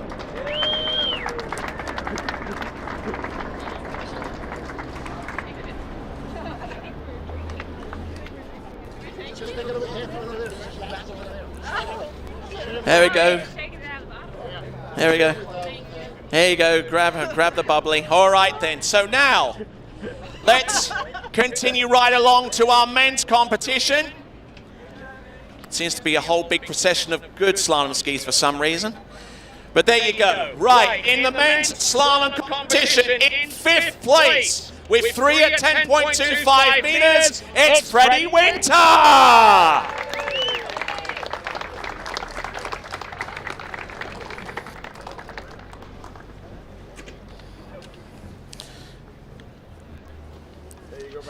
Ladies and gentlemen, in 4th place, out of Canada, also with the same score of 3 at 10.25 meters, Cole McCormick.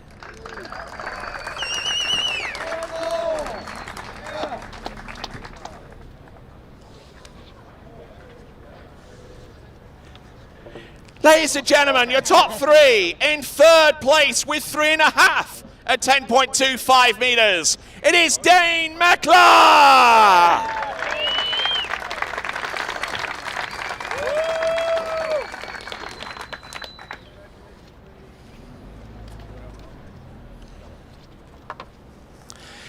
Top two now. In second place, your runner-up from Great Britain with 4 at 10.25 meters, Will Asher!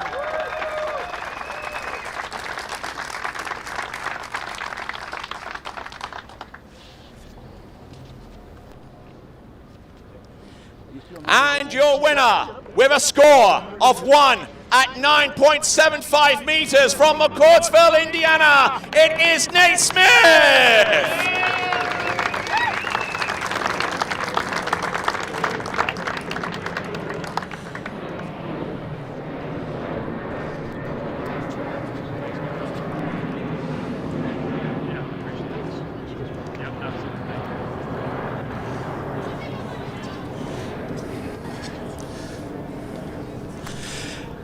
And Nate Smith, if you can make your voice heard to our good folks here as well as the good folks online, your thoughts, please. Yeah, thanks, Tony. Just super excited to be back here in Miami, and thanks to Gonzalo for organizing this tournament and allow us to come back down here.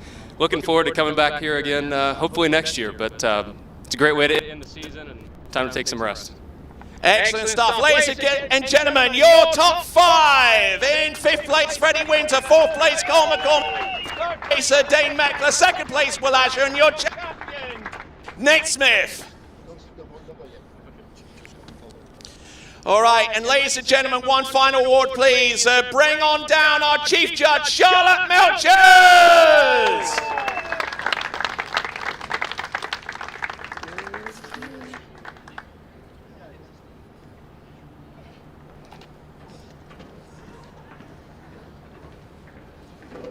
Thank you very much. Thank you. No worries. Thank you. Ready? Break the bump in. 1, 2.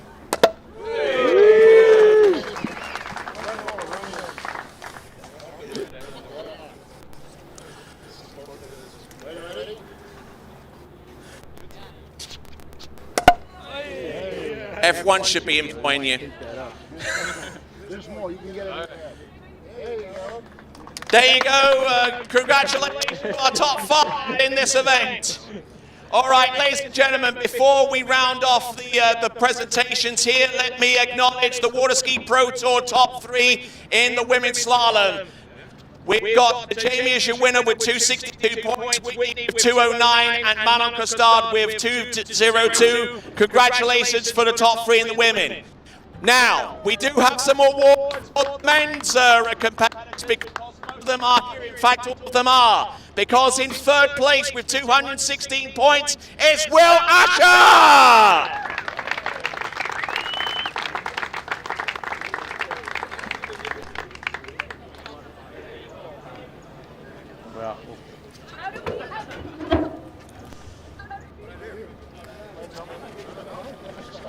Okay, off the back.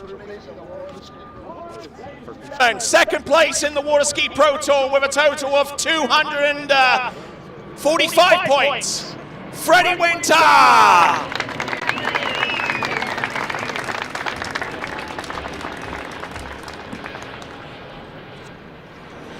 And ladies and gentlemen, your Water Ski Pro Tour men's slalom champion with 306 points, which includes 2 additional bonus points for the top score in this event. It belongs to Nate Smith.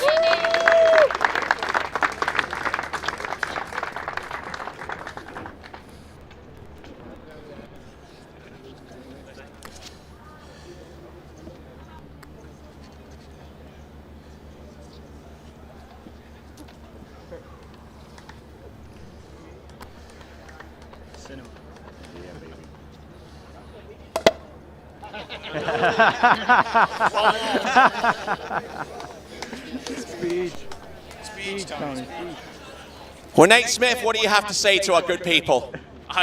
Again, thanks for everybody for being here, all the officials, and you know, this new award, the Water Ski Pro Tour. It's definitely something pretty cool to be up here on top. You know, I didn't really have anything like this the last 10 years, so some of the older guys that have been here have had something like the Pro Tour, but looking forward to where it goes in the future. Excellent stuff. Ladies and gentlemen, your top three in the Water Ski Pro Tour. Into third place, Will Asher. Second place, Freddie Winter. And your winner, Nate Smith, for 2021. For reading that, comes off the pier, okay? We're losing signal here with that a little bit, so he wants you to read what you got there off the pier. All right, and one final thanks that I've got to give, and I'm sure every single one of you is going to want to give this man a big thanks. Let's give it up, please, for Gonzalo once again.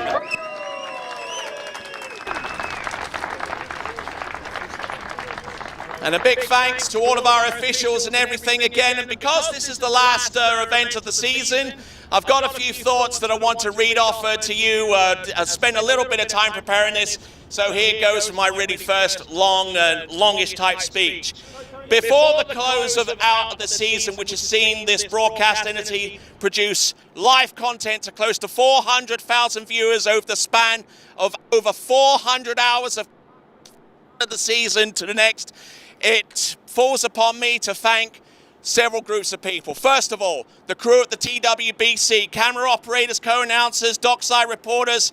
The roles were many and each was executed to a high level of professionalism that was noticeable for all those who took the time to look. Ladies and gentlemen, let's give it up for TWBC.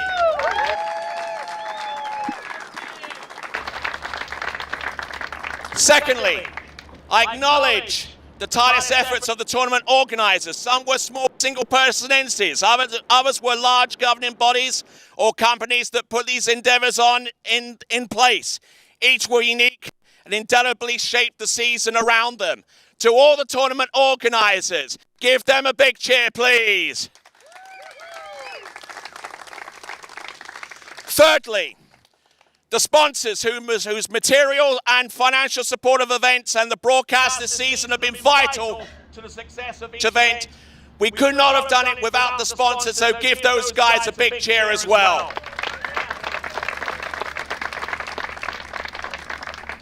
The officiating crews, who over the course of a long season have performed admirably throughout and have adapted well to the ever-changing landscape of televised sports production in tournament water skiing. Let's give it up, please, for the officials.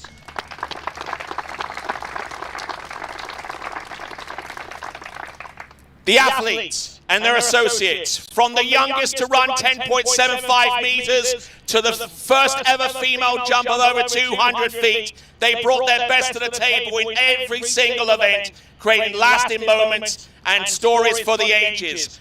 Give a big cheer to the skiing athletes and their associates, please.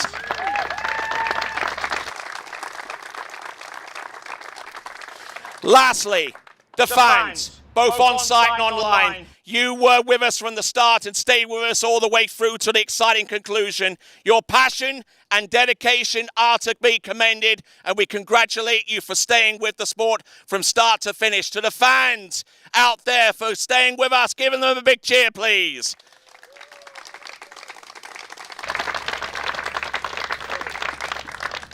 That's it, ladies and gentlemen. All it remains for me to say, and to borrow a movie line, I hope that I have earned the privilege of your time throughout this season. And until next time, it is ciao for now.